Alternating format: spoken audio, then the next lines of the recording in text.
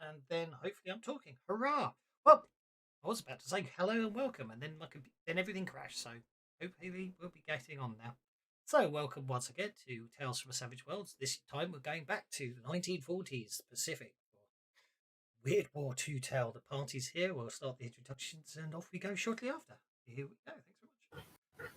Right, welcome one and all to night. Well, actually, I'm sure it is 1940X. Must be post. I think it's 1943 officially.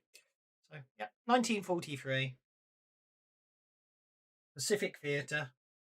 When we join our intrepid band of heroes and heroines, one heroine and a bunch of heroes, we will fight. We will basically find that you will find them all traveling over the Pacific in a B-17 flying fortress that's basically being flown by Margaret Taylor, a wasp, who's transporting the delivering the aircraft out to somewhere. Who knows where? It doesn't really matter.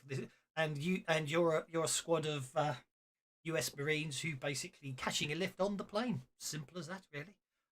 There is no OSI agent to worry about unless she suddenly mysteriously turns up later. So yeah. So when the session starts, you're X thousand feet above somewhere in the Pacific Ocean, and in traditional form, we're going to go left to right. So that means we get to start with, and I'm going to find my squad title here. Corporal Jim Doc Wilson. Hi, folks. You can call me Doc, James Wilson. Doc, I'm the one that puts you back together when things go wrong. Just trying not to make parts of you fall off because it's, there is a war on. We can't find the spares at the moment. Thank you. And next is Private First Class Maurice Delacroix. Well, here's the thing. I know my machine guns, and just empty the magazine, point at the enemy, empty the magazine as fast as possible, and if the first hit only injures them, remember to shoot them again to make sure you absolutely positively kill them. If you're talking to me, excuse me for I don't pay attention to you because the sounds of the machine guns made me somewhat deaf. But we'll stay as long as we've got plenty of ammo, we'll be fine. Deaf or selective hearing, one of the two. Thank you. And that next brings us to Private Hank Buster McManus. Oh, sorry. No, I'm looking on my screen, and I'm the fifth one along here. All right. Sorry. Yeah. Well, it's been a hard ride. Lost three brothers in North Africa. Damn tanks. Damn German tanks. And now they send me over here. I got to get the Japs and their damn tanks. Next up is Private Felix Fetch Leben. What do we do now? He's the new guy. He's the replacement. He's the new guy, yes. Just signed up. I don't know what to do. Help. I miss my mum. That does remind me, Felix, as the replacement, you do get, as you have had 3 advances, you do get right here and now to make 3, where is it? Smarts roll at -2 for each success. It's something they've managed to teach you, and therefore you can choose to lose one of the hindrances. So make your smarts rolls. So at -2, that's a fail. That'll be a success. And your last roll, and you can Benny and everyone if you want to. Okay, so not a totally FNG then. You're not. No, you're getting better. So you've got so you can choose 2 of the following penalties that they've managed to the squads managed to sort of finally teach you to remember, as it were. So you are always surprised in the first round of combat, or you can choose subtract +2 from notice rolls to detect ambushes or booby traps, and as well as most common knowledge rolls related to theatre of operations. And to top it all off, you'll be assigned the worst duties in the platoon, such as latrine duties, filling the sandbags, KP, walking point, to name a few. So basically, you can choose to get a card in the first round of combat and not be surprised, or you can choose to no longer have -2 to notice any traps, ambushes, or anything else in common knowledge, or you can lose the being assigned all the crap duties. Well, yeah, the crap duties don't matter. I'm not actually going to really clean the crappers. I can virtually get right down in that poo and scrape it all off. It's no problem. I think I would lose this. Well, I would lose the notice penalty, I suppose.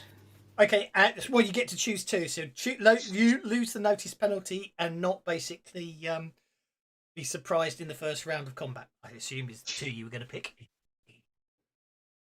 So what is that? Clueless? No, it's not a hindrance. It literally is. You never get you never act. You just stand there in the first round of every combat. What? Yeah. Okay. So right. Yeah. Okay, so that's what you finally taught him basically to not stand there looking shell shocked when you're attacked, and also you find he's getting better at noticing ambushes, booby traps, and other stuff. So you guys are getting rather well done. So that's okay. Now moving on, we have Private First Class Bill Bullseye Stevens.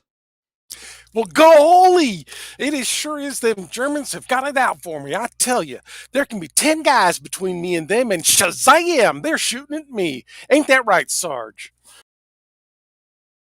Ain't the Sarge that's Stop got your whining. Next, we have the only civilian with the whole party, Margaret Taylor. Hi, I'm Margaret Taylor. You can call me Maggie or Mags. Just don't call me too late for dinner. I'll be flying this bucket of bolts for y'all. I'm basically a glorified air chauffeur. Picked it up. I grew up on a farm in Iowa. Couldn't wait to get out of there, even though the local crop duster let me do some flying, which made me a good candidate for the WASP when it came up. And anything was better than shucking corn. So here I am.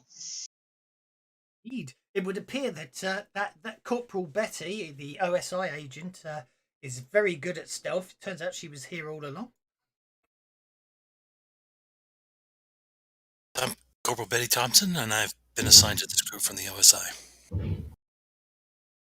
Well, she's going to tell you. That's okay. And last but no means least is Sergeant Calvin Calzone Zanata. Welcome the corporal, privates, and learn like Felix Felix learns. I just wish he would do his duties around the camp as well as he learns in the battlefield. Look here, this is a tough war, and I'm going to lead you through it. You do what I say, you pull back when I say, and you'll be fine. And one more thing, keep your wits. That's all I will say. Okay, so now this obviously being a role-playing game, but still a military setting. Technically speaking, the Sarge does outrank everyone in the party, I believe. Therefore, but the bonus of that basically means is you do get +1 to spirit rolls when attempting to recover from being shaken if you're in his command radius, which I can never remember. That's equal to his spirit, isn't it? It's either 5 or 10, depending on whether he's got the extra edge. It's 5 inches from him. Yeah. So as long as you actually obey his orders, you get a bonus. So it's as simple as that. But as I say, obviously it's still a role-playing game. You do get to control your own characters and all that sort of stuff. But from a role-playing perspective, the Sarge calls the shots. Obviously, if you're hearing whispers in your head, don't listen to them. What I say goes. So what I'm trying to say is obviously you all have control over your characters and you can all suggest things and everything else, but ultimately after you've had a discussion as a party, as players, humans talking about what you think you should do, then in a role play perspective the Sarge gives the orders, as it were, or you could still call it out. You get the idea. You just got to pretend he's in charge even though he isn't really, if that makes sense. And just when you say that, I rub my temples and squint my eyes. Oh, Tell me, Grand Old Man, what was it like serving with Jesus? is Corporal Betty actually in charge? What's going on here? Corporal No, Betty is not discharged. The sergeant Beneath is. sergeant. Yeah. Corporal's an yeah. NCO and the sergeant is not, but sergeant outranks corporal. Yep. Okay. Yep. Mhm. Although because of Corporal works for the OSI, she may know stuff the sergeant doesn't. But technically, in terms of rank, she, as I say, the only person who doesn't have a military rank in the party is Maggie. She's a Well, wasp. because the sergeant's seen stuff on the front lines, he may know stuff that OSI doesn't. So It all get comes with the out. program, privates. Okay, I'm just making sure I've turned on the nice stuff. So yeah, so basically, SETI rules from your perspective, gritty damage is on. So basically, this is gritty. What does that mean? You take not only do you take wounds, you will take not the wounds are nasty. You can be they will affect your character more than just having wounds. So you can Every time your character takes one or more wound, you roll on the permanent injury table, and you have Hmm. that effect until all of your wounds are healed. Okay. You can have broken you can have broken ribs, injured arms and legs. It will have, it really will be quite nasty. Roll master mode. Yeah, basically. Fanatics is also a thing. So Wish Jim the medic would do his damn job. Fanatics is basically henchmen will possibly jump in front of bullets to save their glorious leader. Ah, damn it, Sarge! We didn't bring Private Schmuckatelli with us. and wound cap is still turned on, so you guys can possibly survive. So, as I say, when the game starts, you're traveling across the Pacific Ocean in a B-17 that Maggie's delivering. The squad is basically been assigned to the US Marines are basically traveling back from R&R back to the front lines, or you're not entirely sure where. And you've also got on board Corporal Betty, who's basically appears to be a member of the Royal Canadian Air Force by her uniform.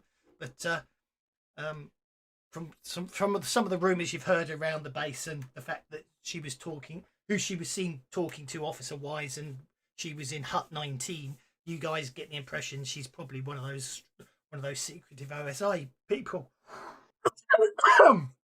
But anyway, as I say, it's they got nice gams in the OSI.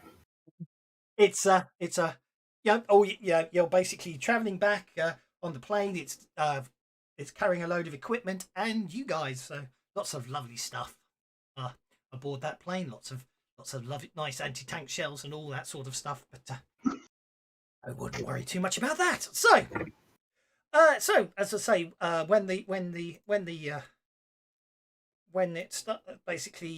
when we start, you're just sort of trying to get as comfortable as you can. As you obviously all being, you're all sitting in a B-17 rather than some sort of transport plane. But that obviously being multiple gun ports and windows and stuff like that, and there gives you ample opportunity to look out at the nothingness of the sea below and the sky above. So I shall have some notice rolls, please. Hey, Fetch, do you pick up any smokes on base?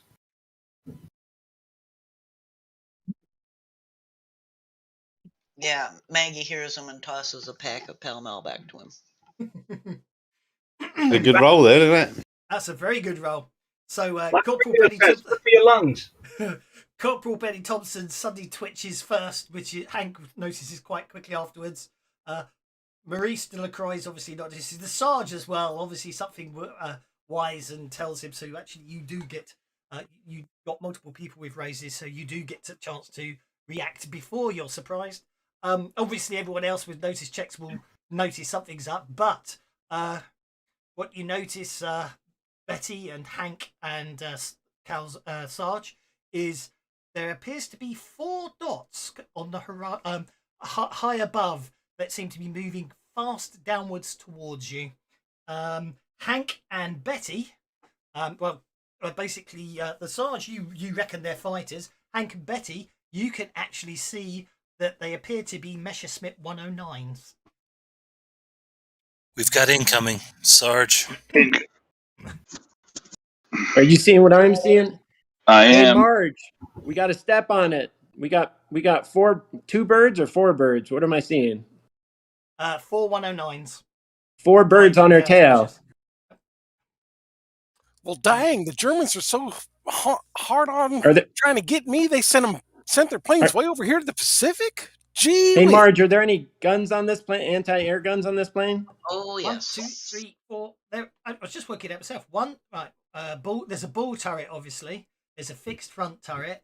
There's a top turret. There's a fixed right turret and a fixed left turret. So if anyone wants to man the turrets, you most certainly can. No tail I'll gun, go. huh? No tail gun. No, I was thinking that as well. I've got it Okay. out. Oh, So no it's tail words. gun. A ball turret, All a right. fixed front, top turret, fixed right, fixed left. Maybe because He said only it, he little said tiny guys can do the tail guns. Maybe. Oh shit! So if basically you've got a choice. If you want to man a gun, you can man a gun, or I can make you a passenger on this plane. Well, Doc's definitely going to be a passenger. He's not manning a gun. He's ready to patch Bullseye up when he gets shot. I Okay. ain't man Bullseye's ready to man a gun. Yeah, except Bob for gets the lightning pilot. bolts. I I assume. can man a gun if you want. I'll have a go. Everybody grab a gun. Bill, you take the belly gun. Somebody else Who take wants the the left ball? gun. Who I'll wants take the the ball right gun. turret? I'll take the ball turret. In front. Sorry, you're going to have to say who. You're going to have to give Sorry. your name. Sorry. Listen, Buster. by the way, has anybody Buster. ever actually handled a machine gun before? Buster. I'm glad you can do Yep. that sort of shit off this. I prefer a bazooka, but I'll go with the machine guns Okay. if I have to. Hank, Don't Hank you- is, okay, so Hank's taking the ball turret. That's fine. Okay, so who's taking the front? Bullseye will fixed take front? the top turret. Bullseye will take. Yeah, the let's top turret. let's give us a machine gun. That's Bill Bullseye Stevens in the top turret. Who wants the front turret? I'll take it. Yep, go ahead. That's Maurice de Lacroix then in the front turret. That just leaves you your left and right turrets. I'll take the Okay, left. Betty. That- and if nobody else, I'll take the right one. Betty on left and who's on right? Yep. The Sarge. Oh, Calzone. Yeah, Sarge Sarge. on right. Okay, that's fine. So when I share the sheet now, hopefully you can all see the plane, and you should all be allocated a gun. Do we have anybody who's not allocated a gun? Yeah, other than the doc who isn't in the gun. When I open up the combat tab, nobody's allocated to anything. Please tell me I opened up the right plane. I'm on. I'm good. I'm on a it's gun. good. It's on there. Yeah. If you didn't get a gun, you're not allocated. You Let's might not their see who's allocation. allocated because you're a passenger. I don't see anything in the passengers. 1, either. 2, 3, 4, 5, 6. Yeah, there's nobody in the passengers. Yeah. Nobody listening. Yeah, As I say, I've never. The passengers is that I'm using that new 4C. I'm trying out that 4C extension. So someone's missing. Who's missing? I've got. I can't see. Felix. Where am I? Felix is a passenger. Okay, that explains it then. Okay, right. Let's. So I've Felix, only- I I've need only you got- to. Doc, I want you to tell me who's hurt, and Felix, I want you to fill in for who's hurt, just in case. Okay. You got it? Right, I've Yes, only got sir. one question. I've only got one question. Yes. How do I get out of this chicken shit outfit? Who's what? Yeah. Take a I'm left gonna turn do- at Albuquerque. I'm going to need. No, I'm going to need the party sheet open for this one. I can tell because I can't tell who's who. You get so used to the campaigns where you know who's who. It makes life much easier. Maurice. Yes. Right. Okay. Hopefully everyone can see the map. yes. Mm-hmm. So let's see what happens. You know what you got to do, Maurice? Improvise, adapt, overcome. Okay, so at the moment, obviously they're diving down towards you, and basically, so everyone, unfortunately, as it stands at the moment, everyone except the belly turret logically has a viable target. However, if you're in the belly turret, you in theory can go on hold. When you say belly turret, I'm assuming you mean the ball turret. The ball turret, sorry, yes. Yeah. Okay. So yeah, I'll go on hold. That's okay. So, first things first, Margaret, is do you wish? So, hang on. Let's remind myself. There are things you can do in a chase. So, where are my chase rules? I forgot to read something. Refresh something on my mind before I started this one. Chase. Chase of vehicles. Chase of vehicles reference chart. Maneuvers. That's what I'm looking for. So basically, from your perspective, you can obviously change positions. So if you want to change cards, you can. I'm not sure it really matters in a dogfight so much. You can evade. You zigzag, which means anyone attacking against you gets a -2 penalty until the start of your next turn. However, that does mean also, because you'll be janking all over the place, your own gunners will have a penalty as well to it. But obviously, that makes it harder for them to shoot accurately, but it also makes them harder for you guys, your plane, to be hit.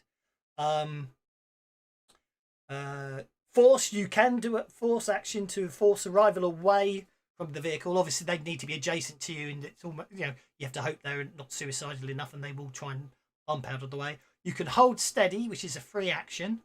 That means basically the unstable platform doesn't apply to anybody's penalties on shooting, which Maurice doesn't worry about anyway.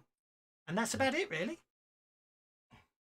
Hey, the Sarge quietly, without speaking, scans the airplane to see if we have parachutes.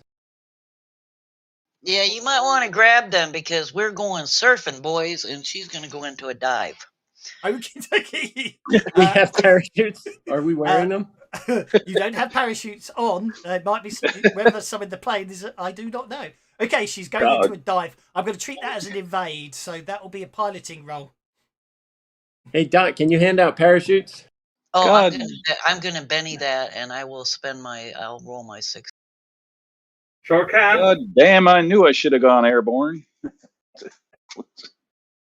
And I roll a d6 to see if I get that back, right? You do indeed, because you've got US luck. No, no, not this time. Not this time. Okay, however, that does apply. Where's my effects? First things first, I do need to turn on global effects, and I do need to find unstable, because that is a global effect for everyone. And this round as well. Except me. Well, yeah, but that should be factored in. And Yeah, and then for everyone, because of the evasive maneuvers for this round, there should be an additional shooting penalty, because obviously Maggie literally puts the plane into a dive. Okay, so that's absolutely fine. Having been told to hand out parachutes, Doc's going to turn to Fetch and say, "Fetch, you give these out to the guys at the back. I'll deal with the front and go and check on Maggie, okay?" And then when she goes into the dive, I would like to fall forwards into the cockpit. Okay. Falls forward, hands round the pilot's seat, accidentally grabs bits of Margaret he shouldn't, and says, "Oh, sorry, man." Okay, I'm going to have to check something here. What have I forgot about Doc? Nothing. Okay, nothing. You Damn is just what wanted they to copper call things. my He's a dirty old man. Fetch, Doc, can I have notice checks from you, please? Okay, so I'm not going to worry about orders, because in theory you should all be inside the plane, so you're all acting on the Ace of Spades. So I will literally go down the list. So fixed front, so that is Private Maurice de Lacroix. From your far arc, you can go for that Messerschmitt on number 10. So if you want to open fire, you can. You gotta shoot up while we're going down. So is that me? Aye. It is. I'm going to be generous. It is. You get a chance to pop the shots as she starts putting it into the dive. I'm going to be you're on maximum extreme. Ooh, look at that! Let's lean into it. Whoa! Whoa! Look at that. So yeah, extreme rage. You hit with rays. Roll for damage. They're flying right into hot lead. Yep. Didn't even need the bonus though. The global modifier didn't apply, but that's okay. I can do that. That's a wound upon the Messerschmitt. Okay. Nice. Okay, so the pilot has to make the pilot of the Messerschmitt has to make a piloting check, which he does. He doesn't go out of control. However, you have caused damage. Okay. It's basically engine damage. So nice. I'm going to say that's going to be piloting. I know it's meant to be speed, but I'm going to affect that by piloting -1 to affect anything to do with turns and stuff. So nicely done. Okay, that brings us to the top gunner, obviously, which is Bullseye Stevens. You could target any of the 3 you want. So, Are you getting the order of everybody? I'm just curious. I'm just literally going down the guns on the. Oh, okay, okay. I'm literally just going to go down the list, as it were, because it's Perfect. easier that way. Okay, so so that brings us to Bullseye. Do you want to go for the Messerschmitt 111, the Messerschmitt 113, or the Messerschmitt 112? I love the way it does the numbering. They're all 109s, but they're not anymore. So you go for 5 hearts, ace of hearts, or I'm going to go against 111, 5 of hearts. 5 of hearts. Go. Whoops, hang on, wrong targeting. Go for it. Those linked machine guns, apparently they're giving shoring +1. Yeah, they should be shoring. They should do. Shoring +1. Oh, they should be shooting. Aye, shoring. Aye, it's his Shoring. filter. That's an interesting typo, because That won't work. Oh, shoring. Is that a poly shoring? Okay, I'm afraid. Rated by 2. Yeah, Private Bullseye opens fire as best he can. Obviously, you need to stick to rifles. Okay, that brings us to Calzone and Betty. So, as you're diving down, obviously, right gunner can go for 5 of hearts or ace of spades, and left gunner has only one choice, and that's the 10 of spades. So, who's first? That is the Sarge's first. So, you'll go for 5 of hearts or ace of spades. Go for ace of spades. Okay, go for it. It's That's a long the way way out. brother. I don't want to live forever. Exactly. I'm afraid you opened far, but I'm afraid it's just out of range at the moment. I think the ranges are wrong, but I won't worry about that now. Is the +1, would the +1 help from shooting? You only have a single gun. You don't have twin linked, because you're a side gunner. You just have a single gun. If you right click, if you pick up the dice and then right click, you'll get to fire your rate of fire 2 or 3. Oh, that's true. I'd forgotten. Because the minimum rate of fire 2. Actually, the side gun, minimum rate of fire 2. So actually, you get another shot. Go for it. Okay. Oof. That's okay. No good on that one. Okay, that's my mistake. So what I need to do is I need to set the number of attacks to 2, and I need to set the number of attacks of this one to 2. And obviously, if you guys in the top gun, the ball gun. Actually, no. Basically, what I will do is I'll set all the minimum number of attacks to 2. If you want to do a third attack, instead of just double clicking, you can right mouse button and do another one. But obviously, there are effects on that. So last but no means least, Betty on the left gun. Off you go. All right, we're going for 10. Is he targeted? He is. Yep. Ready. Here goes nothing. Oh, that's damage. I want to roll my shooting, right? You do. Yeah, that would be the D6 for you. I don't think it did the second shot, but I'm not going to worry about it because I'll let you. Okay. Why didn't that target? He rolled shooting, not the. Oh, he didn't. He rolled his shooting, not the shooting from the Flying Fortress sheet. Sorry. That's okay. Oh, I see. All right. Hang on a sec. That's fine. There we go. That's more like it. That's the right amount of dice. Oh, look at that. Alas. Good shots, but I'm afraid I'm going to change the range because I think it's miscalculated. I saw on the forum someone was saying there was something up with the range on.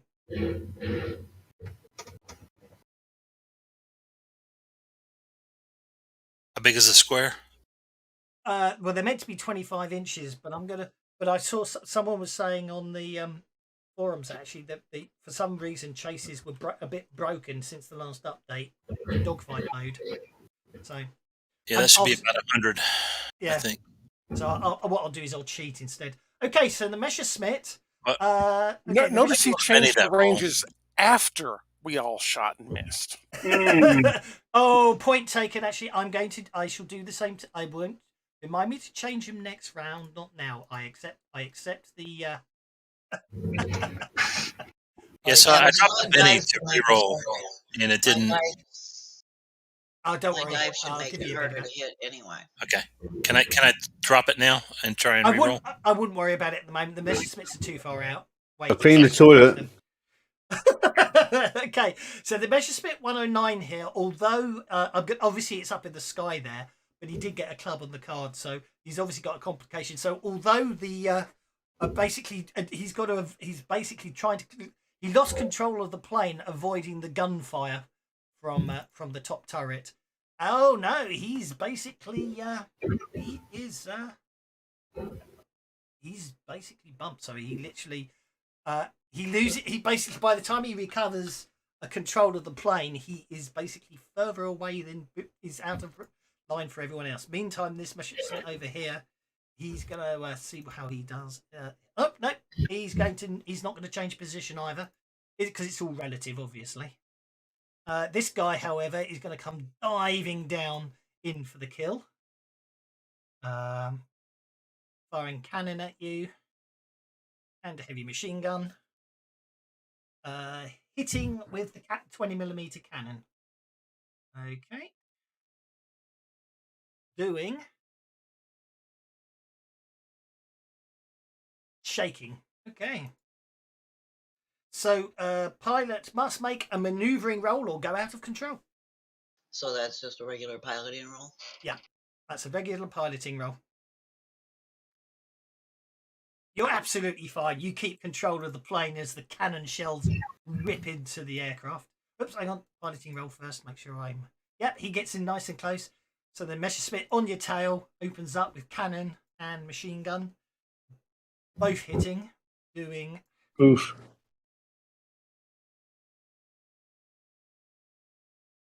3 wounds from the machine gun. Okay, now I get to soak that. You do. No damage from the cannon, and you get to make a piloting roll, don't you, to soak damage if you want to the plane. But I have to spend a Benny to do that. You would have to spend a Benny.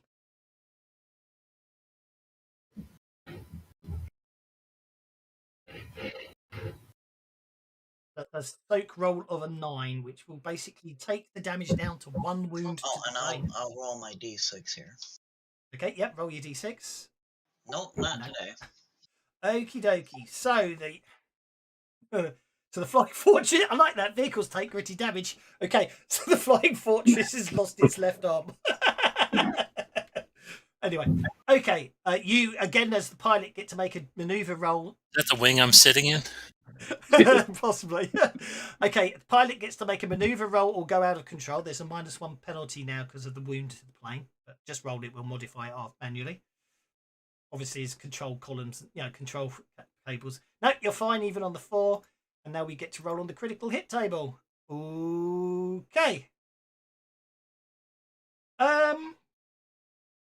Okay, airbags or some other system defended by the damage doesn't have any special features. Treat the chassis instead. That's the radio gun there. It's the... well, I'm going to say, yeah, okay. Well, you don't have airbags, so you do. The only thing you do have is your radios, and basically, I'm going to say it's going to be basically all the parachutes pop open.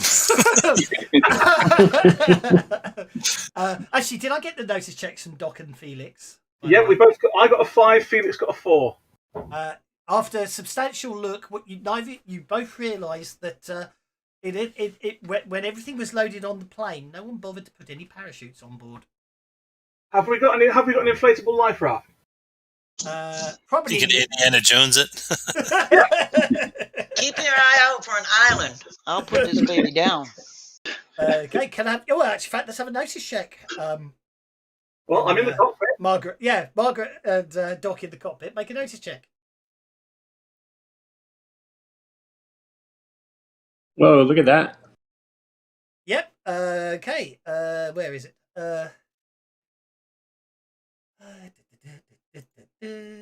You do see. Obviously you've got the expanse of the blue sea and the blue sky, but in the distance you can see a dark smudge upon the water that you hope you assume is an island. In the meantime, Messerschmitt 113 is failing to get any closer, which doesn't matter. He's still going to open up with his machine guns and his cannon. This could be bad. Oh, this could be very bad. The cannon hits you.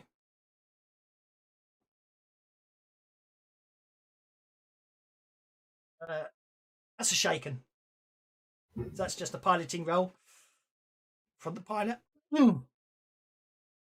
Oh, it's going out of control. I'm gonna spend my last penny. We got to get to that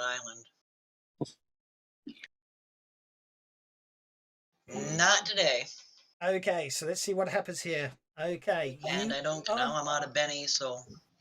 Okay, so basically, something happens, and basically, what's going to happen? Yeah, everyone's basically the bullets tear into the control cables, and you suddenly lose rudder control, and basically, all of a sudden, the whole plane just suddenly lurches hard over to the left, and is basically losing control.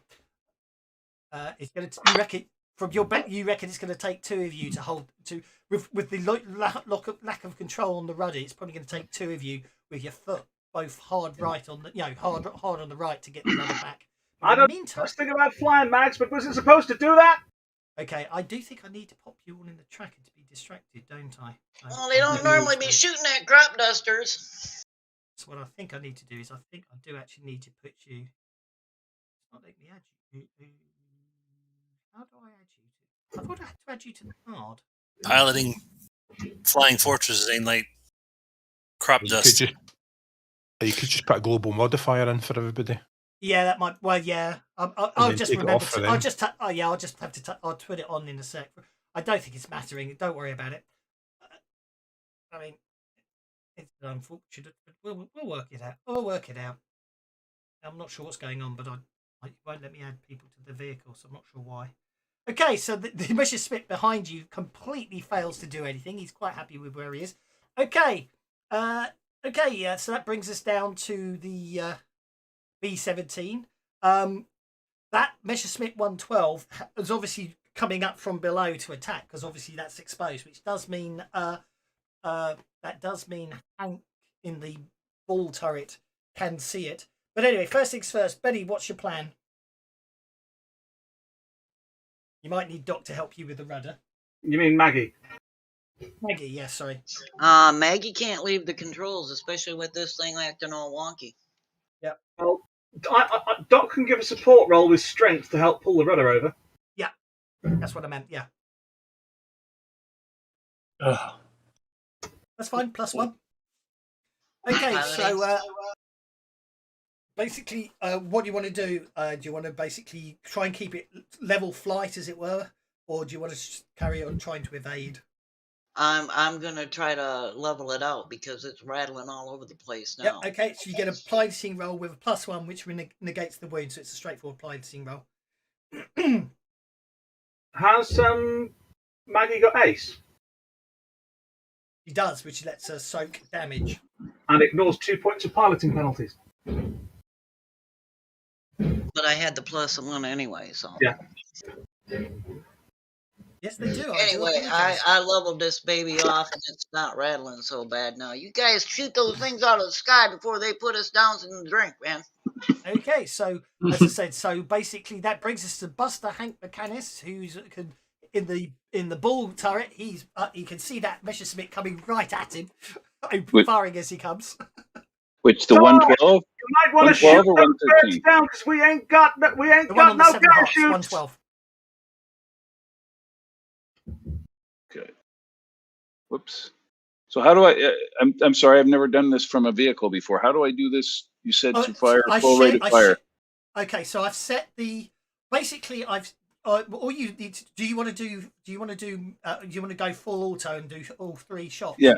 Yes. Okay, so I've set it to 3. So all you have to do on the Flying Fortress on the Combat tab, you should see the linked machine gun header of your portrait. You just double click on the attack dice on the left hand side.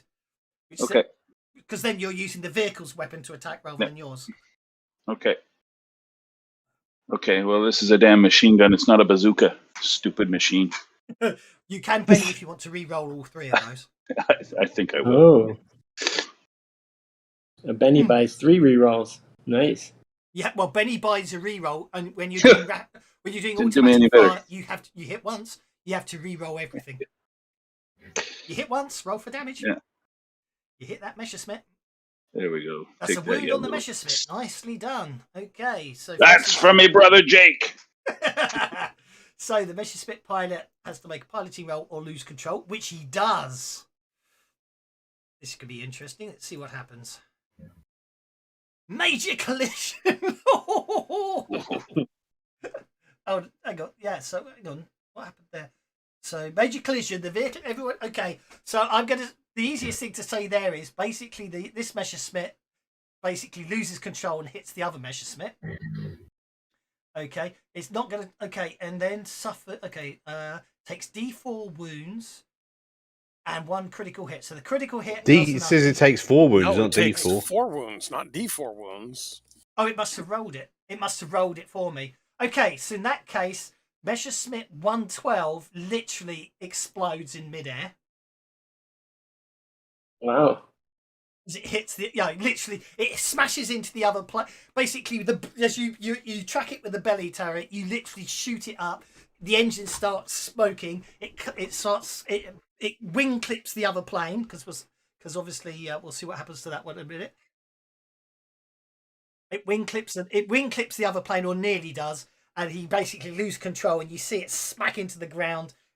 Well, weird explosion, but it's a splash of an explosion. Okay, so you have destroyed 1 Messerschmitt, so everyone is awarded a benefit. Yay! Well done. You want to keep that up, boys, because we don't want to be bailing out with no parachutes. Obviously, as you keep flying, as you move it, continue flying, the wreckage is leaving you behind. Okay, so that's 1 Messerschmitt down, which brings us to Maurice Delacroix, who's a fixed front. So you've got the choice of 10 of spades or the Jack of hearts, and I forgot to reduce the range because no one reminded me.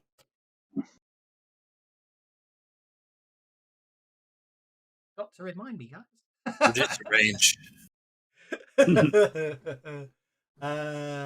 Which I'm just But if making you reduce the sure. range, then I can't blame it on that for why I missed. I know. Go for it. Okay, go for it. So, Mr. Delacroix, do you want to go for Messerschmitt 110 or Messerschmitt 111, or 10 of spades or Jack of hearts? 110's probably closer. 10 spades is the only one in the front arc. Go for it. Okay, that's 1 hit, 1 miss. Actually, I'm going to put you all 4. It doesn't matter. I'm not worrying about ammo in this game. I've just realised why the Messerschmitts have got the numbers they've got. Because You I've put got the in number. 109, didn't you? Yeah. And then they numbered up. Yeah, exactly. Yeah, you don't need to fire many bullets if you know what you're doing. Okay, so the Messerschmitt pilot, they don't have ace, so he's taken. Oh, this is the one that's already been hit once before. So he, oh look, it does it. He keeps control of the vehicle. However, let's see what we got on the body with no special effects. It's still flying. It's not doing very well. It's taken 3 wounds. Okay, that brings us to on the top turret, Bullseye Stevens, who has the choice of the 10 of clubs or the Jack of hearts. Well, I'm still shooting at the Jack of hearts. I mean, once you're on a target, stay on it. You're more likely to hit. Okay, go for it.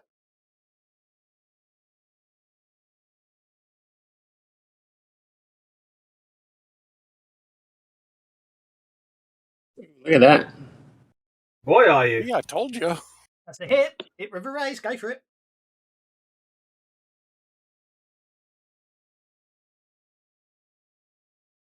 You shake it. Well, let's Benny that. That's got a couple low numbers in there. Go for it. Don't forget to bang your turn on the raised dice just in case. Yeah, that's what I was doing. Yeah, shake it. Okay, I shook it. He still has to make his piloting check. He'll hit the water too. He does have to. No, I'm afraid he makes his piloting check. Okay, that brings us to left and right gunners, doesn't it? And oh yeah, that was top turret. So that brings us to the Sarge. So Sarge, you've got the choice. Well, 10 of clubs is probably your best bet. 10 of clubs. Stick with the same one, plus he's closer. Here we go. Go for it. Nothing. I think I'm gonna spend a Benny on that. Be my guest. How do I spend a Benny on it? Do I just drop it on Just on drop the it die? in the chat. Just drop it in the yeah, even better. That did work. You Okay. hit. That hit. Oh, good. Roll the damage. Drop it on the attack roll is Damn what it. you meant to do. Yeah. Ooh, that looks good. Oh, this looks good. Nice. 3 wounds. You literally you take aim, Sergeant. You just pepper that. You pepper Boom. that Messerschmitt. Okay, the pilot gets to make a piloting roll, which he succeeds. Nice. No, he doesn't. Oh no, he doesn't. Sorry, I was miscalculating there. 6. It stalls. He's distracted. Nice. He's distracted as he loses control and the plane stalls. And let's see what your critical hit does. Your critical hit hits his engine. So again, I'm going to because there's not. This in airborne combat, I'm not worrying too much about speed, so I'm going to translate that into a -1 penalty on piloting rolls because obviously his plane's harder to hit because of the damage you've done to it. I mean, not harder. -2 for him. Yeah, he's -3 because he's distracted as well, and that brings us last but no means least to Betty, who can obviously as basically can just hit the 10 of spades on the arc just because who cares? It's 3-dimensional theatre of the mind combat. Go for it. All right.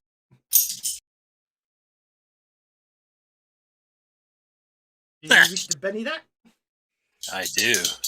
Okay, so either drop it on the actual attack on the Flying Fortress or just drop it in the chat and re-roll. I don't mind which. Oh dear, Betty. You're obviously good at the other stuff. Betty. The cat did a whoopsie. I'm about right. Now we know why she's in the OSI. Exactly. Ooh, Betty. Okay, so that brings us to Messerschmitt 111, which obviously is a completely different player in real life, but we won't worry about that. He's really not doing well on his piloting rolls. What we should say is Margaret's piloting of the B-17 means she is doing marvellously at keeping this guy unable to get a really good bead. Unfortunately, though, he sweeps across the top of the plane, even at extreme range, and finally scores a hit, which may well do a fair bit of damage. We shall see. Yep, that's a wound upon the Flying Fortress. Okay, I'm gonna try to soak that. So that's Benny in a piloting roll, or That's Benny in a piloting roll. Yes, please.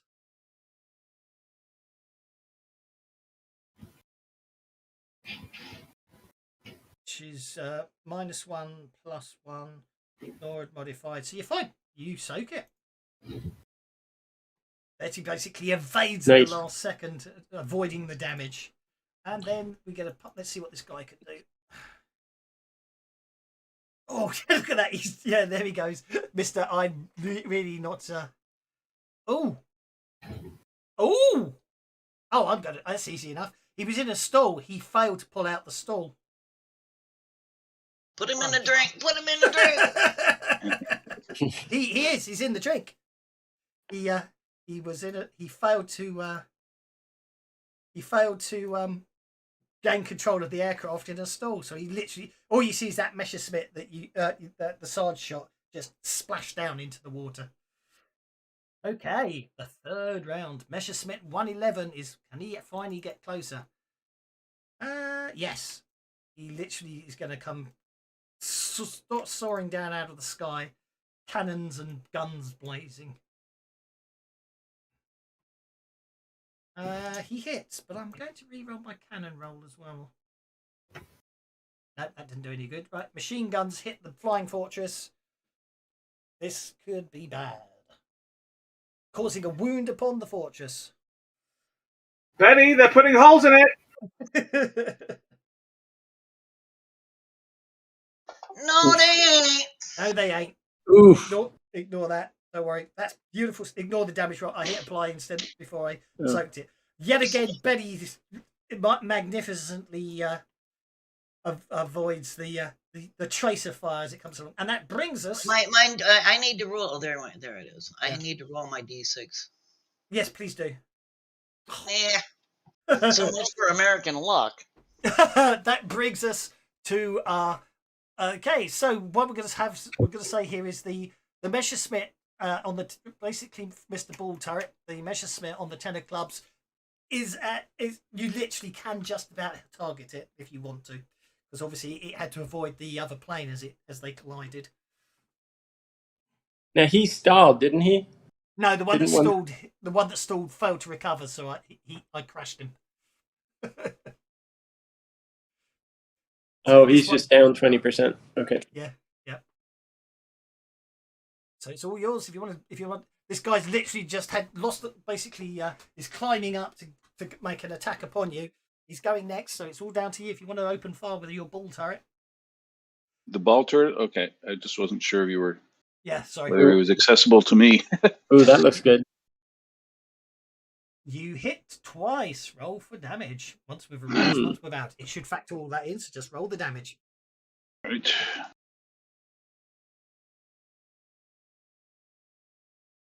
Three wounds, and then for your second hit, shaken. Okay, so for the first one, you I forgot to. Oh, it doesn't matter actually. 3 wounds basically destroys it. Oh well done.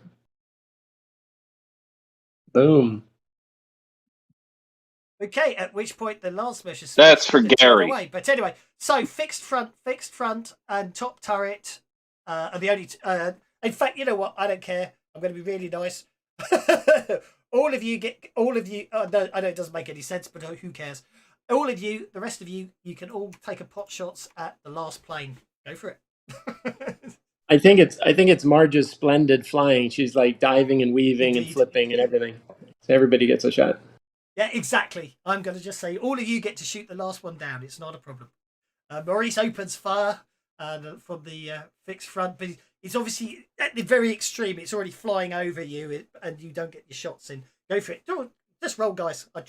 Go on. Just have an explosion of dice. Go on. Let's have bullets everywhere.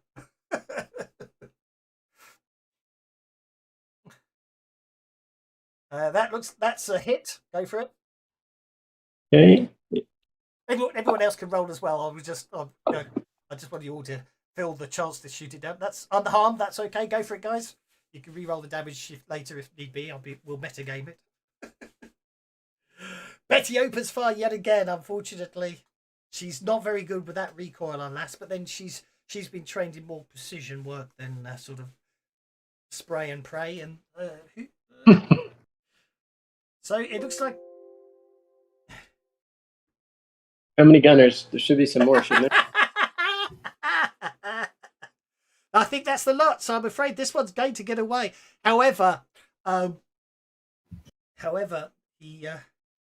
Didn't we have four gunners, 5 gunners? One, yeah, you had the ball turret. Wait. So, top turret, ball turret. Go on. I'm not worrying about turnage here. By all means, take open fire on it. I throw a hand grenade at it. Yeah, why not? No, go for it. Go on. It doesn't matter otherwise, but anyway. So, okay, it's turning to fly away, and basically, unfortunately, you're not sure exactly what happens. I think obviously someone must have hit it without doing any real damage. But alas, I'm afraid the guy, the Messerschmitt, loses control, and at the last second, his plane and your plane collide, causing extensive damage to the B-17. You don't see what happens to the Messerschmitt. You just see it spiraling out of control as it loses the area. But this plane's going down fast. You can see a huge. Say, Maggie, is this thing supposed to be a convertible? Because it's lost a whole hunk of roof. You could see all the loaded, a large amount of the loaded equipment falling out of the hole in the side of the plane. Sarge, what were you saying about the parachutes again? There ain't charge. We got an island ahead. If I can keep it in the air long enough, we can hit dry land. Might have to do some tree trimming when we get there. You are hurtling. Basically, you're hurtling towards the island. Small favors. Unfortunately, you notice it has quite an extensive. It's got quite a nice long beach, Maggie. Then I'm going to try to. Then I okay, think boys, hold on tight. And if you found religion, it's time to start praying. Okay, Maggie, time to make your piloting roll. Brace for impact. Don't anybody be in the belly turret. Yeah, I was gonna say I'm gonna take I'm take a assuming moment you're or gonna two to the get out of the belly ball turret. turret. I'm not going to be nasty like that. To get out of all the turrets. You should be nasty like that. Yeah, Margaret get out of gets the to belly ignore- turret. Yeah. Margaret Yeah. gets to ignore 2 points of damage to the plane, having it taken 3 from the collision. Therefore, it's only -1, which puts it back up to a 4. However, then there was the earlier damage to the rudder, which makes it which makes it down to a 3. However, I am sure that Doc is still providing support because he didn't mention anything. I'm hoping he stuck a cigarette in my mouth and lit it because that would help. Okie doke. Okay. Okay. So basically, you pull the plane out. You pull the plane out of the dive. You can see, unfortunately, although as you get closer, you notice that what the beach does look extensive, but it does appear to have a rather nasty, rocky. Seems to be sand over rock, and it's not looking very good. But anyway, you manage to level the plane out, and with a large crumping everywhere and everything, it's just very unpleasant for everyone on board.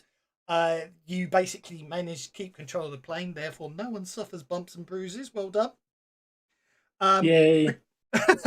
Next time, save a penny for landing. It seems it's almost like forever before the plane finally stops sliding along. You definitely hear a lot. There's large wrenching sounds as the left wing is ripped off the plane at some point. The tail is, the plane is really damaged. It slides along, and eventually some small trees crash off, and eventually the crunching and everything stops. The plane finally grinds to a halt, literally. The interior of the plane is dark, save for the limited illumination offered by the emergency lights positioned at various points around the aircraft's interior. Several small fires have erupted. Grab your packs. Let's get out. Doc pull himself off the floor. Everybody all right? Pull out the pack of Pall Mall that Maggie gave him earlier, light it on one of the fires coming out the console, and offer it to her, saying, "So, did the Earth move for you too, hun?" I'm going to give you Benny to Margaret because she needs it more than you, mate. Yeah, she just raises one eyebrow at him and closes the other eye and goes, "Yeah." Okay, so I can delete the vicious spit, and I We can raid as much as we can off the airplane, shall we? Doctor, you guys are Right. assholes. What I need to do now is menu, menu, save encounter effect, add to tracker, add PCs. Hey, don't worry, Maggie, we grow on you. Suddenly, ball. you hear banging on the walls Like a tumor. outside, accompanied by dull, throaty groans. How did you just add everyone to the combat tracker in one move? I just went add PCs to combat tracker. It's on the menu. The menu. Yeah. Ah. It adds anyone who's in the party sheet, so it will add them even if they're not there that week. So I must have forgotten about that one. What You kind of see- bangs? Is it like As if small some arms fire, or is it No, like it's massive fist? It sounds like people are hitting the plane with fists. The banging and groans increase in number, suggesting there are several things outside striking the plane. They almost sound like people, but there's something eerily inhuman about their voices. Brilliant. Right. Okay. Sarge is gonna look out the hole in the plane and see what's banging from below. That's absolutely fine. I am just popping. The plane isn't actually big enough for you all to fit it, but I'm going to put it on it anyway. And I can't take any credit for the original. I'll put you up in the cockpit. I can't take any credit for the background of the map or the B-17, but I basically rent all the everything, fiddling with it and everything else. I'm quite happy. I will say this map. I'm probably one of the. I'm most proud. The most proud I've ever been of a map is when I finished making this map. And as I say, I didn't provide any of the artwork. I just sat there doing the effects. I have to be honest. So I hope you like it once I get it fitting to a size that looks good. And there we go. Cool. Oh man, Nice. this map sucks. This is rubbish, map. It's the first time I've really... it was literally... This is the one you wanted to show me but couldn't because I'm playing it. Yeah. Yeah. Exactly. That's nice. Oh, That's nice. good. The water's moving. Yeah, it's the Very wing. nice. It was the cutting the wing was the fun bit. I have to be honest. Where did you get the B-17? The B-17. I got that. I found that on the cover of it's on the cover of a game. Oh, I okay. found Board Game Got Geek. I'll see if I can find it again. It was literally a cover. Oh, cool. I think you're sort of a bomber crew or something. So it was somebody. The map itself took almost as long because I had to remove a crashed nautiloid, an illithid nautiloid from off the beach. Nice. That explains the wider track. It does. But that's the only thing I couldn't get away with. So, but there we go. Anyway, there appears to be. It sounds like there are people banging on the outside of the plane.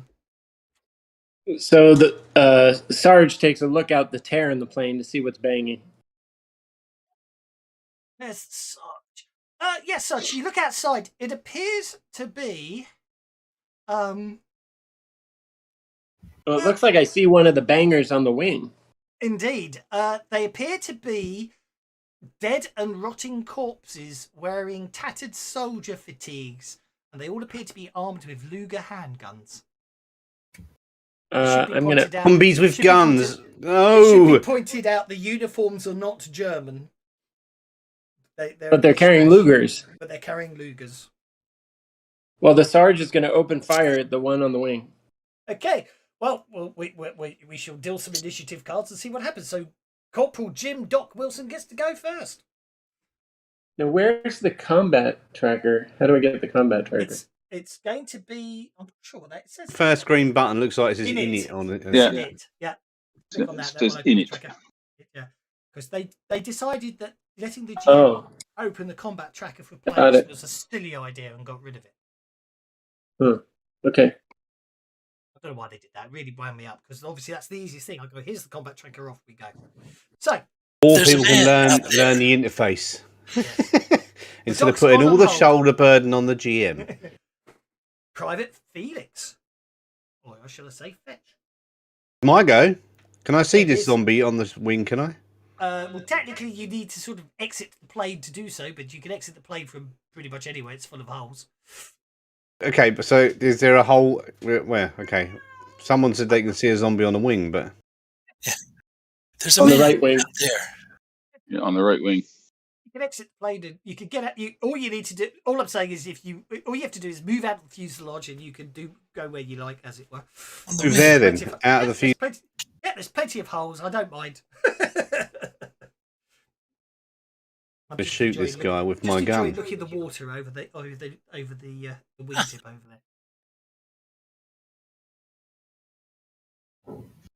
You don't hit him. You don't want to get your wingtips wet. You're supposed to be wearing sandals. I gave up trying to draw folded propeller shafts, so it's just they all just broke off in the crash. It's easier.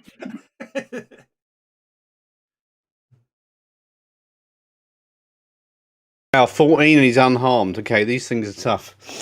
You basically open fire with your Colt M19 11-1A1, I should say, firing that good shots, just like the Sarge taught you. Multiple shots into the torso, or single shot into the torso, straight through the heart. It doesn't seem to affect it. You bastard! Right, you're trying to get a bit of revenge on me for the other day, aren't you? We got to do headshots, I think. Yeah. Okay, zombie number 4 will fire its Luger at Fetch because he's outside the plane and miss. Aren't you lucky, Fetch? Actually got luck, yes. Zombie number 5 is just going to move along the plane. Fuselage. This zombie here finds an entry, it steps through the hole and is basically fires the Luger at Corporal Betty Thompson. Oh dear. Hitting with a raise. There's zombies, they're not supposed to hit you. Oh no. That's a wound on Betty unless she soaks it. I am going to try and soak it. I think I can do it by dropping the Benny on the wound. Is that right? You can drop the Benny on the wound. You can, if you hold down Control, a soak option should appear, or you can literally just drop the Benny in the chat, make a vigor roll, and I manually key the entry in. I don't mind.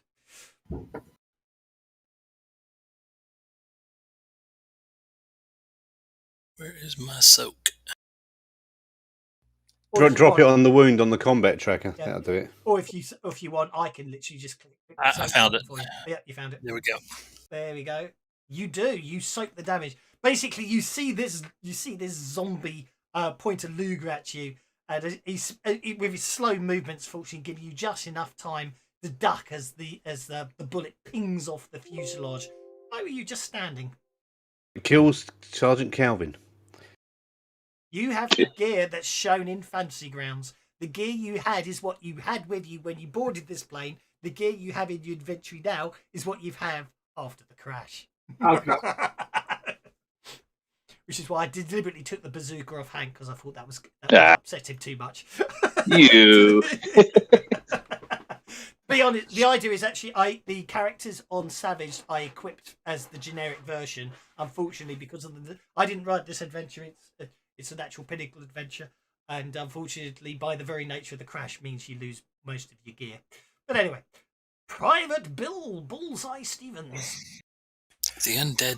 I am still in this Yes. top turret. I am going to use the machine guns to shoot at the zombie soldier that is on the wing. Go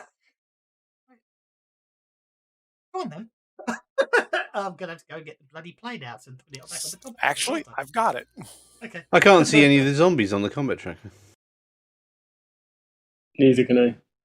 Hello. There you Oh, go. there they are. There they are. Oh, no, I don't have it. It says unidentified vehicle now. That's because it deleted it. Sorry. Margaret. That's a very good idea. I don't know why I didn't think some evil so and so would come up with that. Absolutely. Actually, I was actually going to do worse than that. I was going to get to the thing and I can double suppressive fire on the whole map. Vehicles. Uncategorized. B-17 Flying Fortress back on here. Then I have to open it up. Then I have to go to combat. Then I have to find Bill and put him in the top turret. Why didn't it let me add him to the top turret? Oh, do I have to make Maggie the pilot still? I think I'm just going to say the guns are broken. Yeah, the guns are broken. Sorry. Ammo feeds out. Okay. Yeah. All right. I heard somebody say something about shoot him in the head. Since the turret's all busted up, I'm just going to shoot at zombie soldier and with my pistol and cross my fingers. I will award you a Benny for a very sensible idea that I would have allowed if Fantasy Grounds wasn't being a dick about it. And I will try to shoot at the head. Cold shot to the head is -4 to hit. Go for it.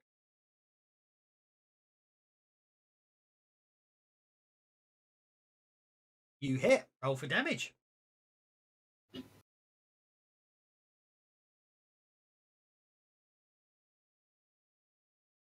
What I need to check is +2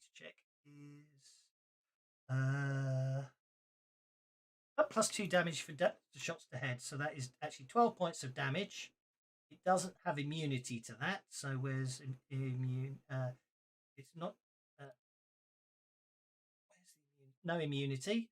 12 points of damage will shake it. Hang on, that's can't be right. I think I want to go Yes, ahead and it is. re-roll that. No, hang on. 12 points of damage against toughness 7 should be a wound. Should be. Yep. Yes, it Yep. should. Yes, it should. That's true because it's no still showing invulnerability. as I must have immunity. accidentally turned on invulnerability. Yep. So you shoot it in the head, and it dies. Sorry, I clicked something wrong, so it turned it on. Yep, Yeah, you shoot headshot, it on the Accidentally head, draw it vulnerability for us. dies. That'd be nice. Nice. Sarge. Well, I'm yelling, shoot him in, because I see the guy go down, and I heard the call for before. I'm like, yeah, shoot him in the head, shoot him in the head. And then can I lean out and look for another zombie, or do I need to go somewhere else and look for a zombie? There's technically one literally right on top of you. Oh, there is. Yeah, he's right outside the fuselage. You can see him through the hole right there. Zombie number 3. Just to your right. Oh, to the right? No, I see Yeah, zombies. just to your right. Oh, zombie 3. Oh, I thought I was on the right wing. I see. Yeah, so I'll shoot that guy close range. Aiming for the head. Okay, so just pop a -4 in. It's easy. I don't know how to. That looks like a miss. That'll be a miss. Okay. I'm gonna let. -4. That's good enough. I'll save bennies for later. You'll save bennies Oh. for later. Oh. How did I get more bennies? Did you know that happened? You got a Benny every time someone shot down a 109. Oh, okay. So I'll use a Benny then, because now I have more bennies. Yeah, I'm gonna use a Benny then.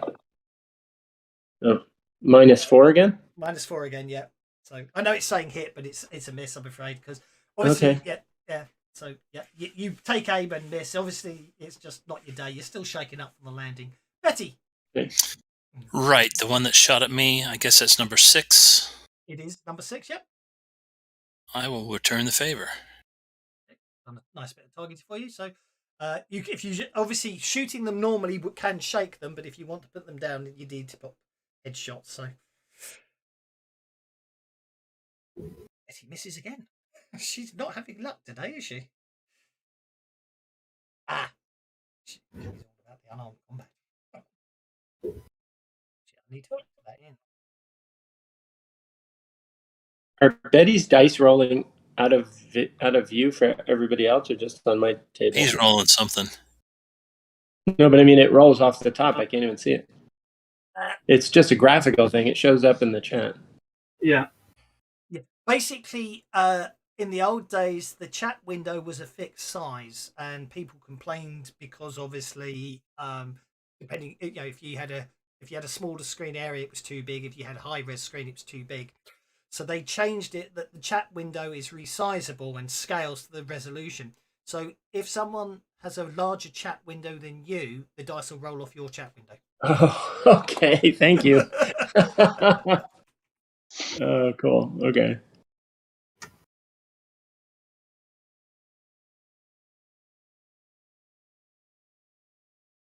I assume you did say you. I assume you were aiming for the head. I'll give you the Yes. benefit of the doubt. I assume Betty, with all her occult knowledge, knows enough how to. Exactly. Yeah. Down it goes. Splat. Boom. Is the cockpit smashed in any way? Yes, you can climber out the cockpit. Yes. Okay, in that case, I'd like to come off hold at this point. Okay. And the radio got ruined as well, so there's obviously lots of loose wires and things sparking, what have you. So Doc is going to use his science to tear out a load of wires and drop them down on zombie soldier number 4 so that he gets electrocuted in a test kind of a way. Okay, go for it. Being as I am all pacifist, I don't want to hurt him too much. Don't forget, pacifist doesn't fight some things that aren't human. Well, he's dead already. He's dead already. What are you, not going to kill him? Distract him or vulnerable him. So there's more people to still go. I'm going to make him vulnerable so it's easier to shoot him in the head. Okay, he is vulnerable. As he's literally standing there going. That brings us to Private Maurice Delacroix. I mean, to hell with fucking electrocuting them. You want to kill them? Maurice Delacroix. I'm just going to pick up a piece of burning wreckage. Pick up a piece of burning wreckage, but the size of a bowling ball, and throw it in the guy's face, so he sets him on fire. Which one? Let's see. Which one get made vulnerable? The one near the cockpit. You can even have a run up along the wing. Here's what I'm going to do. Oi, catch.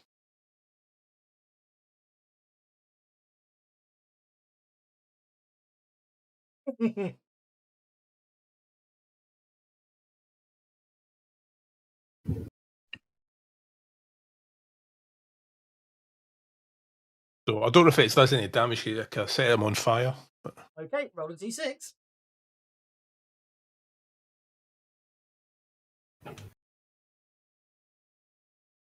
No, he's a bit soggy, I'm afraid.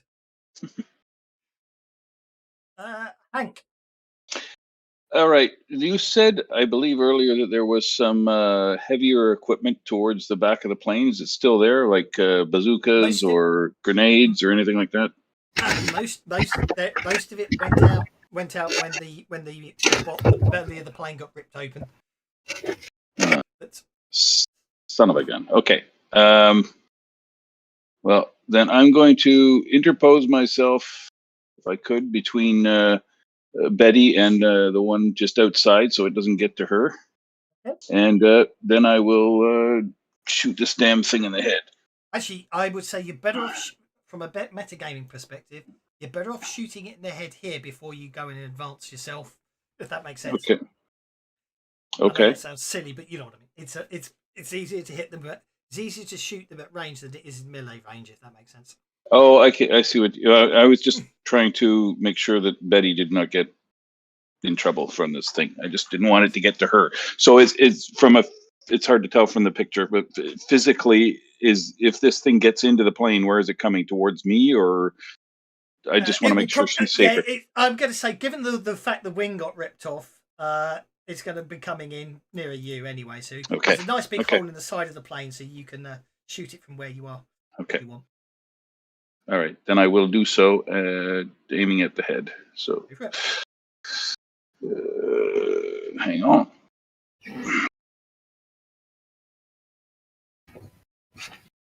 Okay, so that's a -4. That's a hit. You get +2 damage on headshots.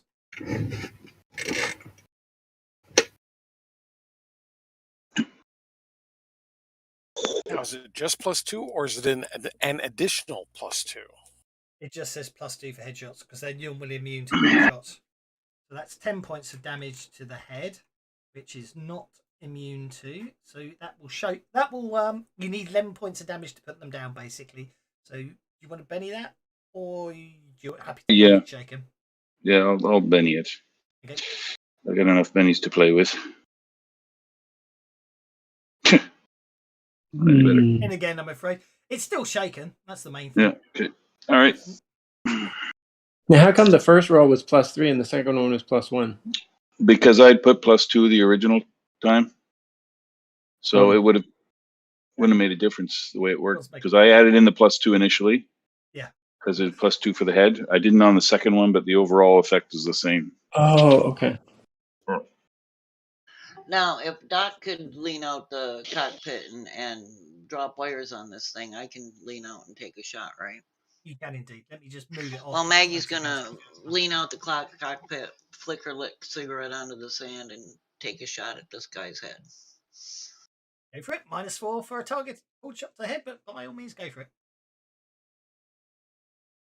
Yeah, well, I did my job. I got you all down alive.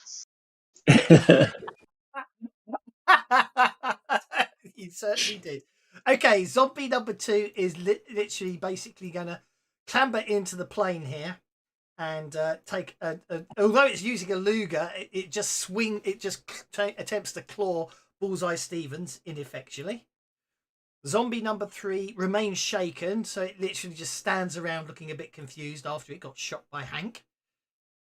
And then that brings us to a new round with Sergeant Calzone going first. On me. Okay, I'm going to fire on Zombie 3 again. And trying to do the headshot thing. Which I guess I keep rolling 5. That's my play. That's it.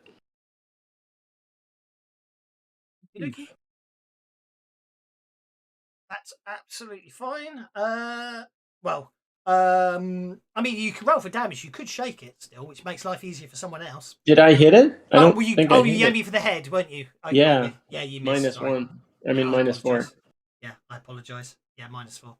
I mean, I could Benny it, but you certainly could if you want to. It's up to you. I'll do one. I'll try Benny one more time. It doesn't. I keep rolling 5s. It's not your Whatever. day, is it, Sarge? How come the first roll was a D8 and the next roll was the Benny was a D6? It did that last time too. It's basically the highest dice wins. So you rolled better on a 6-sided dice than you did on an 8-sided dice. Oh, okay. And the Thank fact you. it's blue shows you it was your wild dice that actually rolled better. Okay. Private First Class Delacroix. Out on the Oh, wing. look, we're pissing engine oil. Pull the hose off the engine and spray it down. So let me get this straight. You're going to pull the fuel line to the plane that the entire party is still in and spray it towards the burning log you put on the ground. Well, I'm sure it's engine oil. It'll be fine. The plane that everyone's still in and the whole area is covered with thank God for that. Well, no, I was going to Benny it. Don't worry, I can still crit. Okay, I'll just go find a picture of a thermonuclear explosion and just put it on the map because it won't be thermonuclear, but that's the same effect, isn't it? To the The engine oil burn in smoky rather than. I know. He did say engine oil rather than kerosene gas. Fuel. Okay. Would you believe the zombie avoid it? After all that. Corporal Doc. Okay, so the zombie avoided it, but there's now burning oil on the ground next to it, yeah? Engine oil, so it doesn't really burn, does it? More than just sort of smoulder. So we've just got lots of smoke. Okay, Doc is going to move over next to Margaret, and he's going to throw his tin hat out the window really hard at the zombie soldier. Okie dokie. It's already vulnerable, I suppose. Yeah. So is that what, an improvised weapon? I'd call. Have you got any old 1980s records you can throw at his head? Are you trying to do it as a weapon rather than a test? I'm trying to do it as a weapon rather than a test. Yeah, be an improvised weapon, so -2 and make an athletics roll. Righto. Damage will be D4. Well, I don't need the -2 because it's vulnerable, so they cancel each other out. And I'll Benny that. Okay. It'll be strength plus D4 because it's thrown, I mean. So. Does hit it in the head. I'm going to ignore that, but that's okay. So +2. So strength plus D4 damage +2. Yeah. So slash DMG D6 plus D4. Well, that's rough. Let's Benny that as well.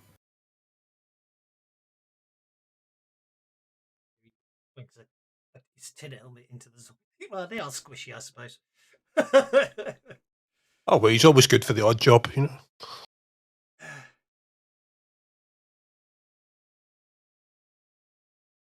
It shakes it. It'll shake it.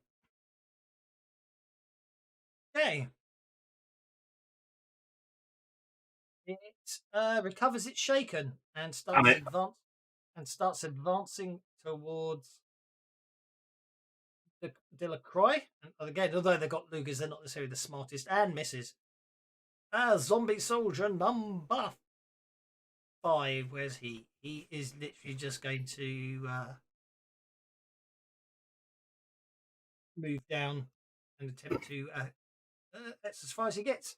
And from there, he's not going to do much more than that. Zombie soldier number 2 again is going to attack Bullseye Stevens. Oh dear, this might be a hit. It is. Look, Bullseye Stevens is clawed, but I think it's not going to do much at all. It's a bit of luck. And zombie soldier number 3 is going to attack the Sarge. Missing. That brings us to Felix. Takes longer than it does. I would have expected a silly headshot warnings. Go it.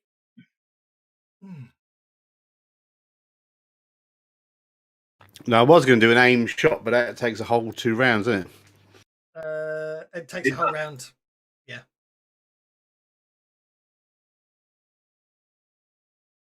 I will use the force of Benny's. Okay.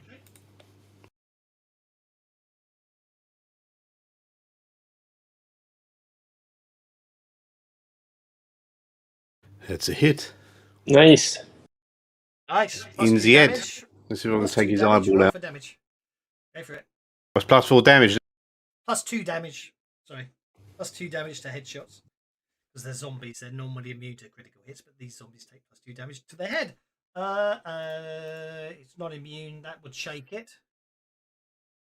It's not immune. You needed 11 to put it down, but a 10 Hang shakes on, it. but if the +2, that would have been A 12, which will put it down. Thank you for reminding me. boom. Down it goes. Splat.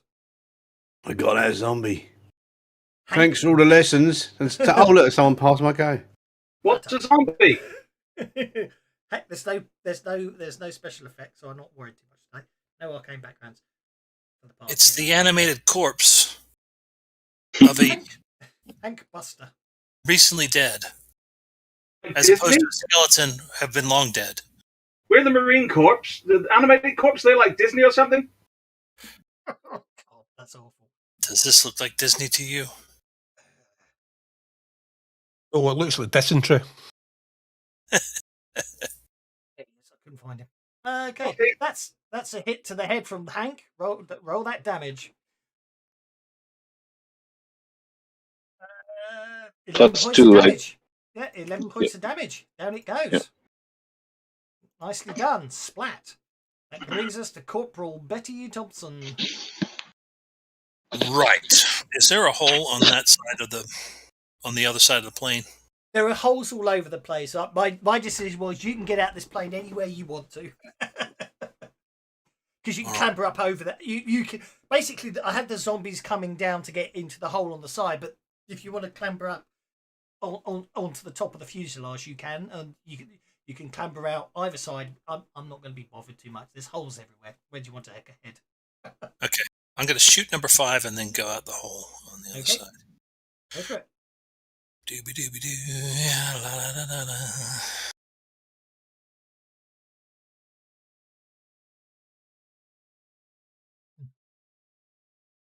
And -4 is a 3, so that I didn't hit. That's a miss, I'm afraid. You know what? Hang on. I mean, let's just throw caution to the wind. Nope. But you can clamber out if you want and get away. Let me see here.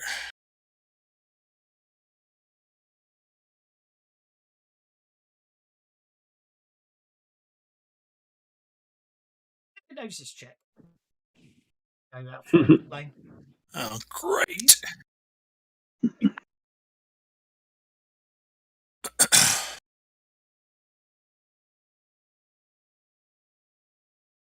You notice what appears to be various bits of equipment and other items sort of in the wake of damage a lot behind the plane. You reckon probably a bit of time and some searching, you might be able to gather up some more equipment.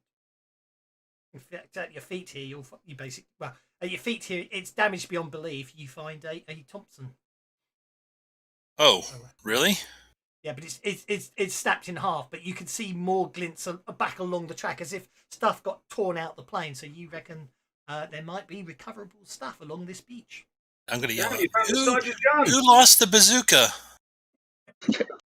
Margaret Taylor. Maggie. Okay, well, these guys are they're doing their job. I want to take a look at this radio to see if it can be repaired. After I used half of it to wrap zombies in, probably not. It got hit by 20mm cannon fire, and then then Doc ripped it apart. You could tell at a glance that it's beyond saving and beyond recovery. Great, thanks for nothing, Doc. And she's gonna go ahead and A bit of 2B4 and some super glue, you'll be all right. She can see Zombie 2. You can clamber out on. You can you can stick your head out the side of the plane as see Zombie 2, of course.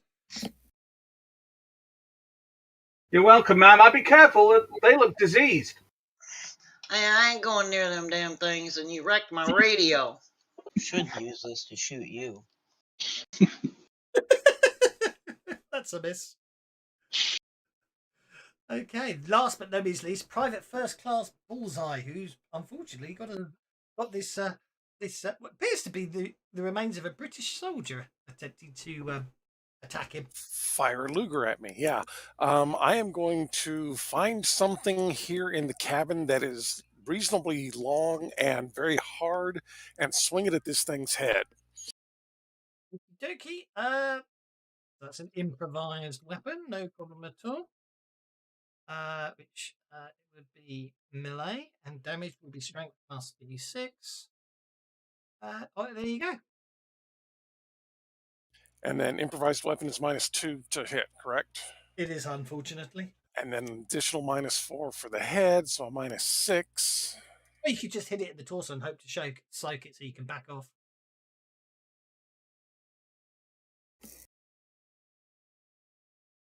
Oh, crit fail!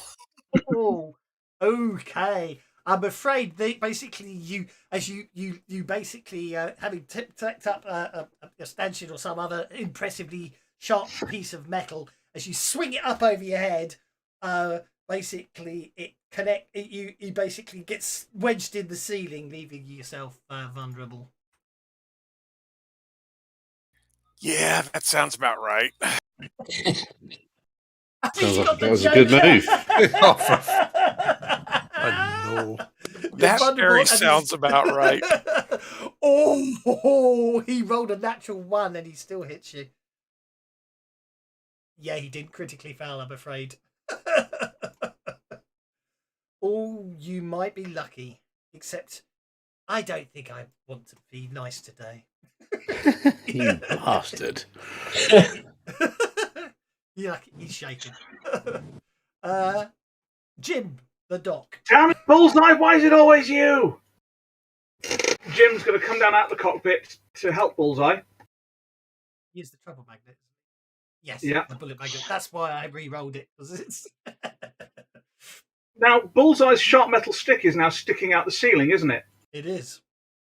So what Jim wants to do is grab the zombie's head and ram it into the sharp metal stick that stuck out the ceiling. Okie, I'm going to say that's obviously going to be opposed athletics. Okay. I've targeted it for you. So I wouldn't get any gang up bonus for him being there, so let's see how this goes. No, he's sort of vulnerable at the moment and shaken.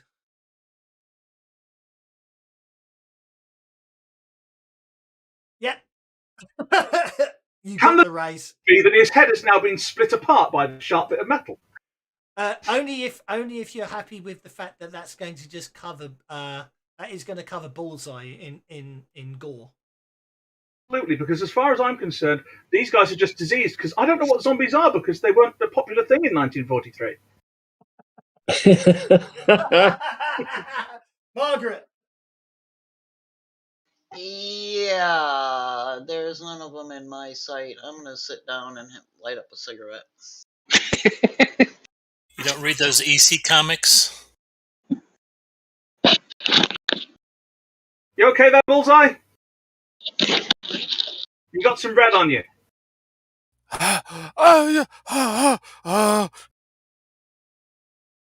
Debbie's turned into a zombie. He's becoming a zombie himself.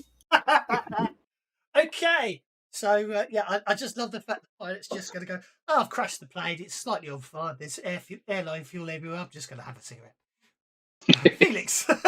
Oh, sorry, Bullseye. I got them down and they're none of them dead. That's my job. I accidentally didn't realise the combat tracker moved on, so I was AFK. Bullseye. Okay, so that one's dead. I will step out and shoot at this last one. Yeah. Just marked you as icky for now. Go for it. Take that shot, Mr. Marksman, sir.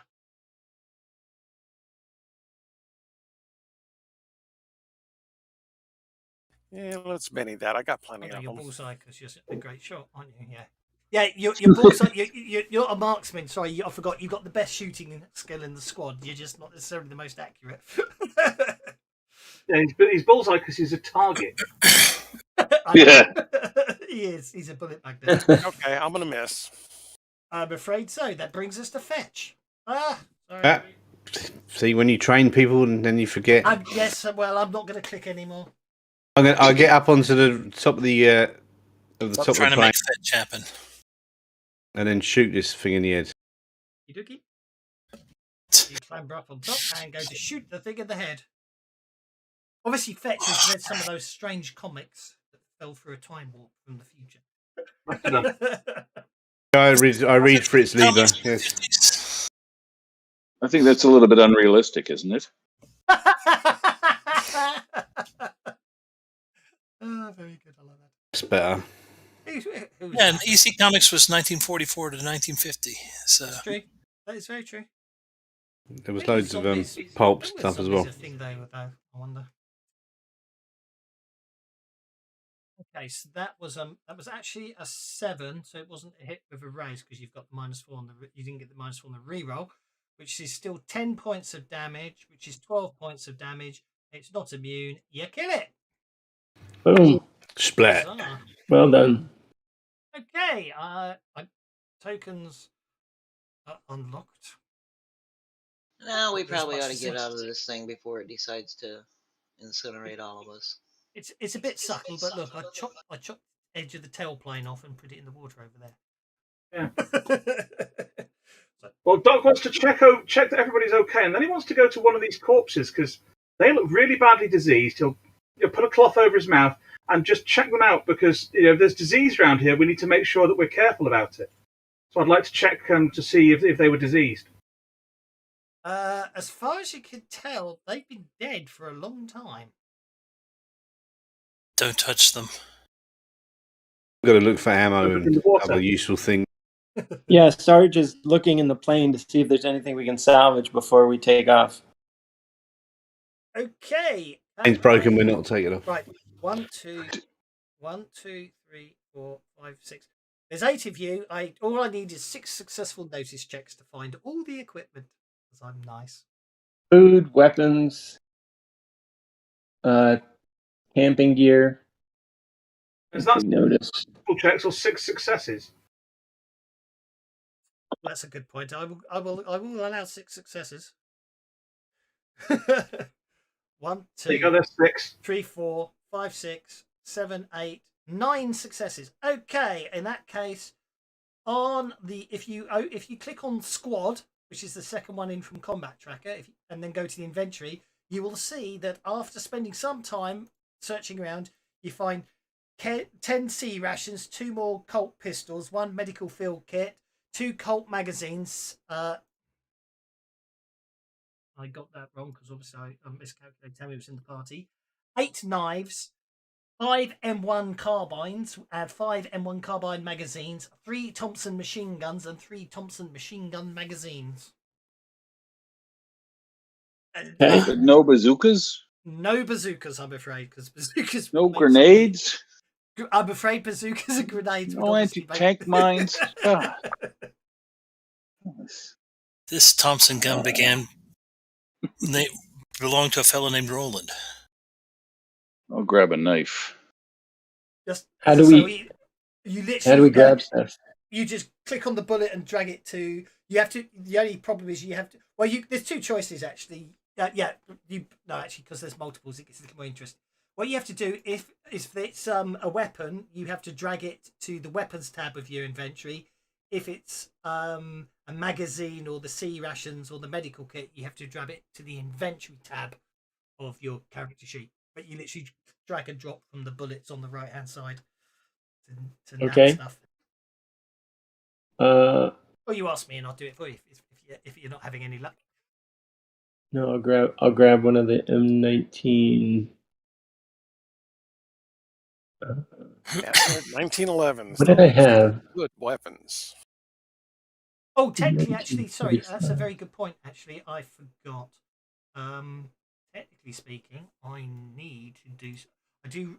I did forget something. So, excuse me a second.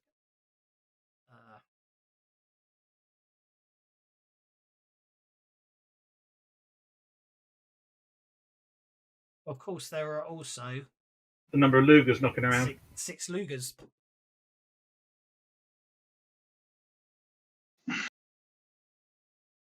So I was able to drag a magazine twice, actually, so maybe I screwed that up. But I was not able to grab the M1945. You want a second Colt pistol? Oh, I already have one. If I already have one, I don't need it. Sorry. Yeah, but you just be I lagging. thought we lost. I thought you said we lost stuff. Yeah, you had the equipment you have on your character sheets, but you lost all the other equipment. So you've got an extra magazine for your Colt. Okay. If you said you took one. Oh, I see. So I had one and I took one. Okay, now I get it. I'll give you some Maybe okay. if somebody else needs it, I can put it back in. Sorry, I'll put it back in. Yeah, you can literally just. There we go. No, take it. You're good. Well, okay. If nobody else is using it, I'll grab it then. There we go. Have people grabbed everything they want? Because then I'll grab some extra stuff. I'm good. I'll grab a knife. You might want to grab an M1 Colt. Okay. How could the Yeah, knife? I've got plenty of stuff. I can carry extra stuff if you're all weighed down. So you just weapons you have to drag to the weapons tab. That's the only thing. It's not clever. Well, I mean, it's clever enough to know that you can't put a weapon on an item tab, if that makes sense. When you say weapon, you mean combat tag? Combat thing? On the inventory weapons. It's actually under inventory. You've got mundane weapons. Oh, the tab's there. Okay. Yeah. Got it. Yeah. There we go. Got it. Okay. Then if you equip them, they should show up on the combat tab. So yeah, you've got and then obviously when you guys grab a weapon on the combat tab, you've got you can obviously put in a full amount of ammunition for it, which I've just done on the Sarge. So you basically the idea is you've obviously depending on what you've taken there, you'll have. It's really down to you guys to share it nicely. So everyone's taken equip. That's wonderful. Okay, right. Well, with the defeat of the zombie crew, you must decide what to do next. You've gathered the weapons from the fallen enemies and all along the beach there. Yeah, what's the plan? Did you say you put ammo for the M1? You should have 15 of 15 on the combat tab, and then if you obviously you guys could always share it out later. Looks like someone nicked all the ammo for the Sarge, so you've got one clip in your rifle and that's it. So okay, that's fine. Don't forget, guys, to manually. Don't forget, actually, it's unfortunate. There's nothing to do. If you use a Benny to re-roll an attack, it will take an additional bullet off the gun. So, you can technically put one back if you re-roll a Benny. Okay. Obviously, there's not a lot you can do on the beach. You determine the best bet is probably to head inland. Okay. I don't think I'm going to be able to fix this plane, and we got no way to call for help. So. And I have survival tracking rolls from people, please. If you've got the survival tracking. Has Sarge seen anything like these zombies before? The Sarge probably has, unfortunately, because this is a World War and you're the seasoned guy. So I'm going to take some time to explain to Doc what he's up against. Where is the survival roll? Supernatural. You might not have the skill. If you haven't got it, you got to roll unskilled. Unskilled, okay. I don't have survival. Yikes. Terrible training. They didn't teach us about survival. Well, obviously they did. He knows enough himself. Okay. Basically, searching around the area, you do find that the zombies appear to have come down a trail leading through the jungle into the interior. Mind me saying, Sarge, maybe we shouldn't go that way. We should go some different way. Yeah, do we want to? Yeah, or maybe we want to go that way and find out the zombies. Yeah, we might also find some other equipment and a roof over our heads. We might find some other people. Who knows what we'll find? I find more walking corpses that are going to try and kill us all with Lugers. So we got loads of guns. At the end of the day, without a radio, you're stuck on this island for possibly the rest of your lives. And the Lugers are very good quality guns. Yeah, we need to find radios or a radio. So let's see. Let's follow the path and see if we can find any civilization here. Okay. Maybe we can get this rock. Venturing into the jungle's interior, you the path seems fairly well defined, as if it's been used more than once. There appears to be other paths that converge, and they each time the paths converge, they all head in the same direction towards the interior of the island. As you get closer, you basically see up ahead a series of single-story buildings surrounded by barbed wire. We don't know what kind of encampment this is or who it belongs to. So everybody, keep your heads down and your eyes peeled. And I have notice checks, please. I guess Fetch is up to go and see what's going on there. Looks like there's enough notices there. Like Bela Lugosi. Okay, so basically, I do have an image of the compound. Obviously, the weather was it's quite nice and sunny at the moment. But obviously, when this this image was taken, it was obviously much more unpleasant. Why did it do a defense roll on Margaret? Probably because there was some targeting or something still in place from someone.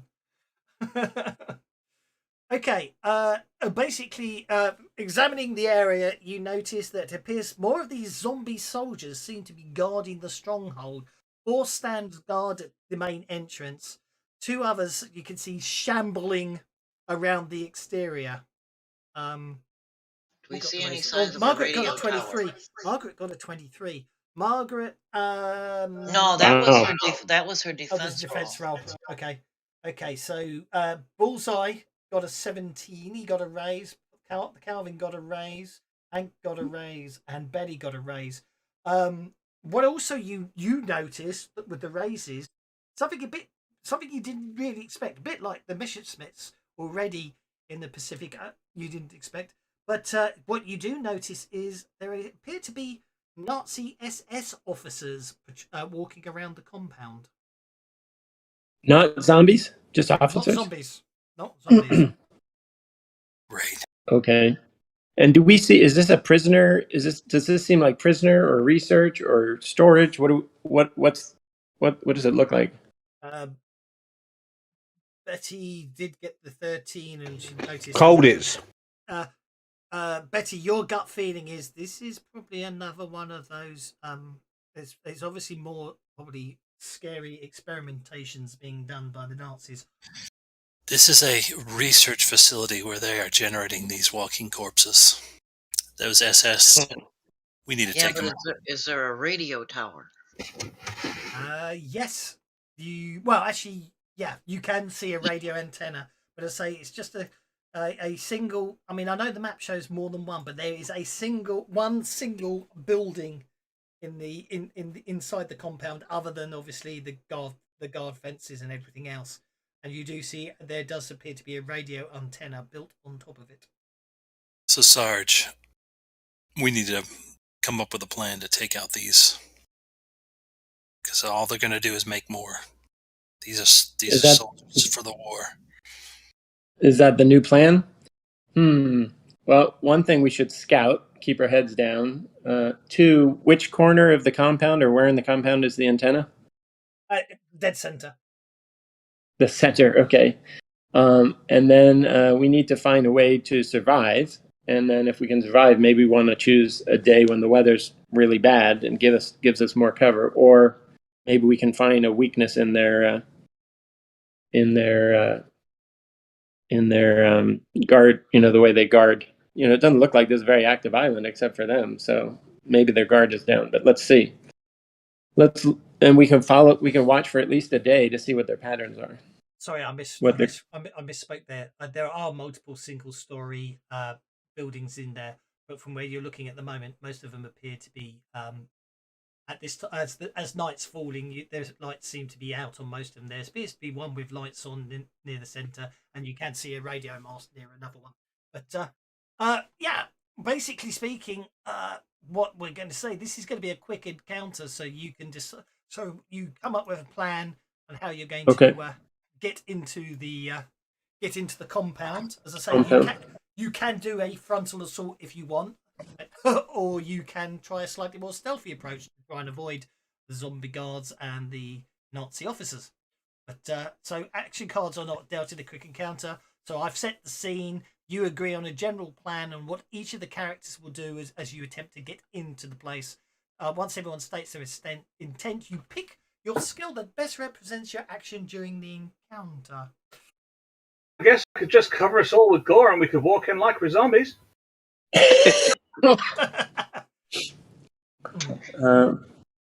Were we able to scout You did. the No, compound? yes. Well, I say you can send people to scout, which will obviously give you stuff. So you can certainly have. We do it. We could certainly. This is the thing. It's the idea is you set up lots of different people to do different things, and then we roll for it. As it were. It just sort of means we don't need to have a map and everything else. So yes, by all means, you can send people out to scout, and depending on the results of that, can give I'll give you modifiers to later stuff and stuff. So that's not a problem at all. I will say from here with Betty with Bullseye Stevens is getting a 17, which means he got 3 good raises for even he just from the glance when you looked at the compound he could see the large chain and padlock on the main gate. So the gate is locked. Strangely enough, I've happened to have a set of bolt cutters in my inventory. Oh, that's what I was going to ask. Does anybody have anything to cut a fence? Because I'm a scavenger, I've got a bolt cutters in my backpack. Awesome.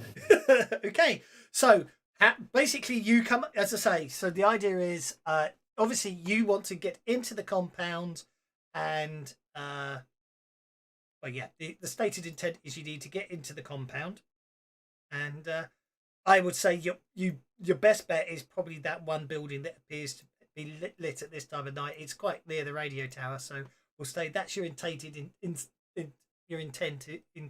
objective, to get into the compound and get to that building. Now, combat can be part of the thing, so you can decide that you want to stealth if you want to shoot the guards or anything else. Obviously, that is all. It can all be done. It's just obviously we're running it as a quick encounter to make things go as an interesting montage. I think we should go with stealth. So whoever has a knife should be ready for combat, and then only if hell breaks loose do we resort to the guns. How's that sound? Is there like how are they getting rid of sewage and how are they bringing in supply water and things like that? Do they have like a well, or do they have a conduit? That's a very good question. Delivering the sewage elsewhere. Well, this is the thing. No, it doesn't tell me. So well, zombies don't have sewage, do they? No. The Germans doing the experiment in mind. Yeah. So yes, I will say there is probably an unpleasantly polluted stream that's carrying away refuse. The orders may climb up that. I might accidentally purpose shoot them in the back. Did I say that out loud? As I say, this is a dangerous encounter, so failures will result in wounds. We can avoid a lot of that if we go through those tunnels. Yeah. It'll probably be blocked, though. So obviously, the idea is as a party, you come up with a plan. You all come up with what you're going to be doing based on it, as it were, and then we roll. We sort of run through them, roll the dice, and it's obviously it's like a montage scene. It's like you're sneaking in somewhere basically, rather than have to role play out with maps and everything else. So, do you want Doc to be reserved for patching people up if things go wrong, or do you want Doc to be actively involved in something else? Sarge. I'm sorry, what was the question? Say again? Do you want the Doc to be held in reserve to patch people up if things go wrong as his part of the plan, or do you want Doc to actively be involved in something else? I'm sorry, you're asking about the doctor? I don't understand the question. You're asking about the doctor? Everybody's going to be involved. Oh. I'd say be ready to patch people up, and then use your judgment if you have to take things into your own hands. Okay. I think is the plan to go upstream of the river and try and get in using the bolt cutters through the river conduit. Is that the first? Is that our plan? And then try and get to the lit building. Sounds reasonable. What? Okay, either that or we cut our way through the fence. That sounds right? like a plan, yeah. So let's try that. We'll do some scouting. We'll send out like I'll go. two people to scout. I've got a stealth of 6 and a fever of 6, I don't know. And then we're going to hit. I'll Go ahead. If there's a poo pipe to be explored, that's the new guy's job. Yes, sir. I can. Don't send me the new guy to help out. I'll do it myself. But we just need some explosives. We don't need to go in upstream. We can go in downstream where hopefully it's fresh water still. If you just said you need explosives, Okay. I could have found some of them in my backpack. So, Now you tell me. I like you very, very much. I hope everyone can see that as a type on it, or do I have to reshare it? Yes, we can see it. No, that's good. Okay, so who's doing the scout? Who's scouting? I will do the scouting, Buster. I think we need two scouts. Is somebody else good at scouting or survival? Kind of all right. I got stealth 6 and thievery 6. I don't know if thievery would be help with locks and stuff. I don't know. Okay. It might. Well, let's do that. You two. You've got the bolt cutter, don't forget, Felix. So you'll yeah. Yeah.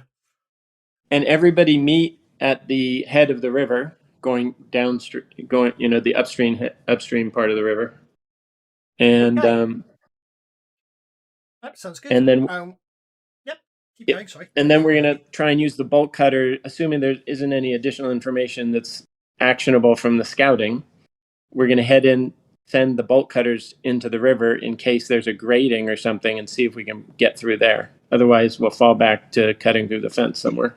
Would a cult help in determining how the zombies might react on patrol?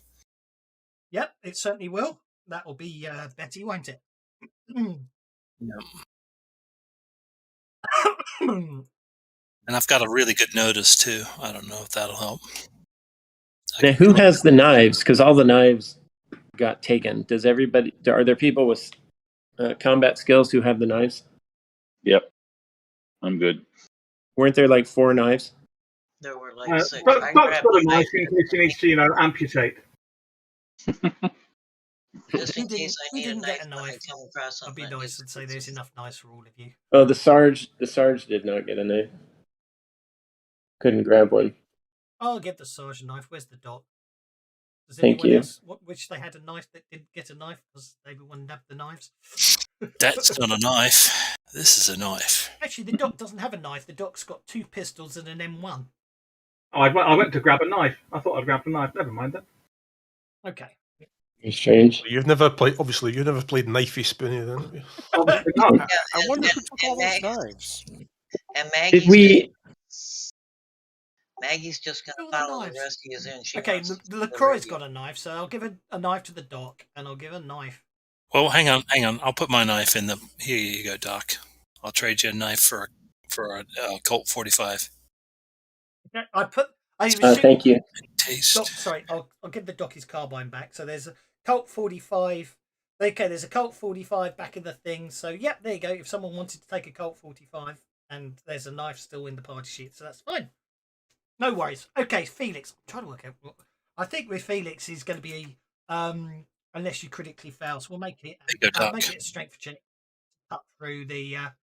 We're not. Are we cutting through first, or are we waiting for the scouting of the toilet? No. You all get to basically. I'm working out what you're going to do, so I'm making notes of what everyone does, and then we play it out. So I'm not do it as a repair check since it's kind of. Yeah. Oh, repair. You want it to be repaired, do you? Yeah, because that's fine. Makes sense. It does make sense. It does make sense. Okay, so the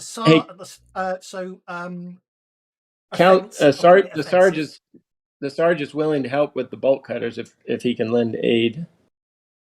Well, I'll pop you down as fighting at the moment, Sarge. Oh yeah, that works too. He's happy to be first through. Anyone else? Is anyone else? Are you going to allocate anyone else? Overwatch. To dispatch? Bullseye's going to be Overwatch. He will stay outside the fence with his with his M1, and if things get Harry, he can start sniping people. That's Okay, you're gonna have fine. to follow us through it in a timely fashion, though. Right, 1, 2, 3, 4, Why? 5. Actually, 1, 2, 3, 4, 5, 6, 7. That just leaves Maggie. Maggie, what are you up to? Yeah, well, Maggie's basically gonna follow him in because if you can't fix it or fly it, she can't do it. So So you could actually be an entry man, couldn't you? With if Felix has you and Felix can be the entry people then. Okay. Does she have any right. special skills for the radio? I've And got, do we need I've got, special I've skills for got, the radio? I've got all kinds No. of boost on repair. Okay. Maggie's got Got a Maggie's boost on good at repair as repairing well, Maggie and Felix. Maggie and Felix sort of are your repair guys, so they're the techie guys, as it were. So they're the best two to probably use the radio, as it were. Maggie's Okay. probably the best for the radio, but and surely you can do it. Okay, so so you can see on the assignments, that's the assignments done. So Buster and Lacroix, let's have your stealth rolls. See how good you are scouting out and working out the best entry point with minimalistic. Well, Ooh, look at that. okay, so that's Nice. that's 3 successes. No, 4 successes, isn't it? As well. Oh, no, 3 successes all told. Okay, He's so too you used to sneaking around them Cajun swamps. Yeah, exactly. You do find the river, which looks to be the least protected area. You scout it out. You observe the patrols of the zombie. You scout out the patrol of the zombies around the perimeter. You feed the information back to Betty, who gets so. What I'm gonna have an interesting way of doing this. So I'm gonna make it more interesting. Currently, you have a +3 bonus. Okay, so you can you guys can spend points of that bonus to any rolls as you need them, if that makes sense. So Betty being fed on the information from the scouts. You can make an occult roll, and you can have up to a +3 bonus if you want to use it, but it's up to you. I've scouted out and I found breakfast that could fry up that rat. A wee bit of toasty, toasty Cajun. You better like. Betty gets to make her occult roll based on the information, but if she wants to, as I say, you can use as much of that +3 bonus as you want, but anything you don't use, other people can have later on. I think this would make it an interesting way of sort of balancing things out. I found a kitten here. Maybe we can get some cream custard as well. Have we lost Betty? Somebody's muted, if that makes a difference. No, I'm here. Betty, Okay. you were muted there. So, okay, so it's an occult roll based on the feedback you've been told about how they've been observing the zombies.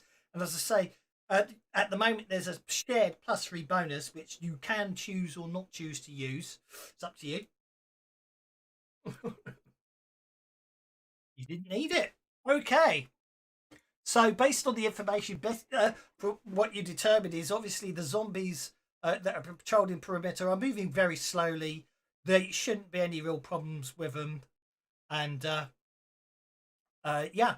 So you determine from the information given that you should be able to avoid the zombies. The Nazi officers, however, may well be a separate thing. So you all meet up at the required point, and obviously that means that Felix and Maggie, who can use the +3 bonus if they want to before they roll, you have to decide whether you want to take it. To make their repair rolls to cut a hole in the fence quietly so no one notices you getting in.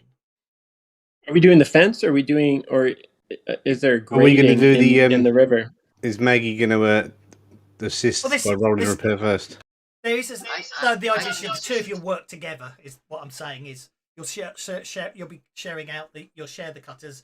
Yeah, you'll cut for a bit and then the other one will cut. It's easy. It's just more dramatic that way rather than making it support rules. Yeah, you'll go through the fence. There is a fence over the river, but it's, do you know what I mean? It's still the least secure point, as it were. Okay. Oh, got it. So both of you get to make your repair rolls. Okay, that gives you that's another. So okay, that gives you. So you've got a pool of 5 bonuses at the moment. Okay. So Oh, wow. okay, so that gets all of you. That gets all of you inside without any problems.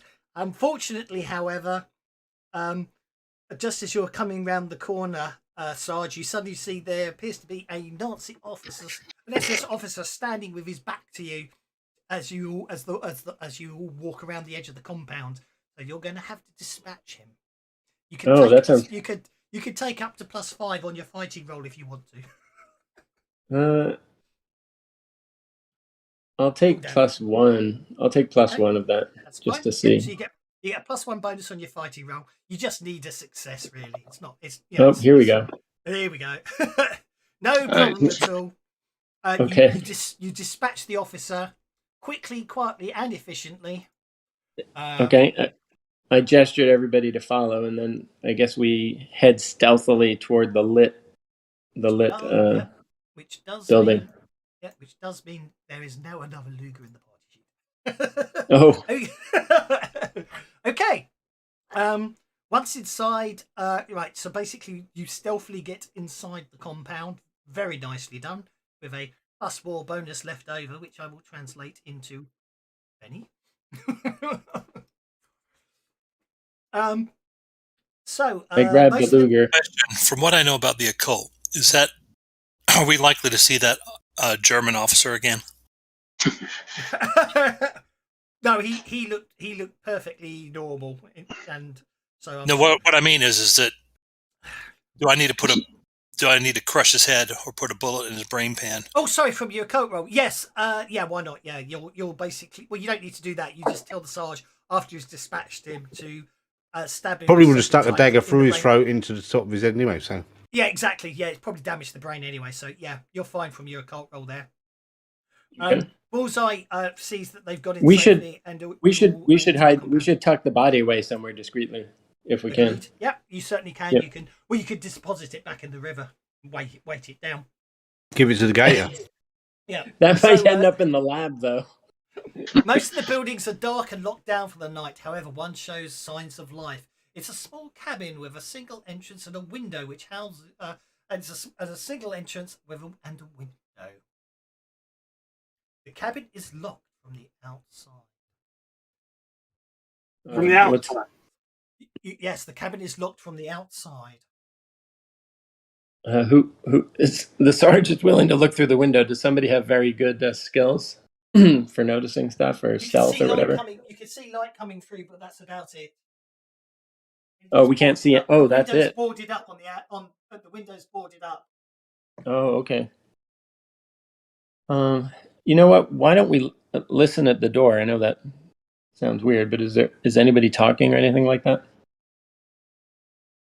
I can't hear a fucking thing.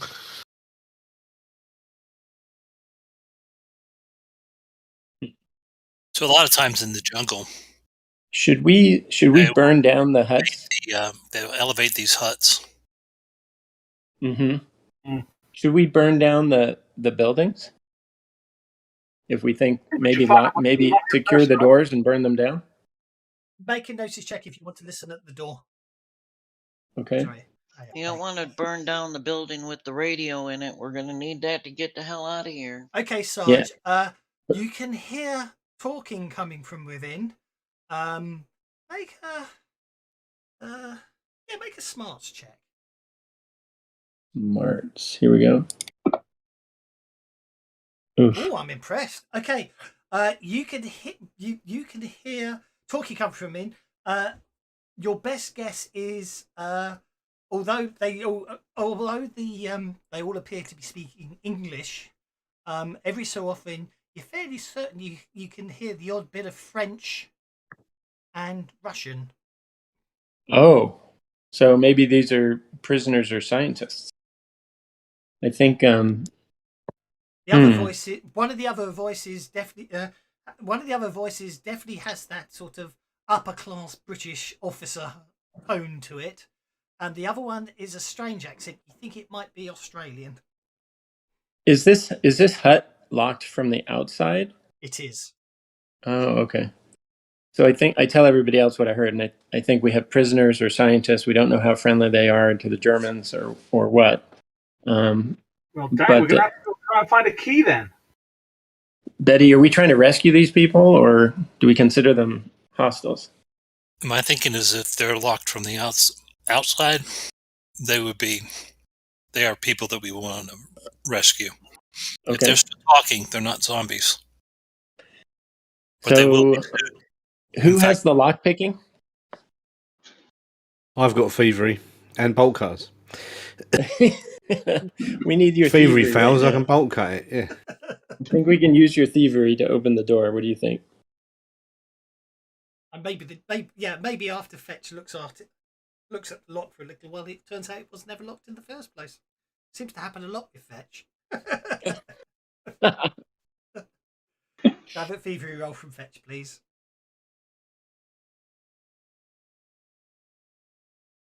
Yep, that's no problem at all. It wasn't even locked. It wasn't exactly. It was- After a few tense minutes of slow, quiet clicks, Fetch turns around and says, "It wasn't even locked." With that cheeky grin on his face he always has when he says it wasn't even locked.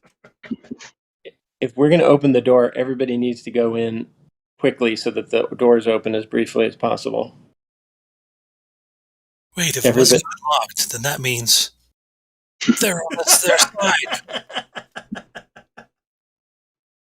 Well, as soon as I just unlocked it, I can go in and just tell everyone shh as we walk in, and then everyone come in. Yeah, but behind me. it's the light from the door. Does anybody have a blanket or anything?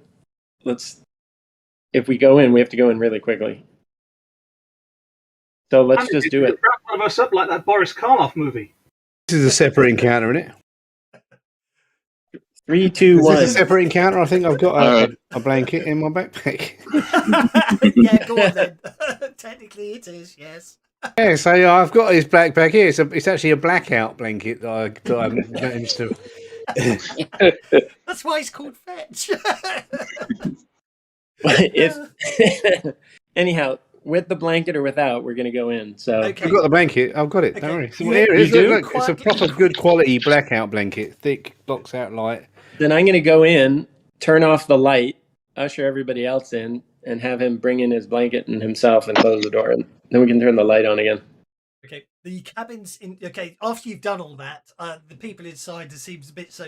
Don't do anything as if this is obviously they've learned the hard way not to make any fast actions when people enter the place. The cabin's interior is sparse. 2 rows of bunk beds line the walls, leaving a narrow walkway between them. The beds each have a single white sheet and pillow. There are considerably more beds in here, I should point out, than the current 4 people in this building. They're wearing what appear to be grey prison uniforms. Although slightly malnourished, they appear relatively healthy, and save for a few bruises and black eyes here and there, they appear to be in relatively good shape. Just basically looking, as I say, malnourished and probably a bit, weakened. Basically. We need to find out if any of them have ever been experimented on yet. Yeah, are they scientists or are they victims? What's happening here? What's going on here? After a quick glance, as you all enter, they all open their eyes wide in shock at your entry, and then after a quick glance between the 4 of them, one steps forwards and he introduces himself, and with a French accent that I'm really not going to attempt because I'm terrible at accents. he introduces himself as Adrien Malveau, a sergeant in the French National Gendarmerie, captured a year ago. He has a distinctive left scar on his left cheek where he got in.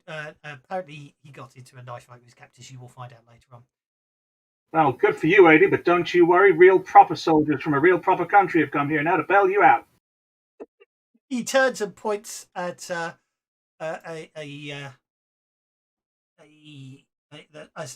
points at the prison next to him and introduces Christopher Tennant, who nods and basically explains he was an officer in Great Britain's Royal Navy.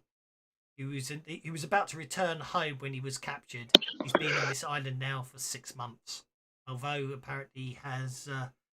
Malveau was captured. It doesn't say how long Malvau's been there. He's been imprisoned the longest and serves as the de facto leader.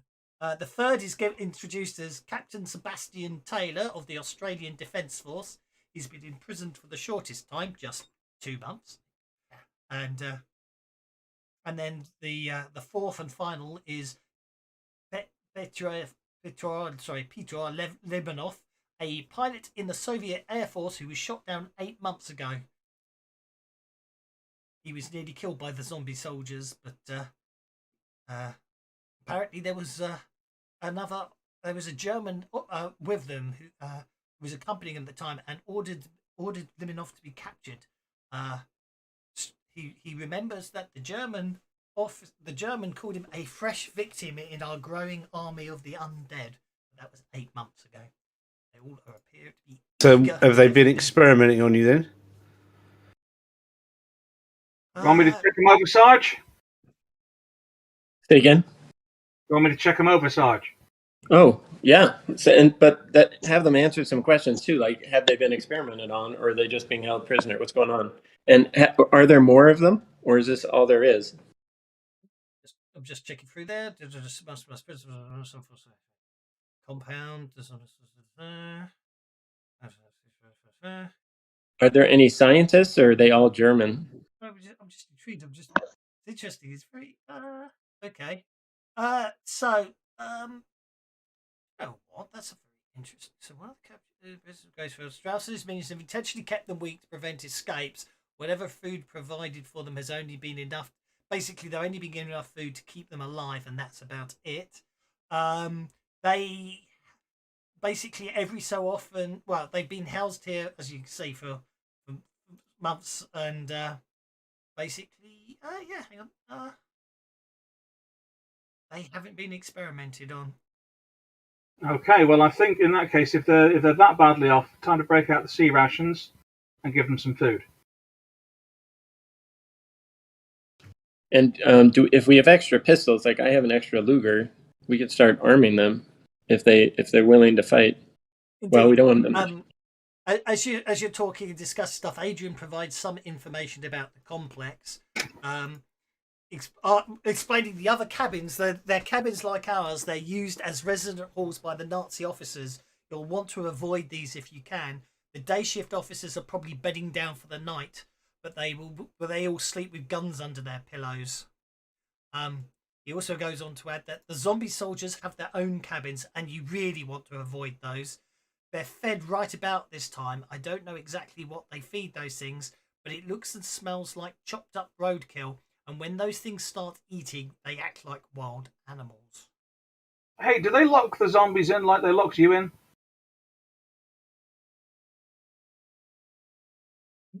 That's logically speaking, they must lock them in. Yes. Okay. I like what you think, Doc. If well, obviously the zombies are locked in, but not the soldiers. If Peter, Peter, I'm never terrible at pronouncing. Anyway, someone else. Say Peter, yeah. Yeah, Peter. Peter Piper. He kicks in. He's right. Those things don't usually try eating other people, but if you interrupt them while they're eating, they're likely to assume you're part of the meal. How many buildings are there for the Nazis? Unfortunately, I'm not told that, so I'm sure Adrian doesn't know. But there's probably a lot of them, but they mostly. Fortunately, it's night at the moment, so most of them are asleep. No, what I mean is, if I spend a penny to alter the narrative, can it be one big building? No. With one exit that's got a padlock? No, definitely not. No, there's no padlocks on the officers' building. No, definitely not. Even if you spent 100 pennies. We've got a padlock off this building, and I'm sure we can get the chain and lock at least one of the officers' buildings up. Leave another. Well, it doesn't say how many, but the idea is the idea is, of course, you don't basically let anyone know you've made a good start by getting in here. And if as you're sort of going along those lines, Adrian goes, look, the only way to get off this island is to contact anyone by using the radio equipment stored in the main laboratory. That's located in the center of this facility. They use it to report back to Germany and request supplies and more prisoners. You need to find a way inside the laboratory and gain access to the radio equipment. Just be careful, it's heavily guarded. And there are more than just Nazi officers and zombie soldiers inside. Great. Oh. What else is there? if we set fire to the buildings that the zombies are locked in, surely people will be distracted by that, and then we can get to the radio a lot more easily. Yes. Again, Adrian says again, it's the night shift. It would the buildings will never be not with most people asleep. That you'll never be a better opportunity. If you wake everyone up, then I dread to think of what will happen. At which point, Christopher pipes in. Strauss is obsessed with developing Übermensch for Hitler. The zombies outside were his first effort. The only reason he keeps making them is because they basically make nice guards and they're cheap. They stink like dead horses' arse, though, and they're only good for a year or so before necrosis makes them useless. The bloody things keep rotting even though they've been brought back to life. Sooner or later, they just fall apart. Strauss has been working night and day inside that lab, developing new breeds of human, finding ways to enhance their strength and reduce their weaknesses. There's no telling what's wandering those halls. Oh. So we got to leave the zombies locked up, and we've got to get into that building without anyone noticing. I think is what the what the plan should be. I mean, if you, That sounds good. if you really, I mean, I'll put it another way. It will be a mass battle if you do wake everyone up, and you know how bad that goes for player characters. Yeah, let's do the radio, and then we can alert them that they can bring a special force to take care of this camp when they rescue us if they can. Is anyone intrigued to know who this Victor Strauss is? Sure. He's the bad guy. He's a madman. Unfortunately, he's also a genius. He served Hitler for years, proving himself as a scientist and a valuable resource. He's a top-ranking official in the Reich's Biological Weapons Division, and if he continues his work, there's a very good chance the Allied forces will fall. Yep. Maybe Hellboy's there. He can help us. Hellboy's a good guy, ain't he? Anybody named Victor is bound to be a reanimator. and maybe we just Like need the to kill trope him rules. while we're doing everything else. Maybe that's one that needs to die. Oh, I didn't do it that way. Okay, so it would appear that I thought I made an encounter, but anyway, so we actually say you have these four chaps are most eager to help you in your they're most eager to help you escape because of course that means they get to go with you. However, they are as you can imagine at the moment rather under equipped, but there's no way you won't convince them to not come with you. So we can give them Lugers. So yeah. Okay, that's fine. Yep. If you I've got a want to- Luger. Yep. Just if you want, just drop any equipment you want them to have onto the party sheet, and if you're giving them some rations to feed them, by all means, drop them on there as well. Well, I dropped the rations in the chat window. That's fine. Yes, you did. I did see that. That's fine. So if we rescue them now and not later, then obviously this isn't a stealth mission. They're going to know something happened overnight. Pretty much, yeah. It's now. It's now or never type thing. Yeah. So if that's the case, then maybe it's better to I'm dropping a Luger on there. Maybe it's good to take the opportunity to burn down some of the huts because they're going to know we were here. So on the way out, maybe we light the match. I don't disagree with you. Somebody really wants to burn the Have, place it, have we seen You might anything want to like? start a fire on one side to draw them all over there so we can get to the radio. But beyond that, Well, I think we That's get to the radio first. Do the radio. Sorry, I just realised something. You do. I think I forgot to point something out. The laboratory is underground. Underground. Yes. Okay. So it says, hence the fact I really think what we need to do is get in and out as quick as we can and as quietly as we can. You're telling us the radio's underground, or because if the radio aerial's Or just the laboratory. The Betty, laboratory. haven't you got one of those OSI doohickeys we can just use the radio aerial to send a message and like lock the doors on them or something? A shoe phone? Yeah, shoe phone. Yeah. No, Basically, like the ending of Platoon. Spend all remaining ordnance on my paws. Repeat. All I'm trying to say is if you sneak in, get the mission done, you can probably get out without anybody if you can get down there, get to the radio room and get out, you can probably do it all before anyone on the surface even knows what's happened. I think that's a good plan. But I By all think means, if you want to sell us some. if not everybody's going into the radio, some people can be setting up incendiaries on some of the buildings. That's what And I then- was looking for. What do we got? We don't have any explosives though right now. You don't have any other than- explosives. have we seen any fuel tanks, oil drums, anything that would suggest something flammable, significantly flammable? I'm sure Fetch will again- think about something on the way out. Well, if it's too Once we start on a new encounter, I'll find a bag of explosives. Don't you worry about that. Oh, I assure you won't. you booger. I'll find a flamethrower. That's all we need. I've got a flamethrower in my backpack. You've got to do is Let's add just more and it focus- just becomes full size. Let's just focus They, on they the radio. don't keep any planes or anything on this island so that they can leave if supply they ship comes. A supply ship comes in once every 6 months. It's not due for another 4. So there's nothing explosive. There's probably lots of nice explosive things in the laboratory. Yeah. Alright. Okay. Well, Is the radio? Is the that's radio not in where the we want to create the diversion. Is the radio in the laboratory or is it in a separate The building? radio's underground. The Oh. laboratories and everything's underground. Yes. Okay. The radio room is underground, but obviously the transmitter is on the surface. So the biggest damage we could do on the way out would be to the laboratory, probably. Basically, yeah. Okay. So let's focus on getting in the laboratory. We have one person outside the fence doing Overwatch. Is that still happening? I assumed he'd come in with you guys because otherwise he's going to be overwatching for the rest of the adventure. Yeah, that would be fine. Let's do that. Okay. So everybody's together. Yep. I've added the prisoners to the party sheet. They will provide you backup if you need it. Okay. Okay. So you must You're sneak going into the main to let us laboratory run one complex. each or something. Yeah.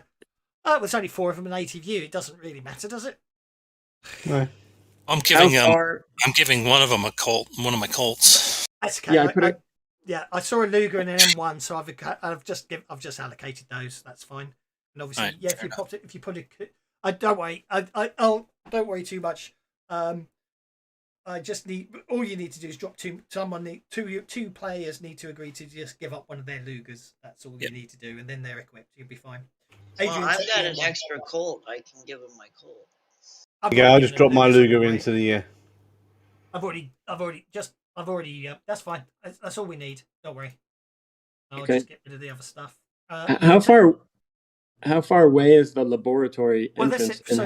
So, have any of the so prisoners with or ever out- been inside anyway, it? Basically here it goes. You must sneak into the main laboratory complex. I know it's a bit railroady, but it's a one shot.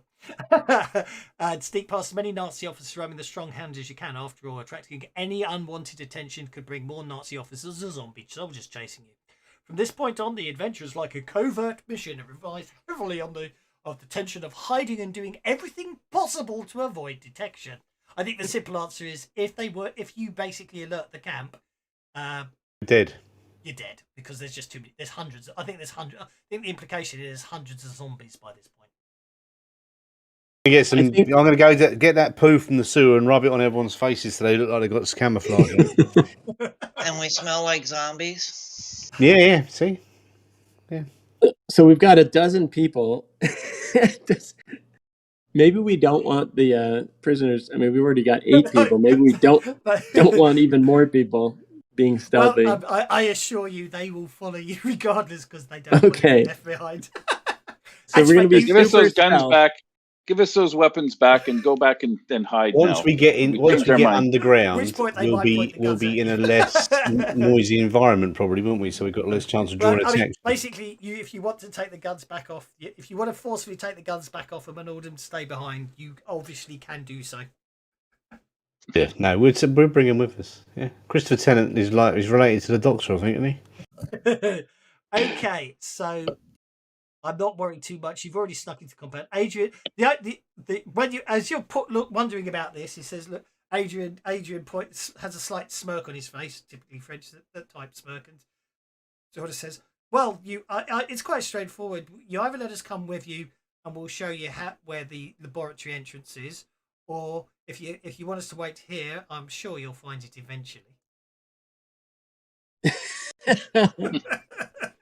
Well, I'm sure we need to take all 4 of you to find the entrance. So Yeah, let's take all 4 of them. They can be. We There can we use go. them as human shields. Yeah. I assure you, basically speaking, the point is obviously that he's basically obviously making it quite clear that he's not going to tell you how to find the. I mean, basically, there's a whole dramatic task you could skip if you take him because he knows how to get in. Otherwise, you have to scout out the whole camp, avoiding encounters and everything. So anyway, from outside, basically, he leads you through the place, and all the buildings look pretty much identical. There doesn't appear to be any distinctive markings on them, except each one is numbered. Although, when Adrian leads you to a small single-story building that basically, unless you looked in much more detail, it looks pretty much the same as any of the other resident halls surrounding it. However,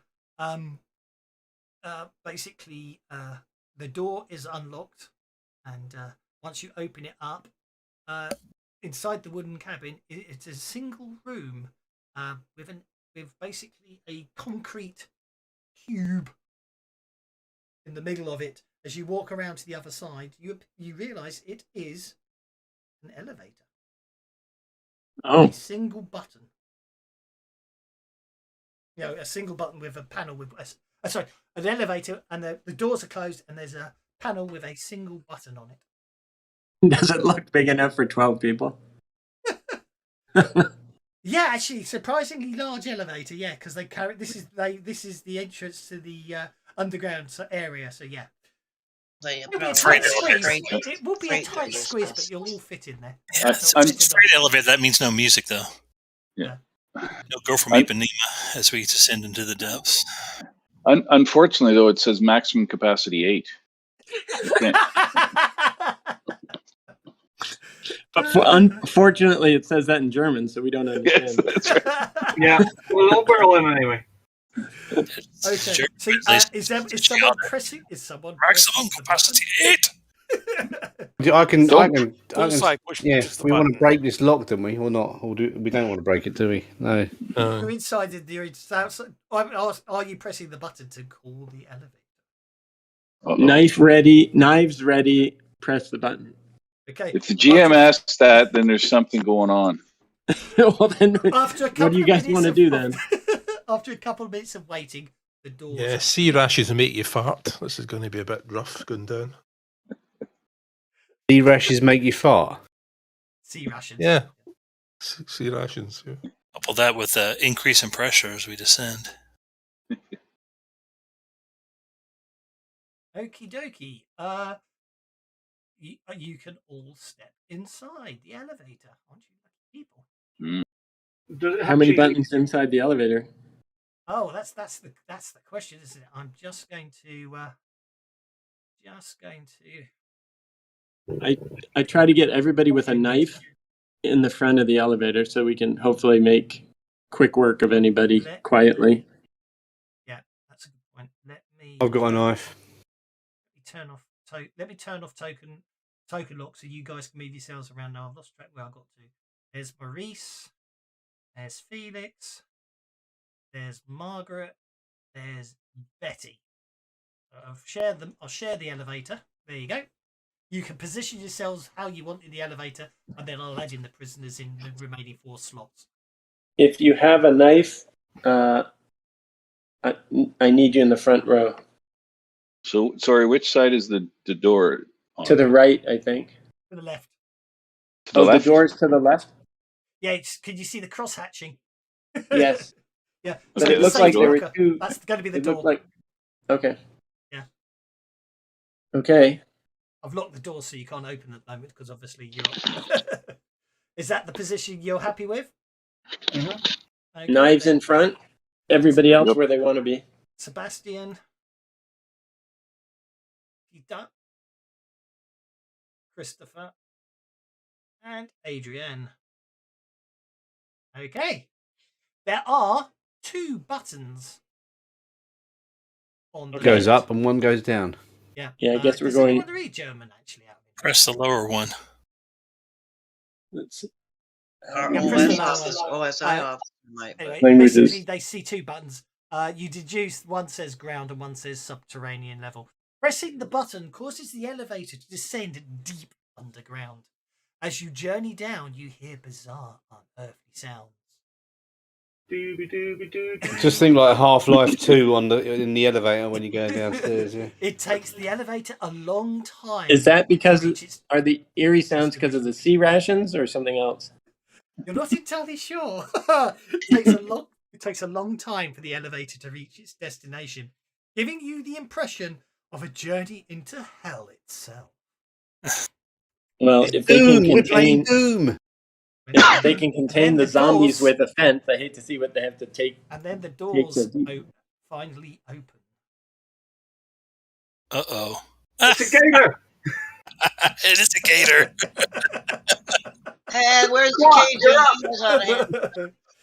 That's annoying. I forgot that happens because I've done that thing. That's it. I thought you anyway. You can't. Yeah, basically, alas, you're gonna have to roleplay. You don't know he's there yet, but you do see the large amounts of blood splats. In fact, he's meant And to the flickering light. He's meant to be over there in the dark corner, so where the light flickers. Anyway, actually, it doesn't matter because actually, what happens is as soon as the doors open, the creature flies into a murderous rage. So as soon as the doors open, ideal initiative, and we'll see. Oh, the Cajun guy. And he's like, "It's okay, killed so you." the doctor Yeah, gets I'm to go thinking first. that's Now, don't lunch. forget, guys, if you want to spend, I forgot to mention this earlier. If you want to spend bennies to try and get better cards, you don't need to tell me you're doing it. You can just drop a penny on the card, and if you're lucky, you'll get a higher card than the one you've already been dealt.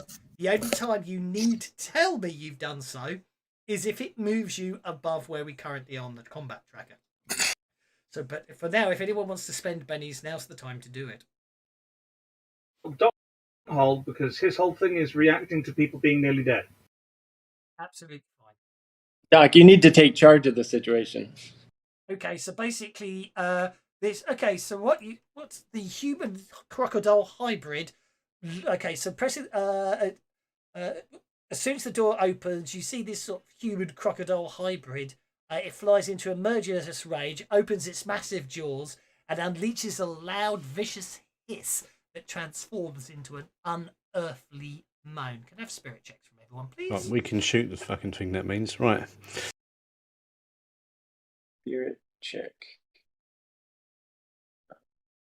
Spirit.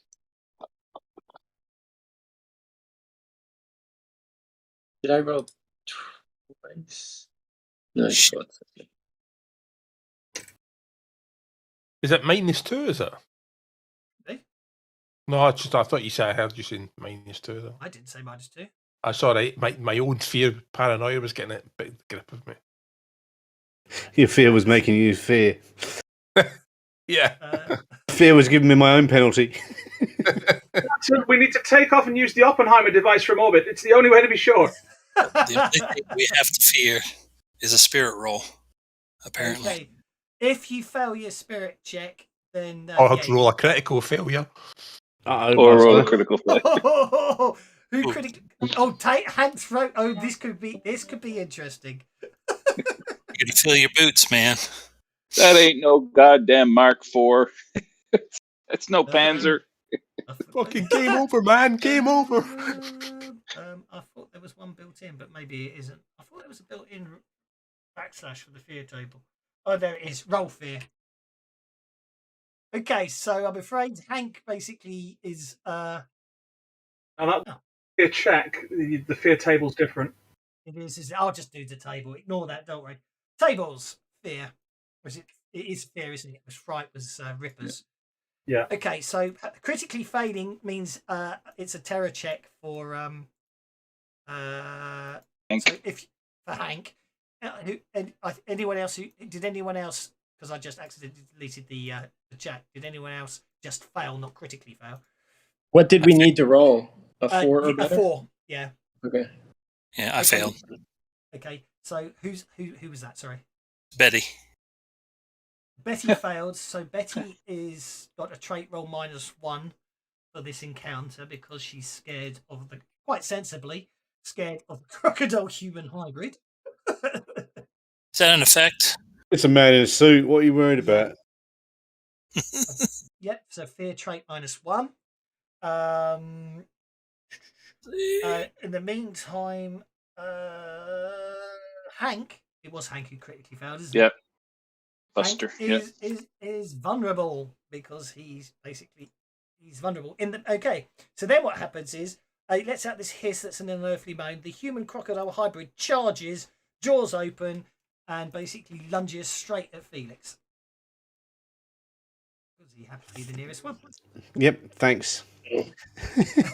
He doesn't charge a bullseye? Just to mention, Calzone is flashing his knife, by the way. That's a very good point, actually. No, you're in the wrong. You make a habit of being you're hit by accidental fire, innocent bystanders and stuff. You're not always the target. It's just you're more likely to be hit by bullets. So, but okay. I.e., basically, the jaws bite down on Felix. Yeah, I'm not having that. I'm going to Benny out of it. Let's hope so. Causing 3 wounds. You God. Ow. Zombie.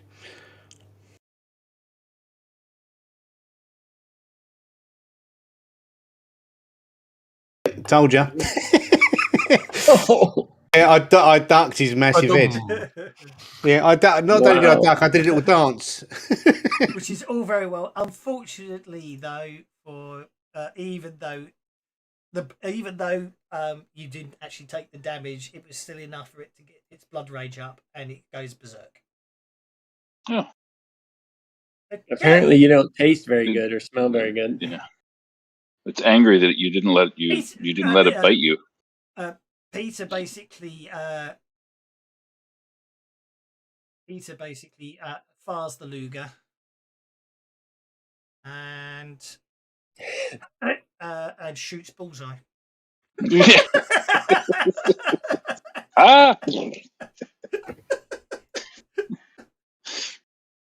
Because he missed and rolled a natural 1. Bullseye shaking as Peter basically a bullet ricochets off Bullseye's steel helmet. Bullseye. Doc would like to interrupt at this point. Okay. now that with the crocodile man being close, Doc would like to use his science knowledge that crocodiles have got incredibly strong jaws for closing them, but they're incredibly weak when it comes to opening them. And he's going to grab some of his medical supplies and wrap a bandage round the crocodile's snout to keep it shut. Oh. That'll be opposed athletics. Just say, can I use science for that? You can make the science roll to know that, but it will be opposed athletics to actually wrap it round it, I'm afraid. So it'll give me any benefit in that case? No, but you could always make the you could always point it out to someone. No, I'm afraid you could point it out to someone else to do it, couldn't you? I'll point that out to somebody else. That if you can get its mouth closed and wrap it up, it won't be able to bite because they don't have enough strength to open their mouths. We needed a couple of us to do that, won't it? Yeah. Yeah. I know what you. I know what you mean. Given that that's sort of like that's making you to. I can't think of a reason how you can use science to make physical contact, if that makes sense. That's why I'm being mean about it. Okay, Bullseye. You recover from the bullet ricocheting off your helmet. The Russian sort of goes, okay, sorry. and he's over there, so I'm going to step out this way and shoot at him. Okay, go for it. I'll target him for you. So much for stealth. Going full gun. I think we're far enough underground now that it doesn't matter. We can't attract attention from upstairs. Exactly. No, but we might be able to. Who knows what's going on down here? Okay, you shoot the crocodile hybrid, even with the dim illumination. Unfortunately, it doesn't even notice the bullet. Once. Yeah, no, he's yeah. Okay, that brings us to Adrian, who basically does the same thing. He steps out of the elevator, I should say, and takes a shot at the crocodile. and misses. I'm going to rule he can't hit you because you're not in the light. You know what I mean? He can't hit you this time, fortunately. Bullseye. Christoph. Oh, actually, I forgot to make them make spirit checks. Oh, he's okay. He is basically going to go on hold. Felix. Okay. What am I going to do? No, it's hardly any pressure. Trust me. I'm going to try. Okay, you got to toss me a bandage. I'm going to try and do what he said. I'm going to try and grab him and I'll give you a bandage out of my medical supplies. wrap a bandage round his jaw and keep his mouth shut. Yeah. Okay, so that'll be athletics. That will be athletics to do so. And then each round, obviously, it'll be your strength versus his strength to keep him entangled, as it were.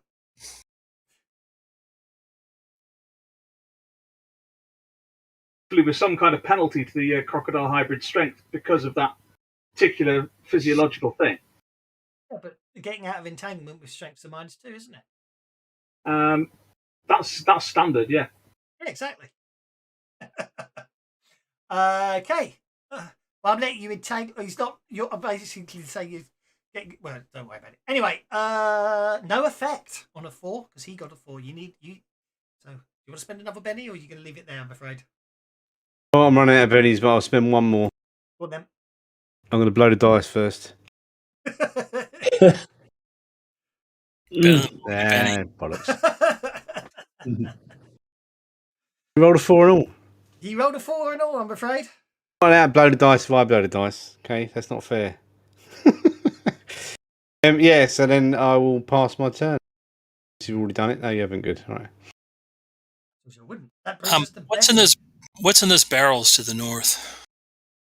In barrels, I'm thinking we need to jam this door open so no one can call it You up. don't know. They do you speak German? You know what?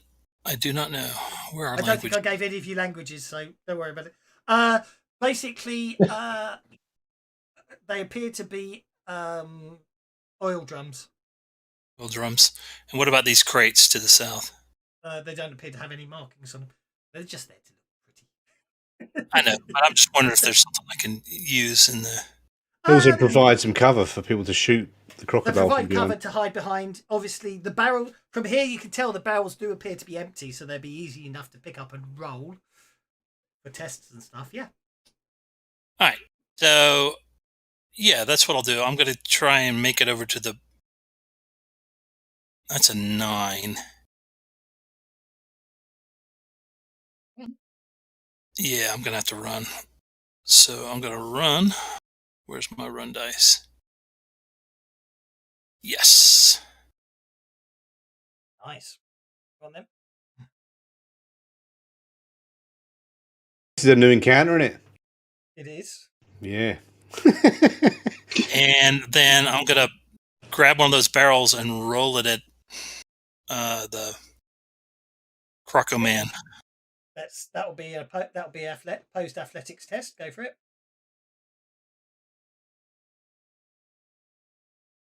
I target him. You targeted him, right? I've done it for you. Yeah, I've done it for you. Are you using that tests module? Yes. Yeah. Fortunately, you got on 0 on your roll run. I have -3. Oh, because I ran. You ran and also you're a bit scared, I'm afraid. Yeah, hang on. I like this idea. I want it to work.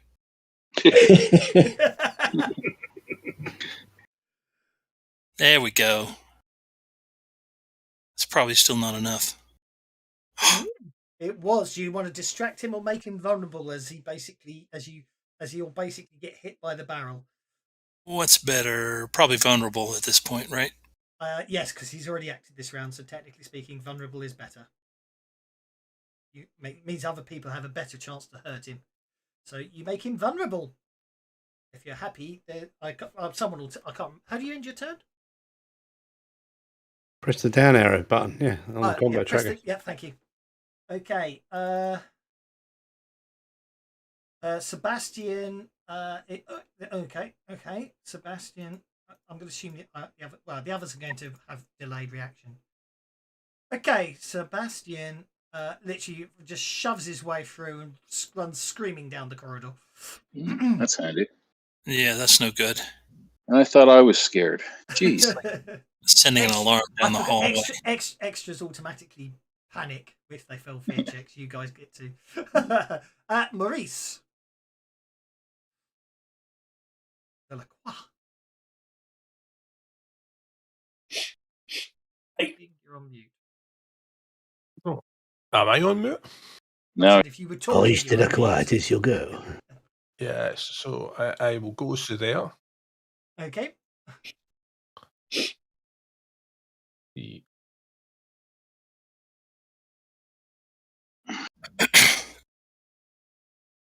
See what the luck.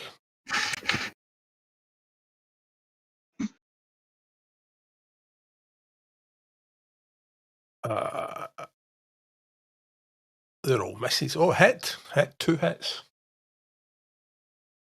2 hits. Oh, he's firing a Thompson. I did wonder what was going on there. Okay, Benny, that one, damn Benny, Benny, the first one. Okay.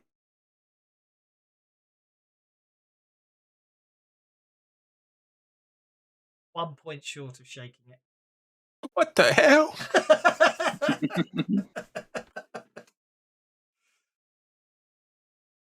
Just remember with Thompsons, the more bullets you fire, the more bullets you fire, the more bullets you use up. Okay, you shake it. Shake it. Okay, that brings us to Hank. Well, part of me wants to jump on this thing and close its mouth, but then everybody's shooting at it at the same time. So, not sure which is safer. All right, I'm gonna try and grab its mouth and get the mouth closed so we can wrap it up. Okie dokie, that will be opposed athletics to entangle it, basically. Okay. Yep, you got it. You got it. You got it. Grabbed hold of its mouth and got it. All right. Excellent. Means it can't bite anymore. And that brings us to Maggie. Yeah, Maggie's just going to step to the control panel and find a way to rig this so that they can't call the elevator up from above ground while we're down here. I was thinking, if you just block the door up with some of these crates, boom, problem solved. Make a repair roll. Oh yeah, mechanically inclined. Yep, you basically get the panel off. You reckon it'll you'll by the end of your next turn you'll have nobbled the we'll treat it like a sort of a 2-round action. But yeah, you reckon it'll take you about 12 seconds to neutralize this elevator. But you're in such a way that you can reverse it if you want when you need to later. And last but no least, the Sarge. Hey Doc, can I have some bandages? I will toss him some more. Okay. And I'm gonna grab the bandages and try and wrap this Crocman's mouth shut while he's held down. Okay. What would that? Is that athletics? It'd be athletics because you're trying to grapple him, basically. Yeah. Opposed to athletics rolls. Oh, good. It's not going to stop him clawing us, but he'll not be able to bite. I say if he does well enough on this, he'll bind him. But he was already shaken. But anyway, yeah, okay. He was vulnerable, wasn't he? He was vulnerable. Oh yeah, so it did shake him. That's why you got the raise. I mean, you did get the raise on him. So unfortunately, he's already shaken. But yeah, I'm going to upgrade his entanglement to bound. With the 2 of you on him, he is actually bound up. So nicely done. However, that does make the Sarge. I just remembered the Sarge is vulnerable and Hank's vulnerable because, of course, you're holding on to the guy, aren't you? You bound. You know, we could do. We could put him in the elevator, unbind him, and send the elevator up. You could indeed. Now, I'm just. No. We want to keep this elevator under our control. Sure. Going to have a bit of out of order thing. So. As he going out of order, I was just going to go and get him, and now he's doing something. Well, yeah, there's reasons for that. Sebastian is going to do a bit of out of order action, so he's literally going to carry on running. You hear him run round the corner. You hear a scream, a gunshot, and silence. Brilliant. Oh, The damn thing out of its misery, Fetch. Okay, over to you, Fetch. Again, guys, don't forget, if you want to move up tracker, just pop the cards on. Don't worry about me. If you go, Fetch. Well, he's bound, isn't he? So I'm gonna move down here. Oh, somebody got a Joker. Yep. Yeah, I'm gonna move down here, and then I'm gonna shoot him. Stab him in the Okay. throat. You do realise now, if you miss, you have now positioned yourself in such a way that Bullseye will get hit. On a You 1 should or have just 2. slit his throat. Can I do that from there?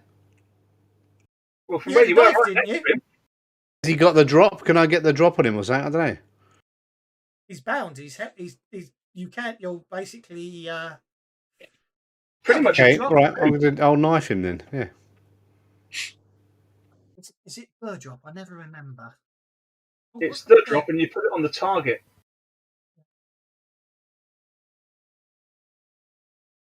Yep, go for it. I don't know what happened there, though. On the tracker, the whole thing moved. Off you go. You hit with a raise. It shouldn't stack with the vulnerable, so it's actually only a 9, but that's okay. Go for it. Oh, I'll do a lot more than that to kill him, innit? That's a wound. Wow, it's a wound. Okay, well, let's do that then. I've wounded him. It's probably a wild card and too tough. Nice. He's not a wild card. All right, good. His throat's gone then. Brilliant. Yeah.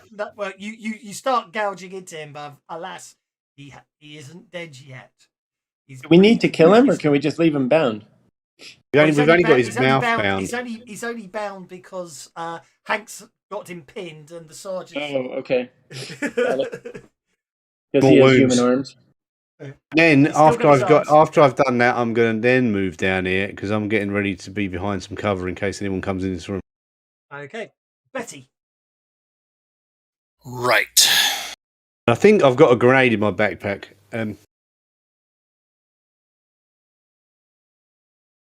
Let's see. We heard shots. Do we know how far down the corridor he got? He went round the corner. Got to about there and then vanished. Yeah. Yeah. I was going to go and grab him, so I noticed where he went. Yeah. Okay. But the croc is bound. At the moment, the sergeant Hank has sort of got the croc pinned down to the ground, and he's bleeding quite extensively. Can I come up and he's still roaring? So yeah, shoot him yeah, without hitting them? Yeah, you should be able to. Go for it. It should be able to. Just don't roll double A one. critical failure always makes things interesting. No snake eyes. Indeed. Go on, shoot him. Go for it. I target him. Yeah, you got him. There you go. Roll for damage. Hit with a raise.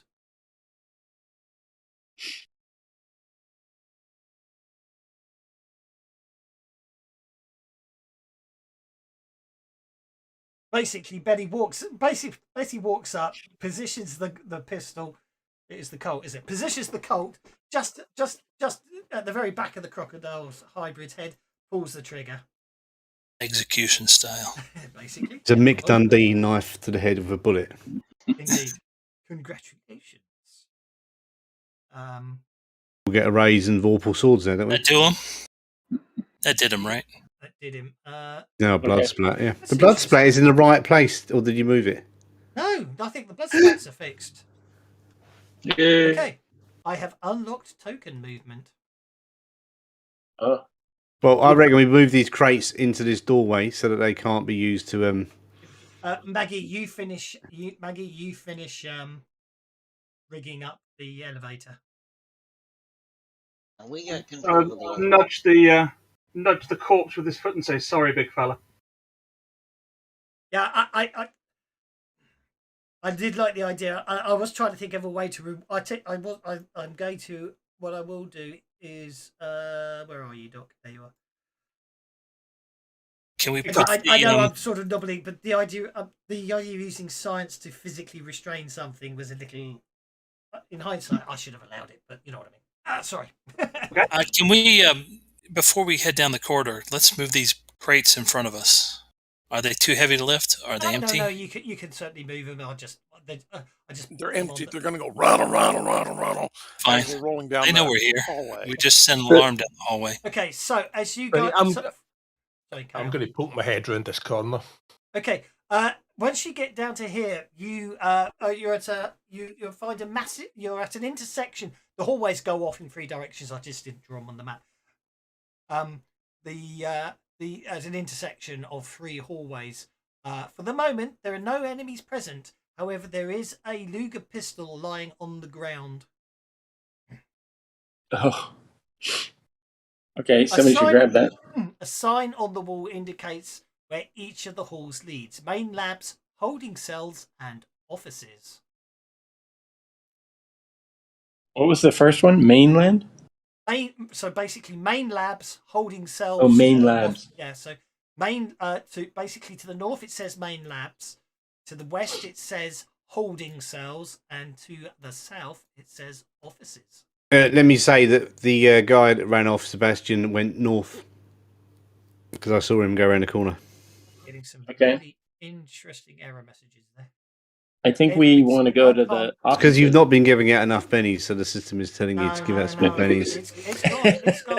It's going back crap crazy. That every time I close the console, it would come straight back up with a mouse pointer error.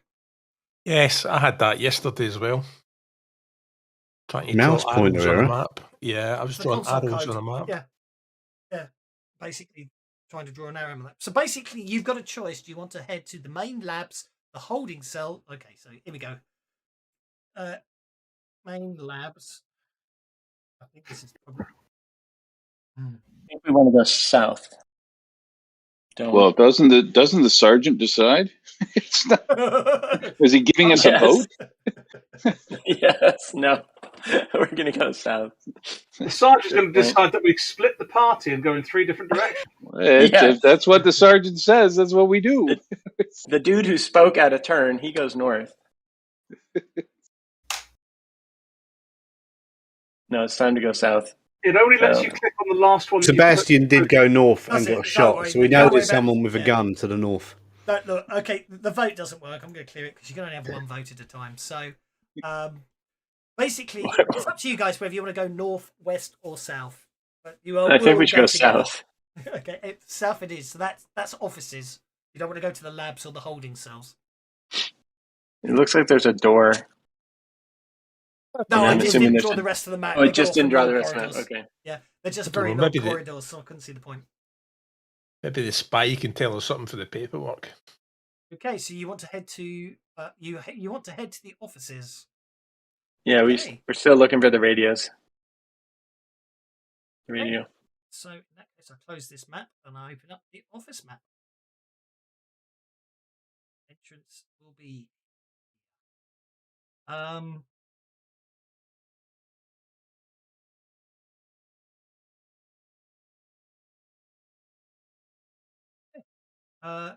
just do it the easy. Let's just do it the I'll say easy way, but with this many characters, it's not so. Most of you are going to have to be. Hang on. Most of you are going to end up having to be off the. Oh no, that's a cheat.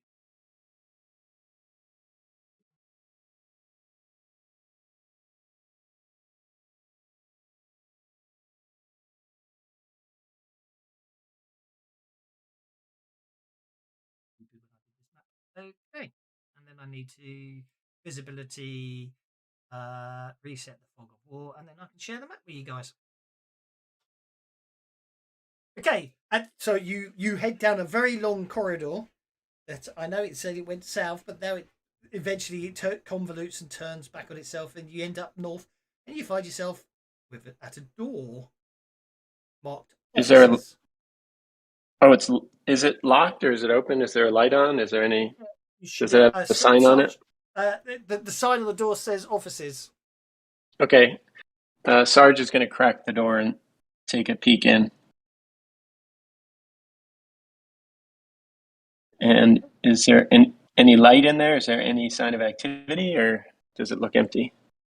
Just adding the activity as we speak. Oh. It just takes a while these days. There you go. You can if you could see it, you should be able to already see activity, if that makes sense. Oh, I see several clerks, so their lights must. Oh, it looks like there's all half a dozen clerks, and they're actually working. They are indeed. And do they look like normal German clerks, or something's goofy going on? Yeah, basically they appear to be So they basically in this area seems to be laid out like in any office building. It's a large room filled with cubicles and desks and some door. There seems to be some doors. Okay, I'm going to quietly. Seems to be working. Yeah. I'm going to quietly close the door, and then usher people around the corner. We came from the north, right? You headed south, but ultimately you've ended up north here because apparently that's the way it goes. But which way did we come from? Did we come from up the top of the screen, or did we come from the bottom of the screen? Yeah. If you can we came from the bottom. Yeah. Okay. You headed down the southern corridor. It went a long way down, then sort of turned northwards, and came to a door here. If that makes sense. Okay. So I think I tell everybody it looks like it's a normal office, and it's pretty busy. It's occupied. So I think we should keep looking for another door. Maybe we can find something else. The radio room. Yeah. Okay, this looks like a different. What that means is you'll have to you'll be doubling back to back to where is this the three-way junction. Oh, really? If they're all civilians, they're not going to be armed. Why don't we just burst in and hold them at gunpoint and then tie them up? Well, I was hoping we'd find another door, but you're saying this is the end of the hallway? This is the end of the southern corridor. It ends with a door with no other exits beforehand. Okay. Well, yeah, I think we're going to have to bust in if this is the only thing. I don't. Is that way, and no, you're in a corridor. I just didn't do lines of sight for where you are. I can do right now if you want to be. If we want to be really pedantic about it. No, that's absolutely fine. Hang on a second. Right.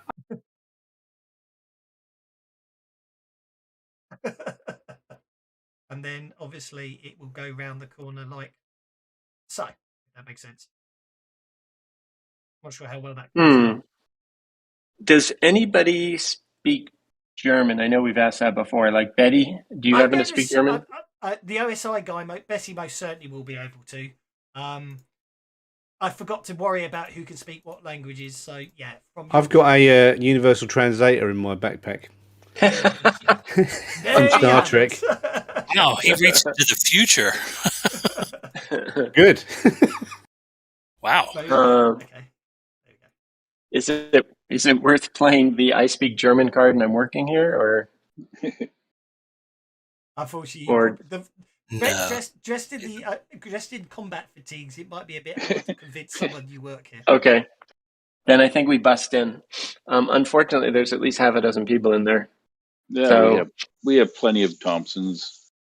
Okay, well, we can bust in. It's Thompson. And if anybody moves, we shoot them. But I'll go in. You're the boss. Yes, Sarge. If they're moving, shoot them. And Betty, why don't you tell everybody to stay put and nobody will be hurt. Sure. I've got to object. Hey, Phoenix charges into the room. The fire clerks turn around. There are quite a few dotted around the place. They look on in shocked horror.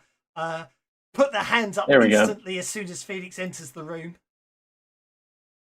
And some of them throw sheets up in the air in shock and horror. They appear to be mostly the filing clerks. Apparently, the file clerks mostly appear to be female. Okay. I can't move.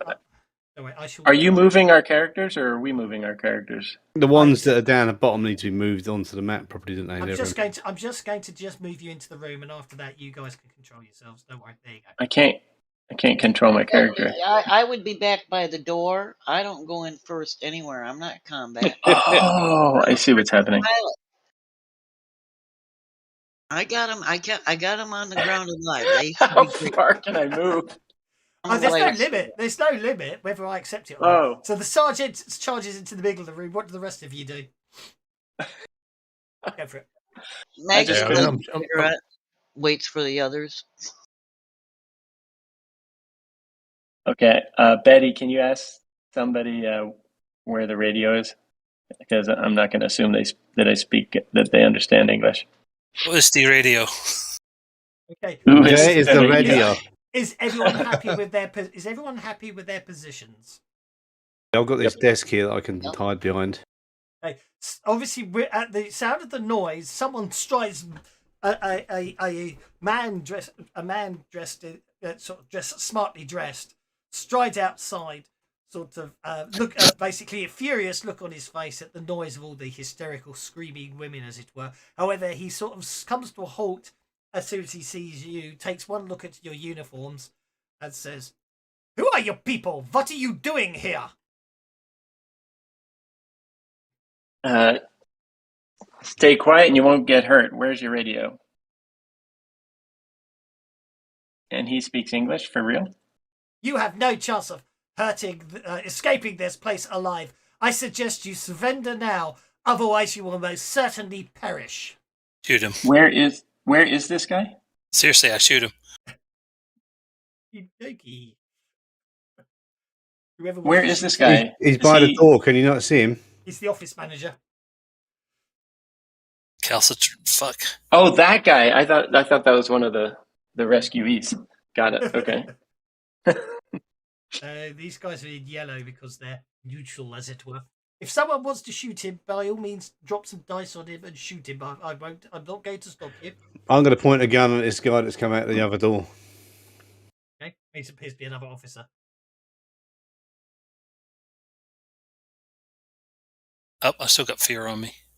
That should be a hit. Yeah, sorry. Yeah, that's fine. You tell it. That's a hit. Sorry, thank you for reminding me.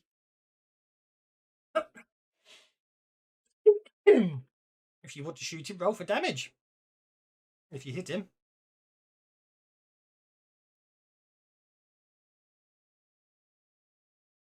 If you're happy with that, I'm going to assume you shot at him, not to wound, but just to intimidate. Or if you Yep, want to shoot and then I'm going to say, shut up. Hey, everybody calm down. Now, you guys don't want to be dead, and nobody here wants to shoot you, well, except for maybe Betty and LaCroix there. But nobody needs to get hurt, okay? In the meantime, Adrian is basically, with the carbine, decides he's going to cover the far side of the room. He takes Peter goes with him to cover the far side. Well, to go over here. Peter starts ushering the file clerks away from the edges of the room, so you can keep an eye on them all. Because the I hope radio, Adrian's. the radio is not here. Leave now. Leave me and my staff alone. Maybe you can tell us where the radio is, huh? It is near Herr Strauss's office. Okay, and where's Herr Strauss's office? You follow the signs, I'm sure you'll find them. Now, leave. Oh, no. We can't leave and leave you guys to run and tattle. We'll just leave now. Calzone tells what's her name? Can't remember her name. Betty, that she might want to check out the storage rooms for office files and things. That can And happen. where would Who's you shooting? find the? Oh, I'm guessing it's the Uber Zombie. That it says Uber Zombie chain gun arms. Where is he? Suddenly, without any sound of warning at all or anything, Adrian Miller, all you hear is incredibly rapid machine gun fire and hundreds of bullets rip through Adrian's body, killing him instantly. And a zombie with basically chain. Not that you know what chain gun. Obviously, you guys would know what chain guns are. Mini guns, basically arms, as it were. Chain gun arms, I should say. Not sure what chain guns are myself. Basically, a zombie with guns for arms appears round the corner. everyone basically, all the file clerks scream in shock and horror. The office managers instantly jump back behind their doors and shut them quick. Okay, and oh my god, look at the amount of bennies you guys are getting. Felix, you're up first. As someone who's meant to go last in combat, you're getting an awful lot of benny jokers. I always end up at the bottom of it, but that's fine because I was just going to step back out in the hallway and close the door. Because it's safe in the hallway. Hey, I'm a pilot. I'm not a combatant. I'm not military, dude. I have no rank. I mean, you've got hopefully you got guns. You can still, please, still. I don't want Is you this to, door locked? Oh no, I can shoot, but I'm not. Is the door locked? That's not what she's trained for. Oh She's yeah, a yes, pilot. yes. He's locked the door behind him. Yeah. Okay. I got him down on the ground alive. I mean, that was my job. Exactly. Oh yeah, you hear the click as the door shuts behind you. Felix, what do you want to do? 5, 4, 3. I want to try and target this creature, but it's not. Target the uber zombie. Yeah, that's what I'm trying to do, but it's not the letting me splat, do isn't it. It's the blood splat. Try now.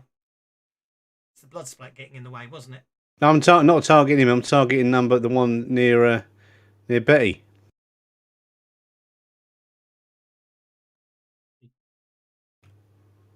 Oh, okay. Well, on my screen, the zombie's over where Betty was. Right. Ah, that explains it. The zombie was over. The zombie on my map screen. The zombie was there. Well, that's why I couldn't target it, because I was targeting something that wasn't there. It sounds like you've seen it so many zombies, you're imagining them now. Yeah.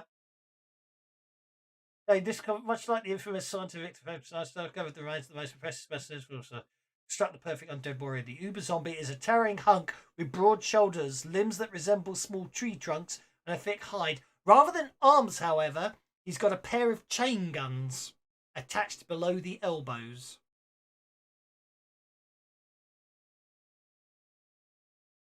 So that's nice, isn't it?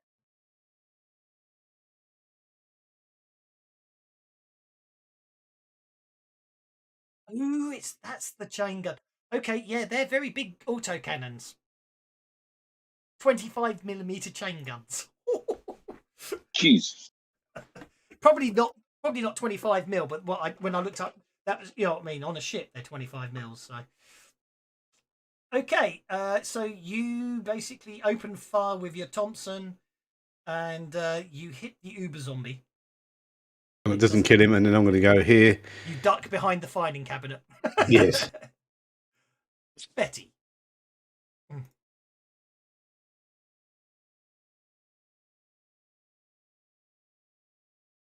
Whoop, sorry, I'm just chatting away. Okay.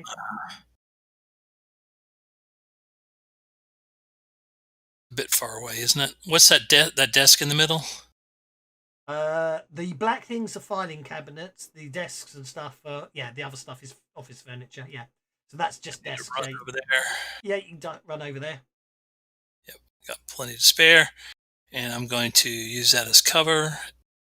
And I will plonk at the zombie. You've got light cover, and you're going to take a shot at uber zombie. Oh, you already targeted. Kill. I'll be helpful.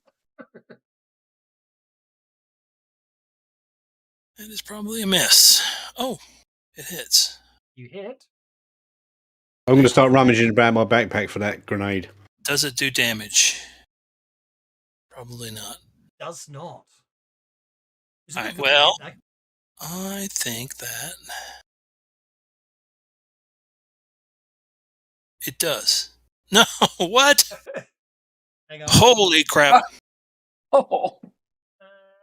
Okay. What does Well, I that do the headshots again, didn't we? You shake it. I think toughness 10, armor 2, AP 1 equals.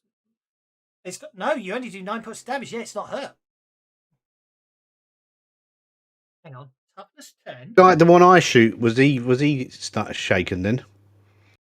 No, because it was damage 9. So you need. Yeah. I did 12 damage 12. Yeah, but I don't know why it says damage 9. Toughness 10 is armor 2 minus AP 1 equals 9. Why is Since it? it's effectively toughness 9 against that hit. Because it's toughness 9. But you have immunity. But it has immunity, so it would have been shaken. So it's shake. Basically, sorry, I take it back. Yes, I apologise. The net result is basically it's shaken. It was shaken by Fetch's shot, and you shoot it again, and the best you can do is shake it, and it's the exception to the rule that 2 shakens equal to a wound. All you can do is shake it, basically. Shake some actions, what I need. I think with the Joker bonus, I'm going to spend another penny. The best you can get is a shake roll. Don't spend a penny because it means you've got to do a headshot to kill it, basically, like the other ones. So even if you roll 99, it ain't going to kill it. Shit. Okay. Sorry. I'll give you a last penny back then. Was when I'm a nice chap. Okay, that brings us to Bullseye.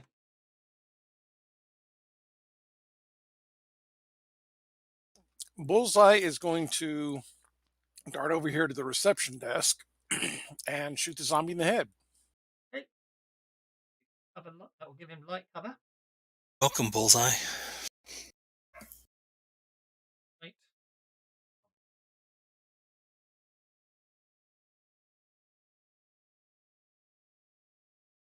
Oh, yeah, that's how I do it. Yeah. You take it. You open up with your carbine. Unfortunately, you miss. Yeah, I was moving too much. I understand that. Next. Okay, Christopher Tennant. Prisoner Christopher. Christopher. He basically steps out into the middle of the room and opens fire with the Luger. Oh man. You have to aim for the heads. Shooting Bullseye. He's a bullet magnet. The guy Again, dude? Again? Did he crit fail again, did he? No, bullet magnet. If you roll, if it's an innocent bystander, as it were, he was in the line of fire. He's a bullet magnet, and it's funny. So yeah, it's his hindrance. He tends to get hit by stray bullets. Yeah, it's a double fumble chances when you're next to him. So yeah, another bullet. It's not got to be a crit. It's just got to be a miss. Yeah. Excellent. Yeah. You're like a magnetic person that attracts lead, right? He's a bullet magnet. Maurice Delacroix. We should all stand near him then, shouldn't we? Yeah, that's what he's there for. Well, that's why I said I got 10 guys between me and the Germans, and they're all shooting at me. Exactly. Delacroix, what are you up to? If you're talking, we can't hear you. Right. So here, right, what I'm going to do is I'm going to run up there and slide under the desk. That gives you. No, it's just it's just a normal cover bonus, but the dig in edge gets added on, so it's actually it's a +3 bonus, and my toughness goes up by 1. Nice, because you've got dig in. Okay, yeah, I'll allow that. I think it's when you're meant to be digging dishes, but anyway, I'll allow it anyway. Because you're not going to be building any slip trenches or anything down here. Should go prone, really, shouldn't we? You should go prone, makes you harder to hit. Yep. Okay, so you slide in there, and basically you using the careful positioning of the chair legs and the chair legs and the table legs to give you your extra cover. What do you want to do now? And then I think we'll,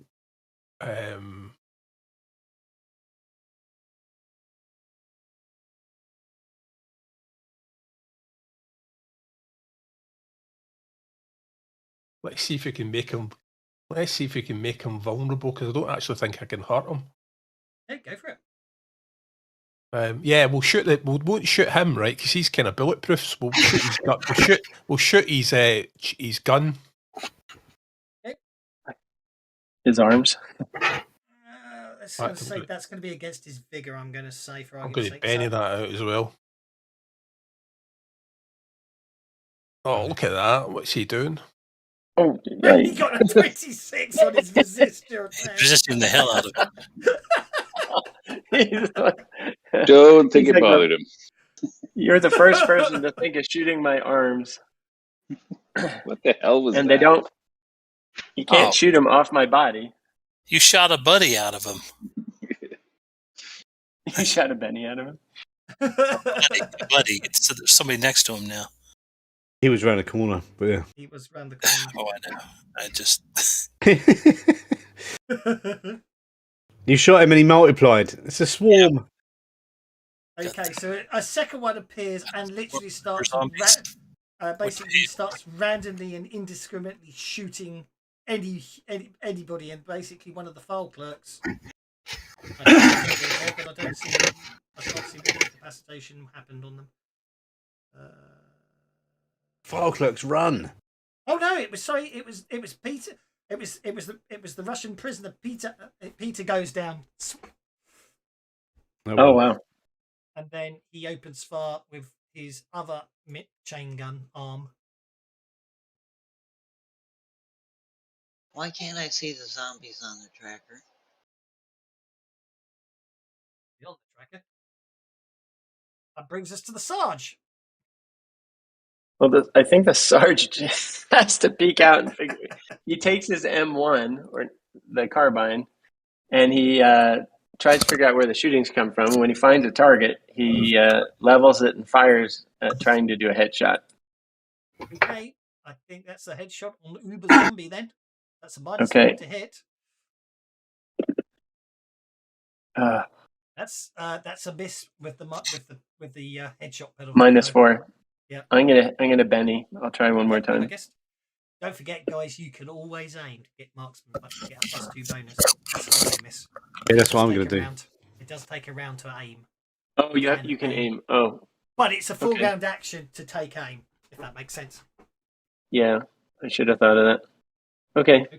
I tried. Okay, so the Sarge pops off a shot, and unfortunately, it doesn't appear to affect him. That brings us to Hank. Okay, this may sound like a dumb question, but where the heck are these zombies? I can't see them on the map. I'm assuming it's because of line of sight. Where is everybody firing? It's that filing cabinet. Okay. Yeah, they're firing over there. It's the filing cabinet. That's cool. I'm sorry, the filing cabinet. Okay. I'm not going to have it. No, that's fine. Side. That's ridiculous. No, that's okay. That's okay. That's good. I just wanted to have a feel for where all the shooting was coming from. So you can see him now. You can see him now. Okay. Yeah. So you. Okay. Yeah. All right. There you go. So what I'm going to do is, first of all, file clerk 2, which is right there with me. I'm going to yank her, and I'm going to literally toss her over the other side of the desk, so she's on the other side. Then I'm going to go over here, grab the other file clerk 14, same thing, throw her down behind the desk. Then I'm going to lie flat and prone, and if there's time, which I'm not sure there is at this point, I'm going to aim. I don't think I can aim now. But you know what? I like it. I'm going to let you aim anyway. I think you be dramatically heroic and save two people there. I'm going to definitely let you do all that, then lie down and take aim, because I like the dramatic heroic thing. It's proper war movie stuff, isn't it? Doc. Oh, makes what I was about to do look crap then.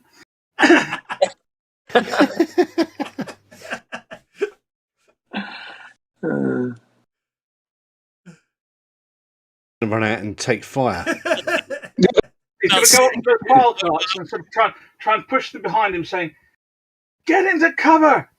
Damn, join the Navy. They said, see the world. They said everybody likes a man in uniform. They said, oh shit!" Do you have any movement left after that? No, that's it. I ran out at that point. Oh, that's bloody heroic, isn't it? I'm going to have to definitely... Well, you got 10 bennies already, but I'm going to give you another one for being ridiculously heroic. You gave me the hindrance. And you're role-playing it. And role-playing hindrances gets you bennies. That's the rule. Okay, unfortunately, Uber Zombie number 7 unshakes. Dear. Oops, hang on. Let's try that again. Number 7. Not number 7. Uber's... I meant... No, that's scary if you tell me it's number 7. I meant, sorry. I don't know why. I don't know why. Again, set it in Fantasy Grounds to just give them a random number, so you don't. So it's The first time you don't tell the players that. The first time we did it, it was Goblin 156. The players went.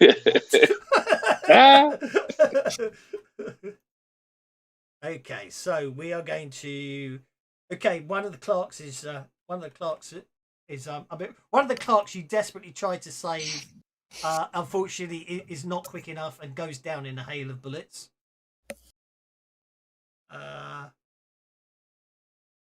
Another file clerk's going to go down in a hail of bullets. Shut down in a blaze of glory. And then I think the dog's about to die. Oh, jeez. We can take That that. was a medic. Oh! Maybe not. 2 You know wounds, what? that makes you one. I'll go for a reroll. You've got 10 bennies after all. 8 bennies. 7 bennies. That was dramatically close to a critical fail. I think I'll take the 1 wound. Okay. The net result of which is you have been ow. Got shot. Gut shot. Got in the gut. So you are basically battered. -1 toughness, -1 vigor.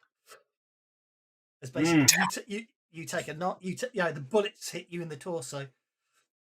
Only one catches you, but it's very nasty. Okay, the office manager. If only we had a medic. The office manager. Oh, sorry. The office manager. Yeah, the office manager just literally. The office manager unshakes and locks that door. And then that brings us to Maggie Taylor. Well, why is Christopher just standing there?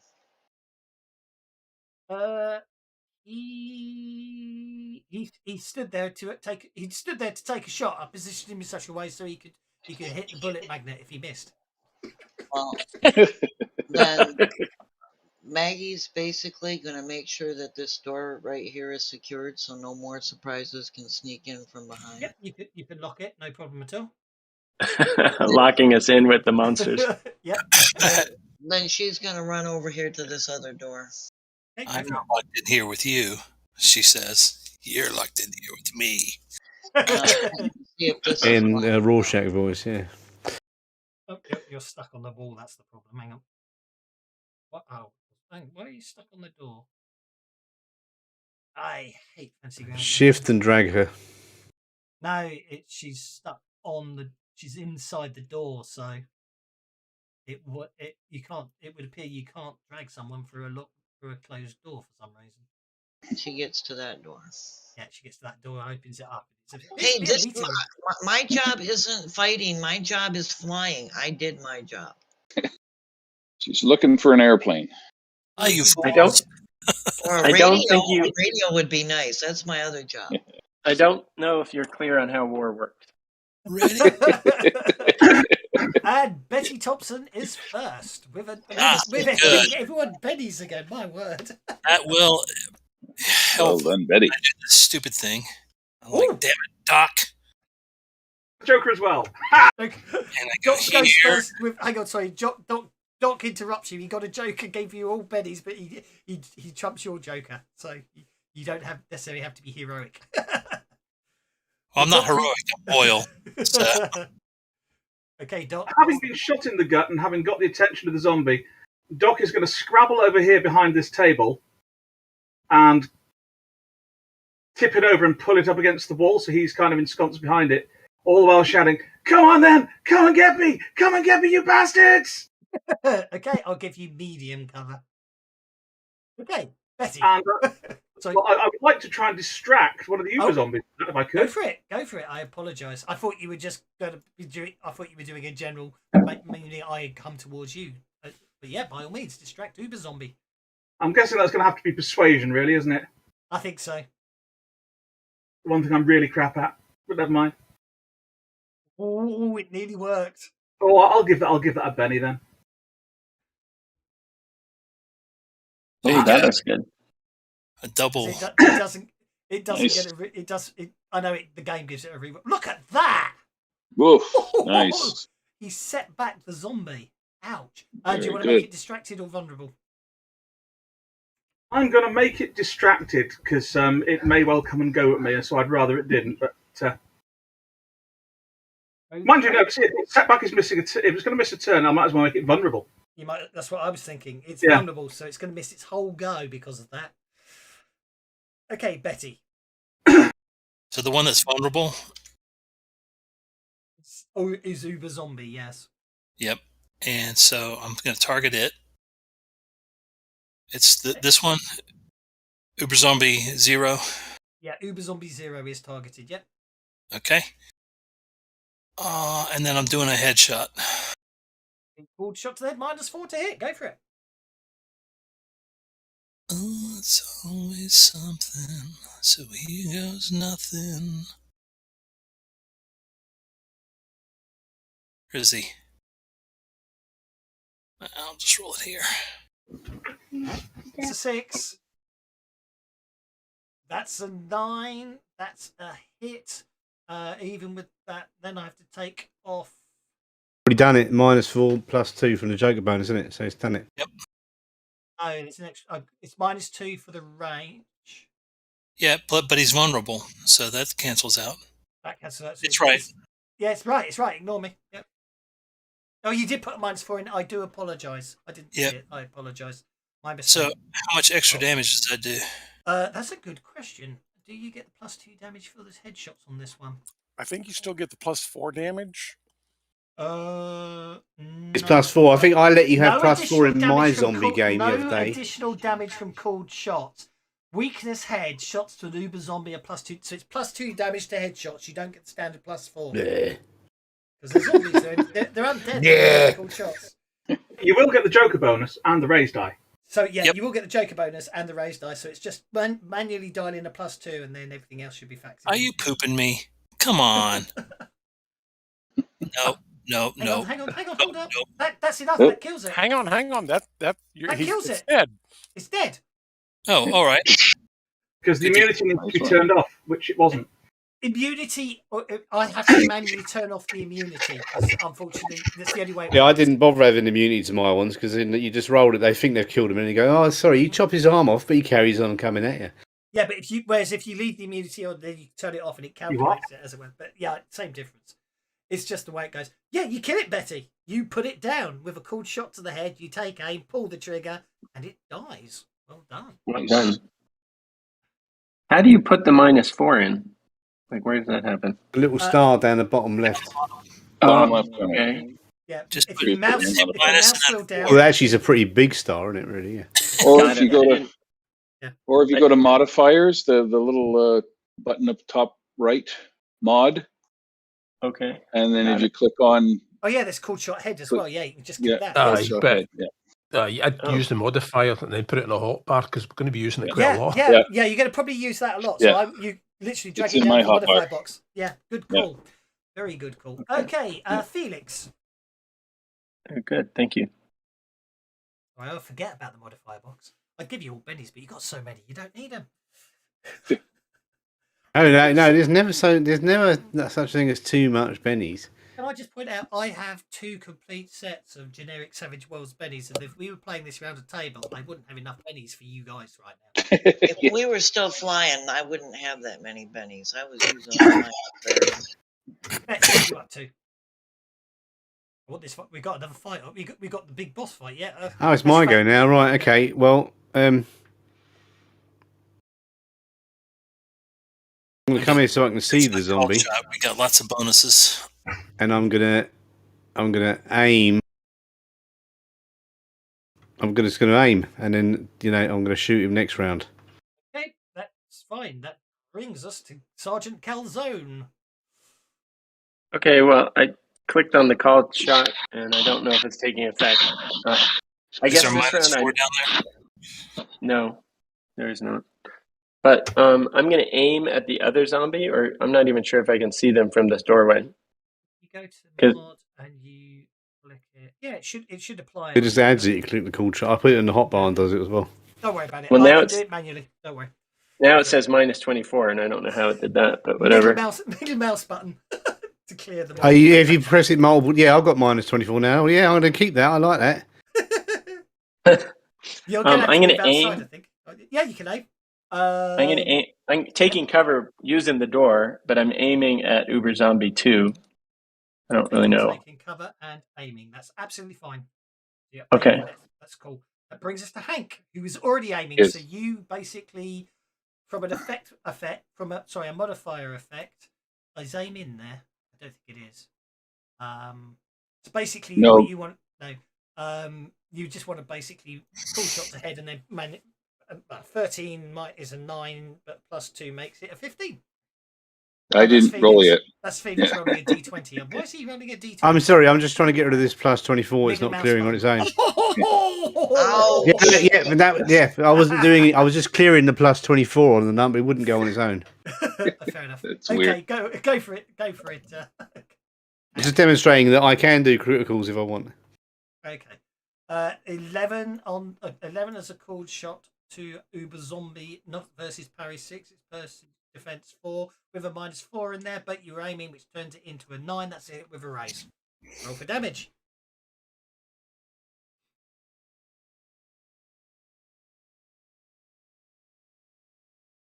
It's not immune because it was a called shot to the head, and you actually did 16 points of damage because it's +2. You put it down.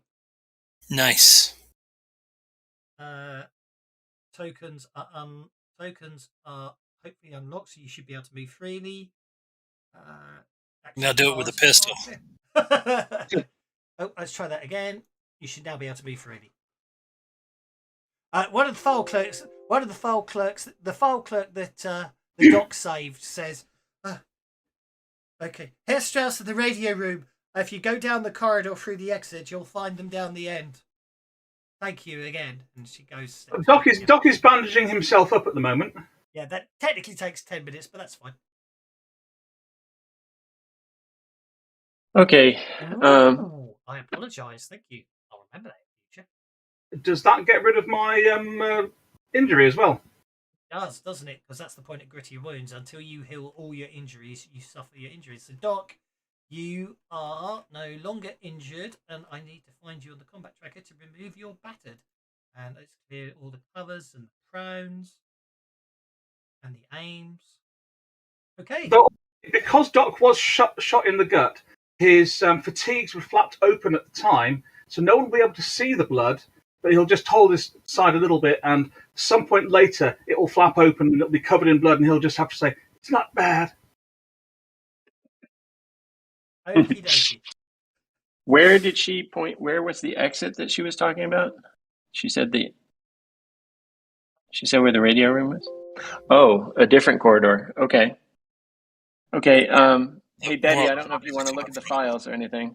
By all means, if you want to otherwise- walk around the place, the office managers aren't coming out, but by all means, if you want to check all the other rooms, there isn't I anything want to important make in sure the they have no way to alert anybody else to us coming. They don't. It's just an office, and they're to be honest, the file clerks are quite happy. You can, but I would suggest you do, and I will say there's nothing they can do to stop it.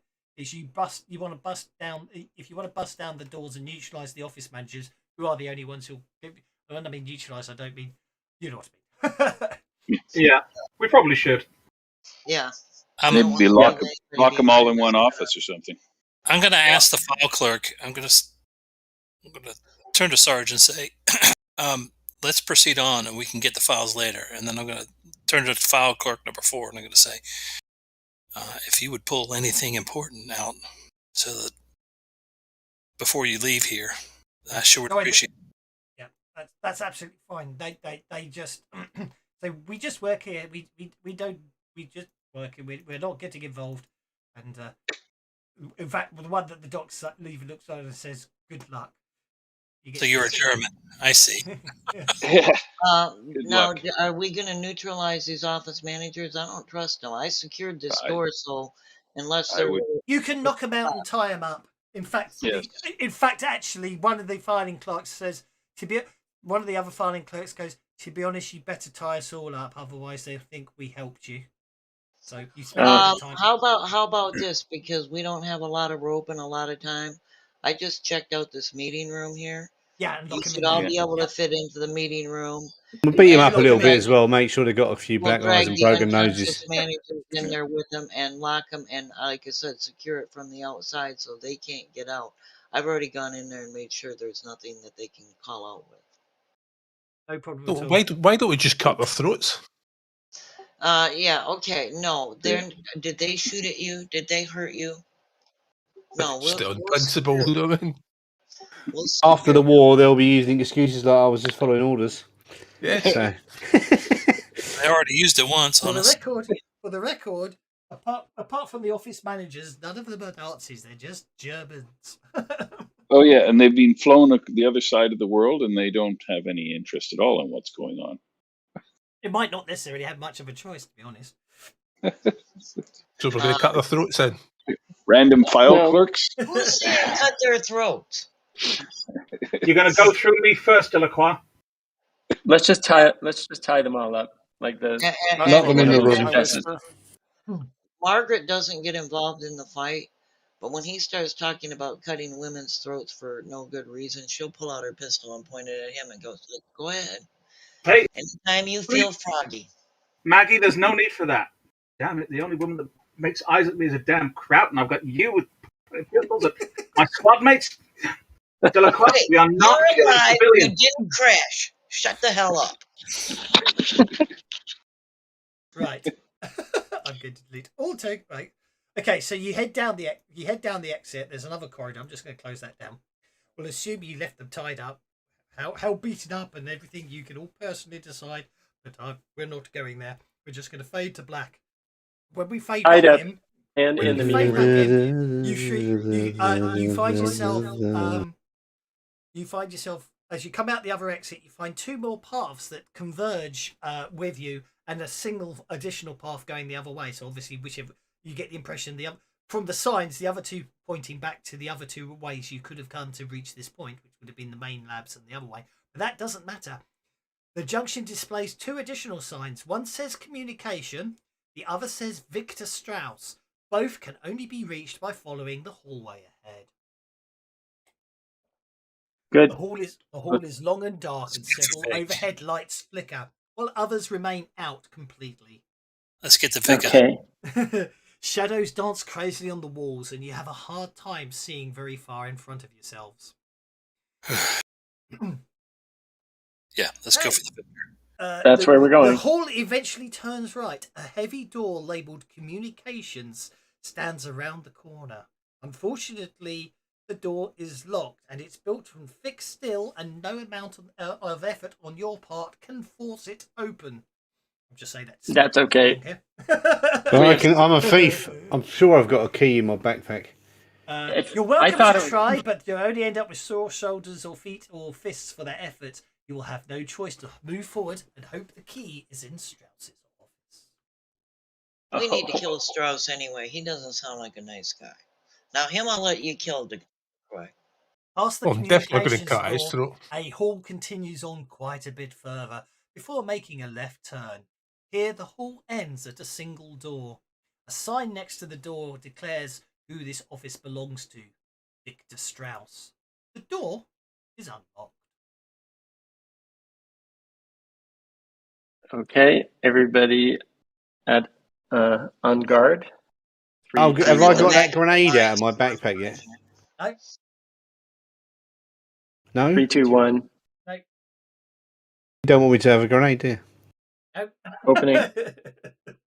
Opening the door. It's a rocket if you haven't launcher. picked up on it yet, it's very much meant to be a horror survival game. I've just ordered to one shot, so you're meant to have limited supplies and using your wits to do stuff. Not I know, but my wit is I can make shit appear out of my backpack. Yes, you can, but the GM has the final say. And if you have a hand grenade in your What's your backpack, PayPal account?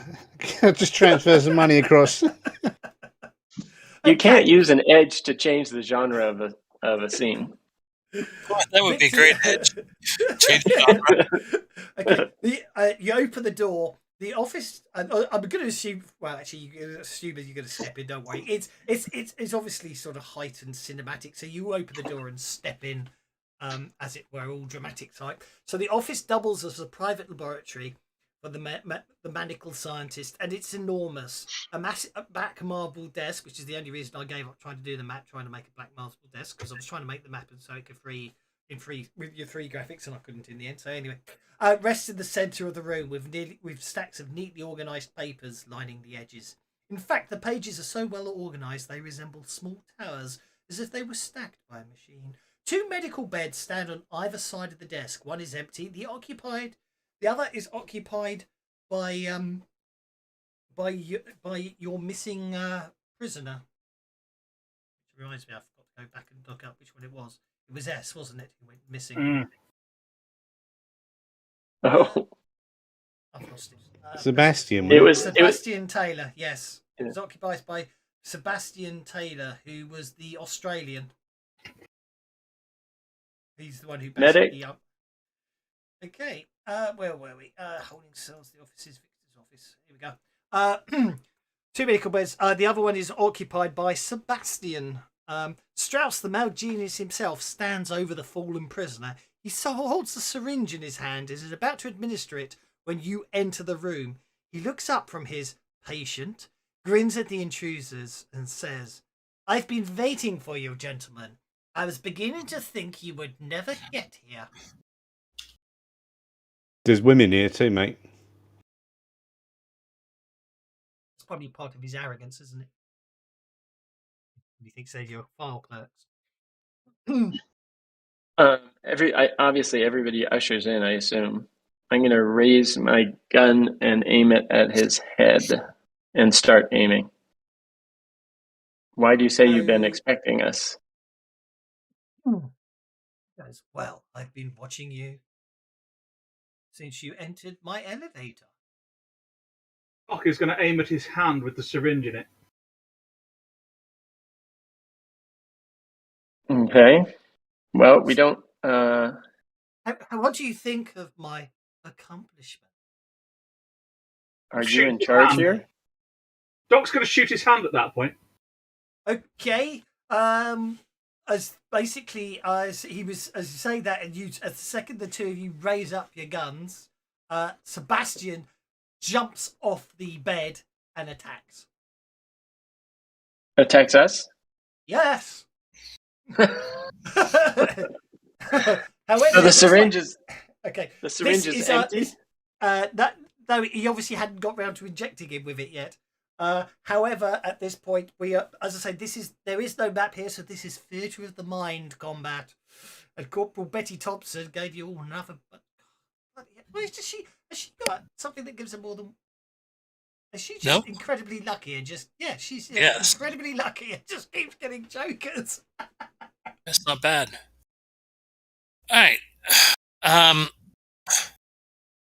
Does Sebastian look undead? I'm going with yes.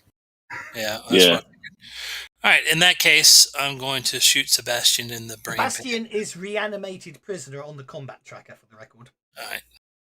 Yeah, I'm going to shoot him right in the brain pan. Okay, go for it. So I will target the reanimated prisoner. You're going to target him right in the brain pan. Okay. Is he targeted? He should have been targeted. There we go. I don't know why it didn't work.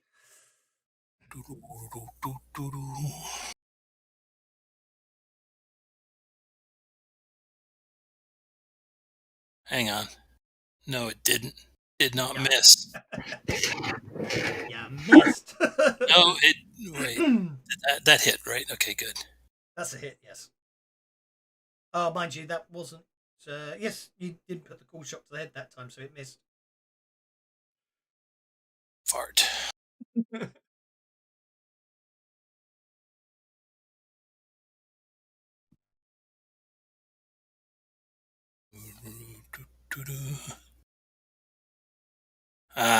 Come on, I got to roll a 6 eventually. Didn't you say you were aiming at his head before the combat started? So does the aim apply? No. I was aiming at somebody else's head. Because I wanted you to get a chance to talk to him, but the second you make any hostile act, the animated prisoner attacks. So pointing guns at the head as soon as came in didn't give me a chance to have to say anything. You didn't give me much of a chance anyway, but anyway. All right. Who wants to listen to the bad guy anyway? I give up. Sorry, Betty. That was very unfortunate. That's the problem with headshots. Yeah.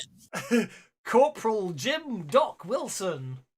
Was going to shoot the guy in the hand. So wait, did I get a +2 Joker bonus? Yeah. Yep. All the way through. All the way through. Yeah. +2, -1. All right. You're getting a cool shot to the hand. That's a -4 as well. And could you target Strauss for me, please? I certainly will. Strauss is on the 9 of clubs. There you go. It didn't target, did it? Let's try that again. Oh, you got to target. You mustn't do it on the. Yeah, okay. I know what I'm doing wrong now. You've targeted Strauss. Be my guest. Thank you.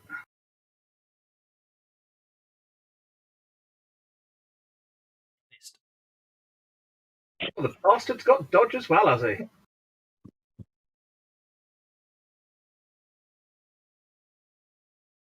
Missed. I'm probably going to keep missing because he's got dodge, but I'm going to keep trying. Yeah, he's technically -6 to hit. Okay,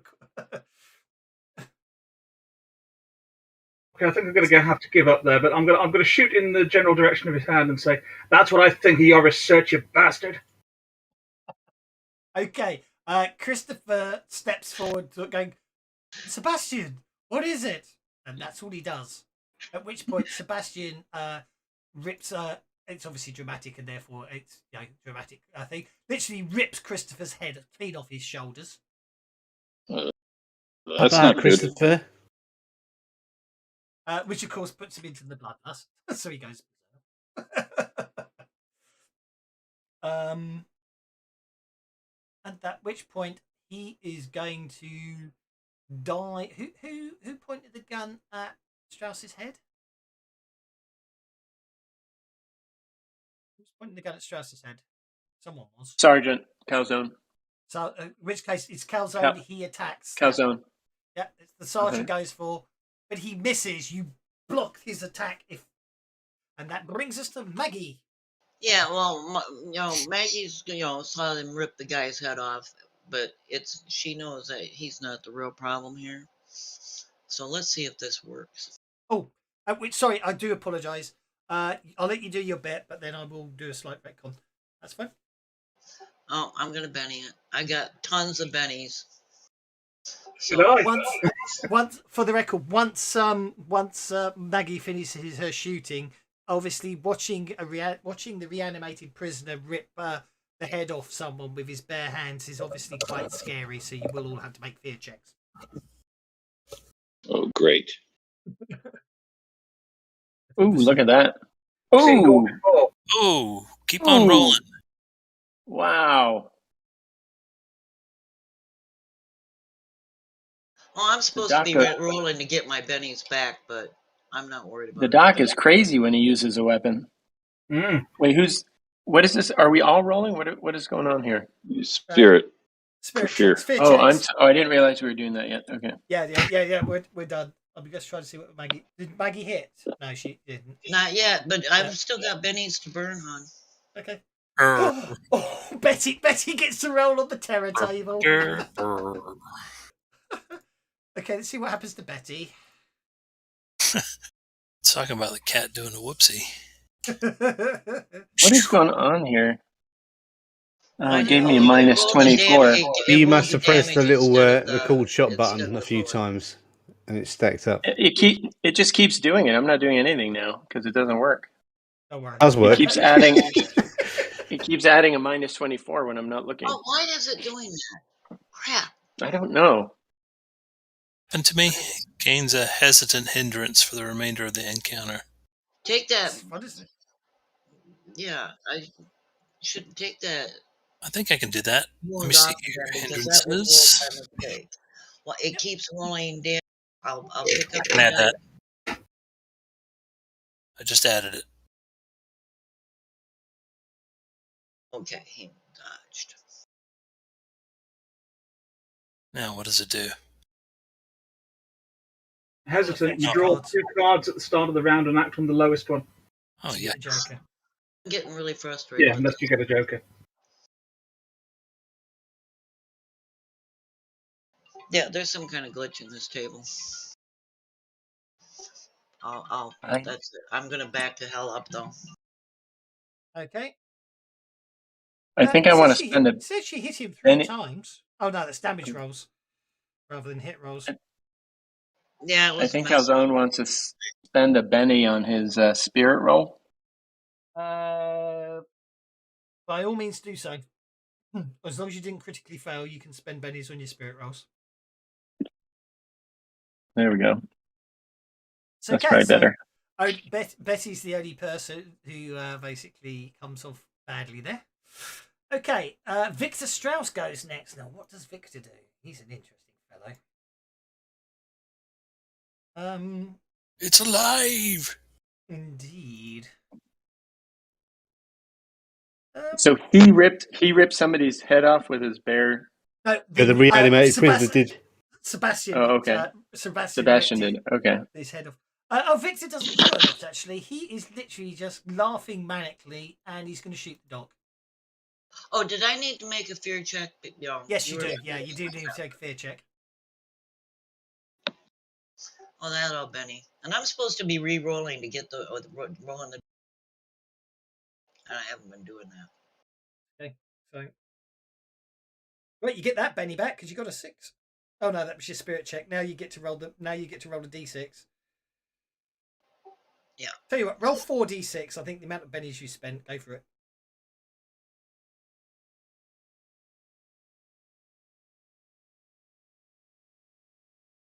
Me and the dice aren't getting along today. That's okay. There you go. You got 2 bennies back. We'll say out of all of them. So give me 2 bennies back. Yeah, there you go.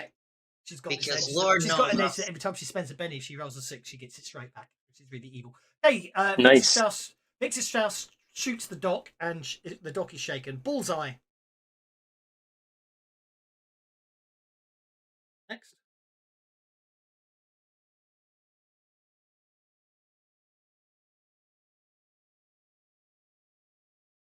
Bullseye. Are you there, sir? Oh, sorry, I was pushing the wrong button. Bullseye is going to take a knee and start aiming towards Victor. Okie, that's an aim towards Victor, who is there. That brings us to Felix. Going to do exactly the same thing. I'm going to aim at Victor. Going to aim at Victor. Okay, that's 2 people aiming at Victor. Sarge. Well, since everybody's doing that, I'll take an opposite action. I'll do 2 actions to fire at Victor twice. How's that? Ooh, okay, you're going to. Ooh. Okay, so yep, where it says 1 action, change that to 2 actions, and then. And I did that. And so then Okay. basically make two shooting rolls. They are 2 separate rolls. Okay. 2 actions. There's the first one. The first one, Yeah, that's that's 6 good. promising. You hit the first shot. And you know what? I'll Benny that one just for fun. Yeah, you can Benny the second Sure. shot only. You don't have to Benny the first shot. It's not like rapid fire where you have to re-roll everything. Okay. I'm afraid that misses the second shot, but the Good first enough. shot hit. The first shot hit. So- Roll for damage. Oh. Okay, that's a wound on Victor Strauss. I'm going to spend a Nice. penny. And he soaks it, alas. Okay. Well, he's getting sweaty, at least. Yeah, well, Yes, you it's- maybe spend one of my bennies. It's weird to Yep. see only NPCs having 2 bennies. I've got 2 years to Pathfinder. Private Hank Buster. Okay, so I am going to take a headshot at the reanimated corpse. Okay. That I'm definitely going to Benny that. Oh, that's looking That's promising more with like that it. 8 coming up. That's That's an more 11. like it.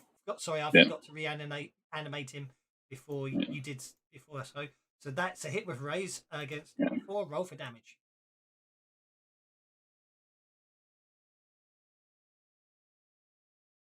Yuck. That's definitely a Bennier. Yeah. Better. Shakes In the him. head. That shakes him. That shakes him. Yep, that shakes him. Good enough. And that was a headshot. Yeah, that was a headshot. That's actually Yeah. 13. That'll be a wound. Oh, a wound. I apologise. I forgot to add the +2 and turn off the immunity. Turn off the immunity. Add on 2 points. He isn't shaken, so yeah, you put him down. Oh, nice. Down goes the reanimated prisoner, Maurice Delacroix. Let's gamble with Daka. Hey, you going full Dakar, are you? Oh dear. Okay, that's that's fine. He didn't roll. He trait roll was a natural 1. Okay, so roll for please roll for damage twice. Hang on a second. Yeah, go for it. Please roll for damage. It's only one hit, isn't it? Roll for damage Yeah. twice, please. Well, I was going to Benny it, so it might get worse. Okay, go for it. There's an 8 there. But So no it trait go- rolls with one. No trait Yeah. rolls of 1 this time. So avoided hitting the friendly fire, Yeah, and so it's I 2 shall get hits. rid of that.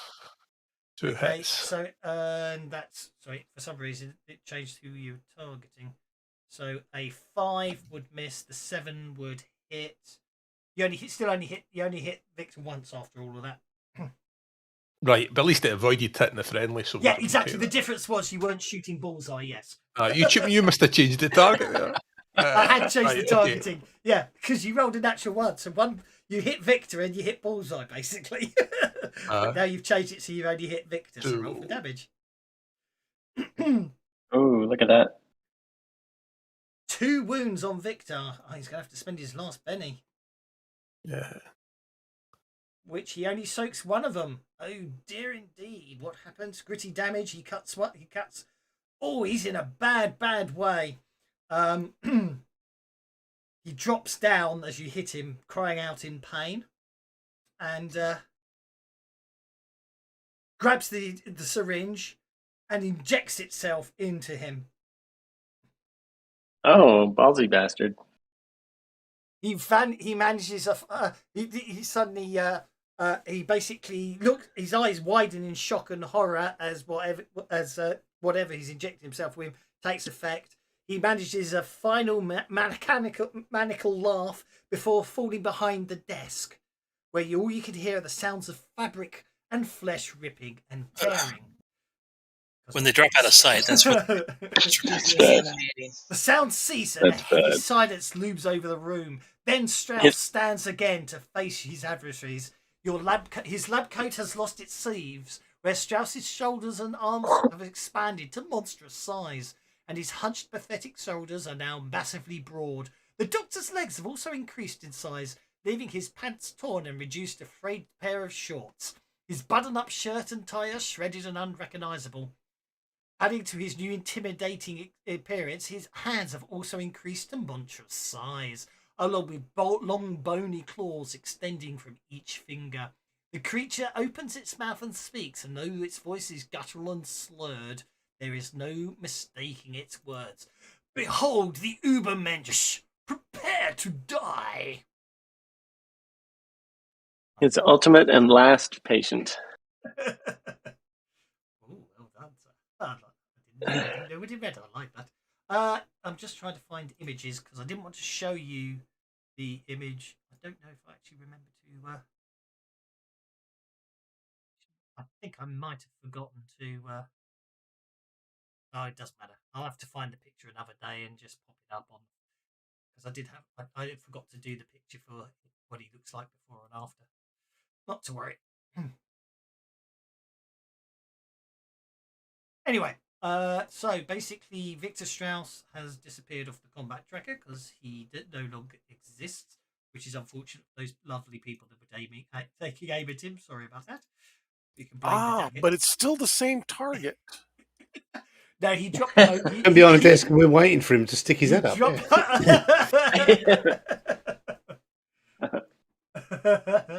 Okay. That's the spirit. I'm going to deal him a card. I'm not happy with the 8 of diamonds. It's dealing him another card. I'm not happy with the 8 of spades. It's dealing him another. Or the 2 of spades. Or the 5 of clubs. Okay, I've run out of bennies. This might be Excellent. This might be a very short final fight. I wish I had the image, but anyway, not to worry. Let's have a look at Ubermensch. He's the ultimate supreme. He's thick, high, and enhanced muscles. How big is he? He is obviously okay. Unfortunately, first things first. Everyone gets to make a spirit check at -2. Oh. Because he's terrifying. Oh crikey, it's terrifying. So any fails is a roll on the terror table. Spirit check. I'm not even bothered. I'm like, oh look, he turned into a demon. He's 10 feet tall, though, apparently. I better Benny again. I'd rather Thanks, be available. Yeah, 'cause Yeah, he's and got- I get to roll. I get to roll another d6 to see if I get that Mm. penny I spent back. Go for it. You can do it again. No, that's okay. I still got lots of bennies. Okay, Having so my. net result. Who Oh, there we failed? go. Did everyone make it even at -2? No. I don't. No. I don't think I did. Okay. Buster failed. Buster failed. So But I've the already- Locke is at Okay. -2. He likes fighting big tanks, but he doesn't like fighting big people. no, okay, so Buster is shaken. Where's Buster? I've lost Buster on the combat track. Down near the bottom of the combat track. He Okay. always is at the bottom of the combat track. Did anyone else fail? Yeah, Delacroix did, because there's a Delacroix. -2. No, I've spent 3 bennies on it, so 7 in the end. 7 passes. 7 in the end. 7 in the end is 5, so you're not hesitant. So it was just Buster who failed the terror check and is basically. I need to. I didn't create this table, but you really ought to add the hesitant hindrance as a link on the fear table. Okay, right. Well, then Bullseye gets to go first. I'm going to shoot him in the head. Go for it. Because I am kneeling, do I get any kind of bracing or anything, or am I just going to have to suffer it? I'll give you. I'll be nice and give you a +2 because I'm feeling generous. Okay, So- then I will so- just put a -2 into the. But is that not a +2 for the aim as well? No, because aiming's actually a +4 bonus. No, it's not. Aiming's an ignore 4 points of penalties. Yeah. Not quite the same. Not quite the same thing. It's aim So, is actually anyway. better than marksman still. Yeah, it is surprisingly. Yeah. Okay, what is? How come? What? Oh, never mind. Oh, let's go You ahead. hit him in the head. Yeah, let's see if I can get the raise out of that. Yeah, all right, fine. Do I get to do the +4 damage? Just straightforward damage roll.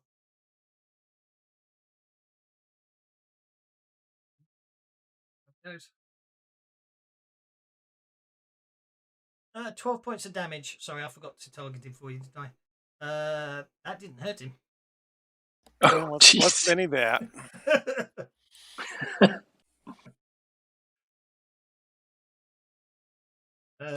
Let's do one more. Go for it. No, okay. Okay, that brings us to Felix. I'm still aiming, and I or not? No, because the problem with aim is you need to not move and keep an eye on your target. Your target disappeared out of sight, and when he came back up, his head wasn't where you were expecting it to be. It was basically the middle of his chest. So you could take a cool shot -4, or you could aim again. I'm just being evil. Okay, I'm just going to shoot the bastard. All right, we'll see what happens, isn't it? Yeah, I mean, there's nothing to be. There's nothing to say. Do we even know that his head? We don't even know that You he's don't even vulnerable. know. No, exactly. Yeah. For all you I'm know, going to all just you go. have to do is shoot I'm him in just going the to chest. go full auto on this baby. Go for it. Go full auto on Victor. I think I'm going to roll again. Yeah, you might want to, because I'm looking at you just machine gun Bullseye 3 times at the moment. That's looking a little on the more interesting side. There's 2 hits, isn't it? It's 3. You get to roll 3 damage 3 times. Yeah. Okay, first one does not damage Victor Strauss. Second roll. Unless you want to Benny it. Second roll does not damage Victor Strauss. Third roll. Oh, okay, you must want to Benny it. Okay.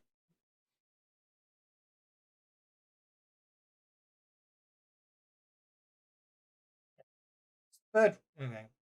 I'll let you finish your attacking rolls, and when you're done, we have to roll for how much damage you do to Bullseye. You shake Victor. Okay. Are you happy with that? Yeah, I have to be. I've only got 1 Benny left. Okay. Okay, so now what I need to do is I'm clearing the target. I am targeting. Where's Bullseye? And please roll damage for your final burst of your machine gun. That's 1d4, Non-exploding 1d4. Where are you? I've lost you. Oh, come on, people. Quit trying to ring my bell. Jeez Louise. Doc. I shot about is- 30 bullets in, or 10 bullets, and only one hit you. Be happy. Doc. Okay, Shakes. now that this guy's gone all roid rage, he's got like tendons pinging out around his muscles and what have you. So the doc is going to draw out his knife, step in next to him, and using his medical knowledge, try and cut him in places that are going to cause him problems, and then step back again while he's shaken. So I'd like to do a healing test against him to convenience him, if that's all right.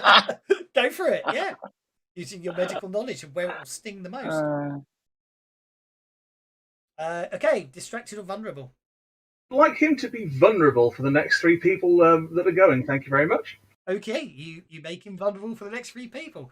Okay, I'll let you end your turn. So then it's Delacroix. Vulnerable. So let's do. I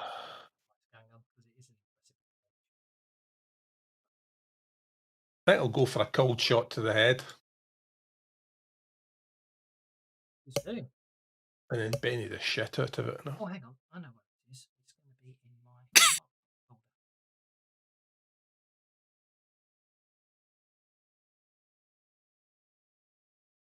my folder. Okay, you miss at the moment. No, I don't. Okay, you hit. Well, I raise +4 damage. Oh, well, but then is he undead, though? No. No. Right, okay.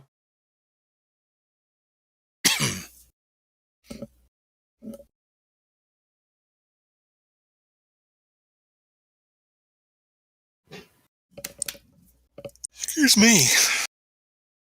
Okay, that's a wound. Are you happy with a wound?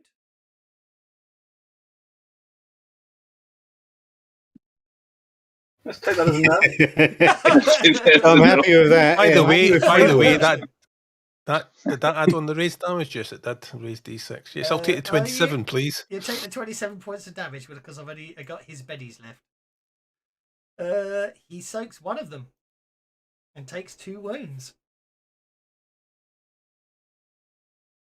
Okay. got gut shot in the. What do you got? In the core, so you got shot in the gut. Shot in the gut. He's lost the point of strength, which is seeing as he's a melee guy. That's quite a good thing.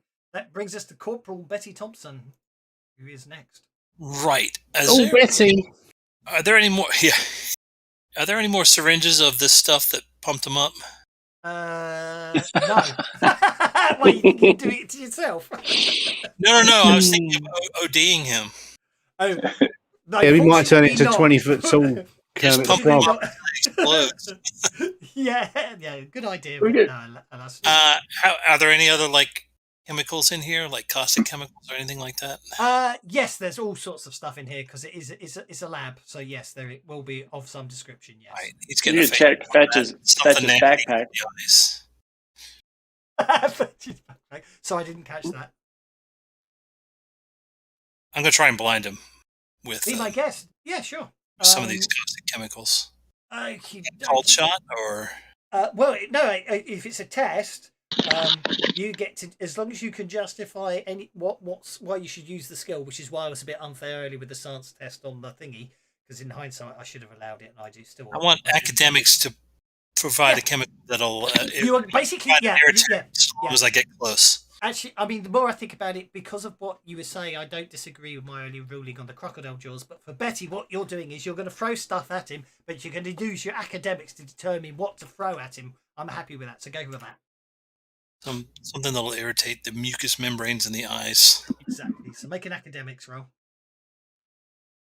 Well, fart. Make another academics roll. Yeah, academics roll that actually works. Make a better academics roll. Grabs the biggest book on the shelf. Oh, I did put it in. Are you kidding me? I give up. What school did you go to? The Well, problem of course, is, everything's written in German. All the labels are all German. So I just did got to actually read have it the image. quickly. There we go. Oh, There's cool. Victor before and after. Okay. I had one in there. I provided put a link in the Indeed. chat. So none of those work, huh? Well, the point is yes, but unfortunately, basically the way it works is obviously you make an academics roll to grab something that you think will affect him, and then you throw it at him, and then obviously what I'm going to rule is that his his smarts was clever enough to make sure he was immune to that chemical, if that makes sense. So no, I'm afraid not. Did ties go to him? I guess is what I'm asking. Yeah, ties go to him. There is an edge you can get that change ties to you, but otherwise ties go to the target. Right. I've only got 2 Sarge. minutes left. Yeah. Sarge. Sarge is going to do the aiming for the head thing Okey-dokey. and let somebody else go. Okay. And I think there should be one more. I assume that somebody else gets the benefit of the third round of him being whatever it was, or should I use it before he takes his turn? Yeah, vulnerable. Because he had three. The next 3 people he was going to be vulnerable for it. Should I use that, or does it pass on to the next person if I don't really do anything? It goes because he's acting next. You won't be vulnerable Oh anymore. well, then I'm not going to aim. I'm not going to headshot. I'm going to take it. I'm going to do the a single shot. Single shot to the torso. Go for it. Yep. He's on 2 wounds. 2 more wounds and he's incapacitated. Oh, there we go.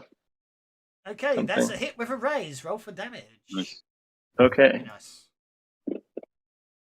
I think Okay, can boss. probably Benny that. Take him down. Benny that? Do more damage? Is that going to do anything? So you got a good chance. Yeah, that's a very low roll. So. Oh, that looks horrible. Oh, that is horrible. You got more bennies? Yep. There we go. That's more like it. Get some exploding dice. Could still do better. I'll do it more. I have bennies. I'll use 2 more bennies if I have to. Oh, it's going to be worse. Last time. Oh, here we go. Maybe something. It's the final fight. You can Oh, that 6 was almost there, and then the bit of dust on the table and it flipped over. Sorry, I was dealing with spam bots. I only have 2 more bennies, but I'll do it one more time. Oh, go for it then. Sorry. I have to Screw. I have nothing. You've got nothing. Okay. I should have taken the damage. That was it. No, you did make the roll the first time. He made the roll the first time. I just re-shook him again for damage purposes. I'm afraid he unshook. Okay, first things first. I'll make a vigor roll. I make a vigor roll for him. Okay. He regenerates. Jesus, he's rolled well, hasn't he? Okay, he has no wounds as they all close up. Oh wow. One of them types. Why did I spend all my bennies? Brilliant. Okay. Who did 2 points of damage to him? That was me. I managed to shoot him in the head. Oh, that was Delacroix, wasn't it? Yes. No, I should have aimed. He claws at you. Oh, hit with the raise. Hit with the raise. Sorry, I'm going to retcon that. Sorry. I'm retconning that. Sorry, I'm going to change that because I just noticed something he could do, and it just makes it much more scary. And I was gonna go look around the room for some sulfuric acid. He sweeps. Everybody gets it. No, well, I'm only going to. I was up against the wall. He's one way far You can only away sweep 3 from of him. you at a time, so I'm just being nice, and I randomly picked 3 people. The next turn, I'll try and pick 3 different people as he sweeps his claws in a terrifying arc of damage and death and destruction.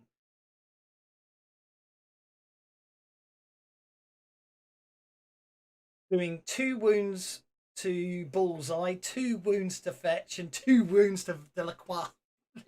Wow. dodged it. Nah. He didn't. He did. I dodged. How can you got me? His arm couldn't have got me. I was right back in the corner. Theatre's wide. I apologise. I teleported back into the corner. Okay. Okay, so I can Could see I that's- wrestle okay. crocodiles? Delacroix made it 11 and soaked. It looks like there's Bullseye. Is Bullseye around? We lost Bullseye. Nope, I'll roll them for him. 9 soaks them all, so no one is afflicted. Okay, Margaret. Yeah. Maggie. Yeah, if ever we needed American luck, she's just gonna take a shot because this guy's like creepy. Okay. Creepy. I'm seriously going to overrun unless someone puts him down soon. He's going to run out of pennies, so. That didn't target him, so it didn't roll either. Yeah, he's targeted. Roll for damage. Attack and damage, I should say.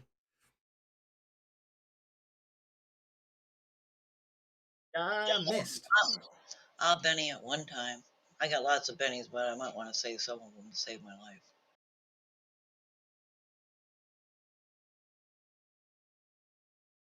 You hit him. Roll for damage.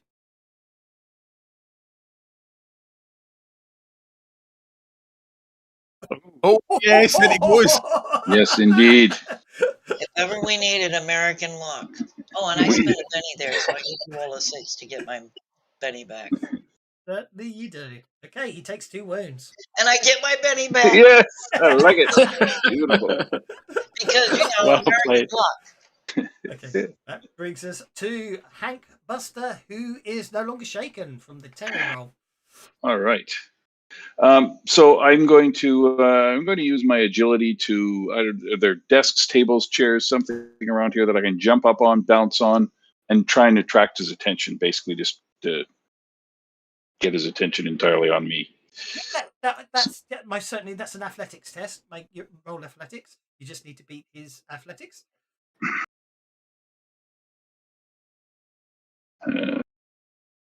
Which you succeed. Mm-hmm. I'll make him vulnerable. You're making vulnerable. Good call. Okay, you basically make it. Yeah, he's so basic. Oh, unfortunately, he's got the Joker. Okay. And do you know what? I'm going to be incredibly evil. Because he is. What the hell? He sweeps all of you. Even though some of us are not in range. I don't care. Oh, man. I think we're going to survive this one. He's just trying to kill us. His strength should be down by a die type because he got wounded. He regenerated all his wounds. No, he didn't. He took 2 wounds after he did that, and it lowered his strength again. So there. Yeah. I apologise. I didn't notice. I forgot he did get wounded again, didn't he? Yeah. Okay, well in that case, I will ignore the damage I just rolled on Maggie, and re-roll the damage on Maggie.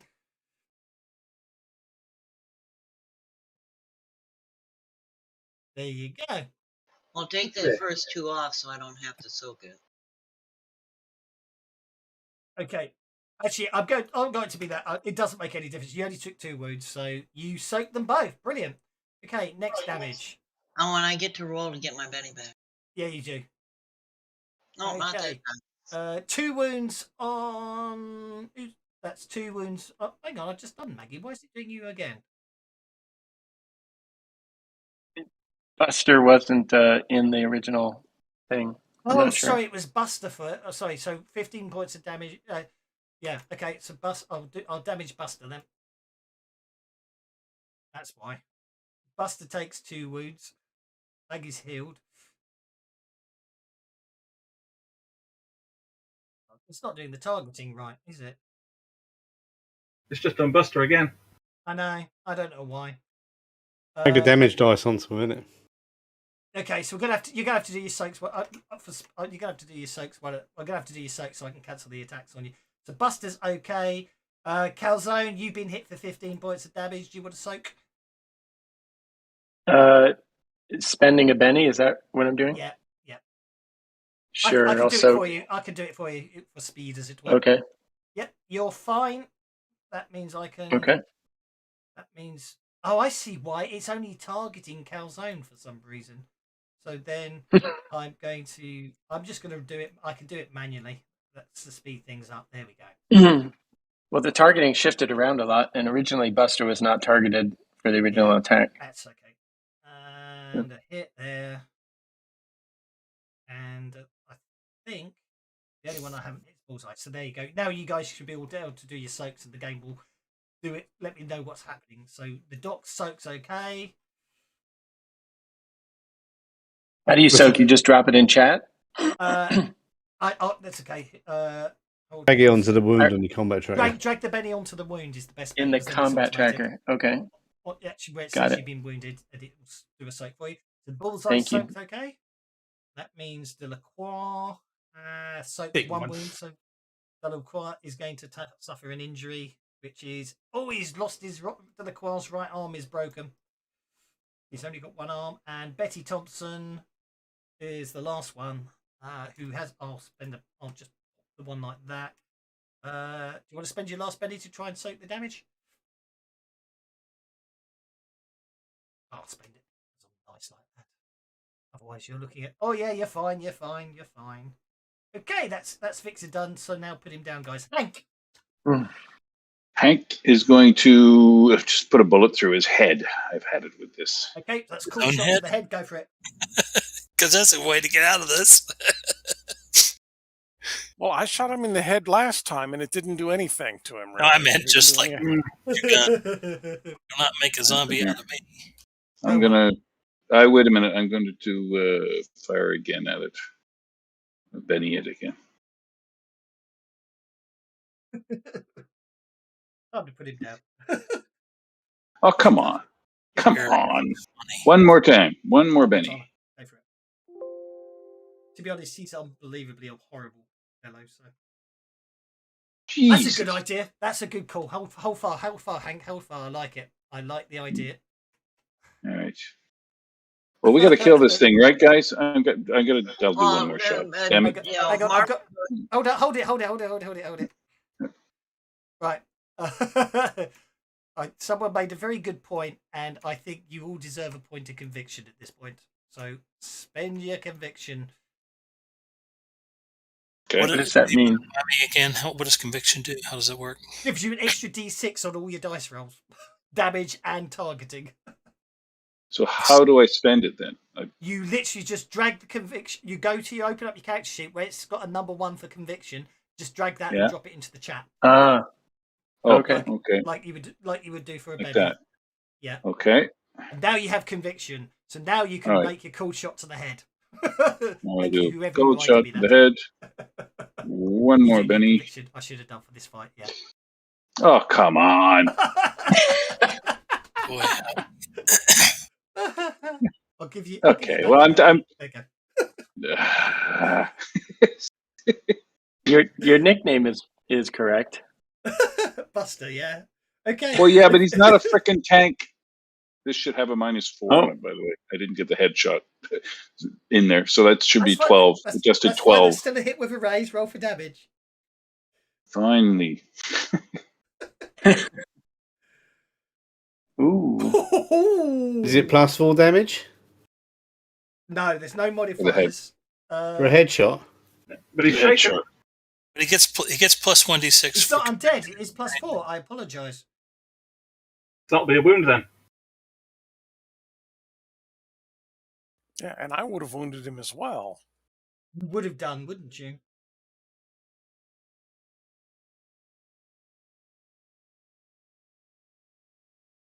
Lost an arm. Lost an arm. Yeah, it's obviously no effect. Yes, you would have done, and I will bear that in mind if we. The bullet bounced off his temple and stuck in his arm, knocking his arm off. Maggie, do you want to spend your conviction? He's got a Lego arm. And I'm going to trust that American luck again. You know what? I trust all you guys. If you're going to do your cool shots to the head, just roll a ball now. Let's just not worry about combat. He's gone, so just get your dice rolls in. Go for it. I'm gonna Benny that. Wow. Jim doesn't want to do a cold shot to the head. Jim wants to draw his knife out, go up behind him, guessing he's got a lot of gang up bonus from the sweep hitting everybody, and say, "I hear Adolf's only got one. Let's have a look at you." Oh no. Right, okay, right. The issue. Okay, so that is a normal wound that incapacitates him. Did Jim do vasectomies before the war? Just go on, guys, shoot him as long as you. Basically, he regenerates anything except shots to the head, so you just need to hit him in the head a lot. Go for it. Are we dropping conviction? Are we doing conviction at this I point? would drop your conviction. Go for it. Just roll. I mean, I don't want the guy getting back up. Ooh. Riddled with bullets. Yeah, exactly. It's the final fight. He's the big bag. Just cane him. Jim didn't go for a shot to the head, but did do 28 damage to somewhere else. Okie dokie. Well, he will grow them back if he survives the damage to the head. So, yeah. Just roll, enjoy yourselves.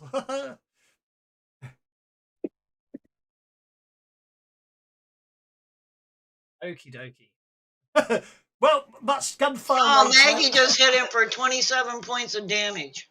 It's awesome. Don't worry, he's gone. You all unload into him. You're just basically shooting him repeatedly. His head rips apart with the amount of bullets, which does mean something else. Doc does have a interesting trophy. Souvenir, an interesting trophy. Because I am out of time because I don't like to overrun too much. But okay, after defeating the Ubermensch, your search of the Dr. Strauss's office reveals a set of keys. One of these keys is labelled communications. Unlocking the door to the communications reveals all the radio equipment you need to send a call for help. Basically, you call it in. With the right call signs that Betty uses, a firebomb blanket bombing an air raid the next day flattens all the buildings, and the day after that, you know to leave the bunker and head above ground, and you'll be picked up. Oh, I like the Morse code there. You'll have quite a story to tell your grandchildren one day, but they'll probably just regard you as crazy old war vets. So, well done, guys. You have survived the Isle of Death. I hope you enjoyed that. That was fun. Thank you very much. Thank I you. think it's pretty cool that Next Maggie time we need to bring every rocket fight launchers. The last one, and then she wounded him. Well, next time, it depends. As I say, the irony of the adventure is, of course, because of the plane crash, you lose all your equipment because it's meant to be a survival horror mission. Obviously, with your big guns and everything, it's a bit of an easy fight. Whereas when you're actually having to sort of take your time and have limited bullets, I agree. Next time, we will roll back to these guys. They're fun. We'll make you a little more traditional. And we'll see what happens. And I did actually look it up. There was one battle in the Pacific Theatre with the Germans. They attacked an island northeast of near the Philippines. It was basically the main source of phosphate for the Allies. So they tried to they successfully captured Phosphate Island, and then obviously a counterattack threw them off. So that was the only historically that was the only time that German army, well, the German Navy and German army were engaged in combat in the Pacific Theatre. But obviously, World War II doesn't worry about any of that sort of stuff. So thanks very much, guys. Hope you enjoyed that, and I'll see you all next month on a Savage Saturday or whenever, Tuesday for Savage Pathfinder or whatever for Lost Colonies. So thanks very much, guys, and I shall see you all soon. Lost Colonies, thank you. Cheers. That's okay. All right. See Awesome. you later, Cheers, guys. everybody. Thanks so much. Lost Colonies is Thank you tomorrow. very much. Take care, Sunday all. week, not tomorrow. It's fortnightly. It's Right, not okay. tomorrow, it's fortnightly. Bye. All See right. you later, guys. Bye now.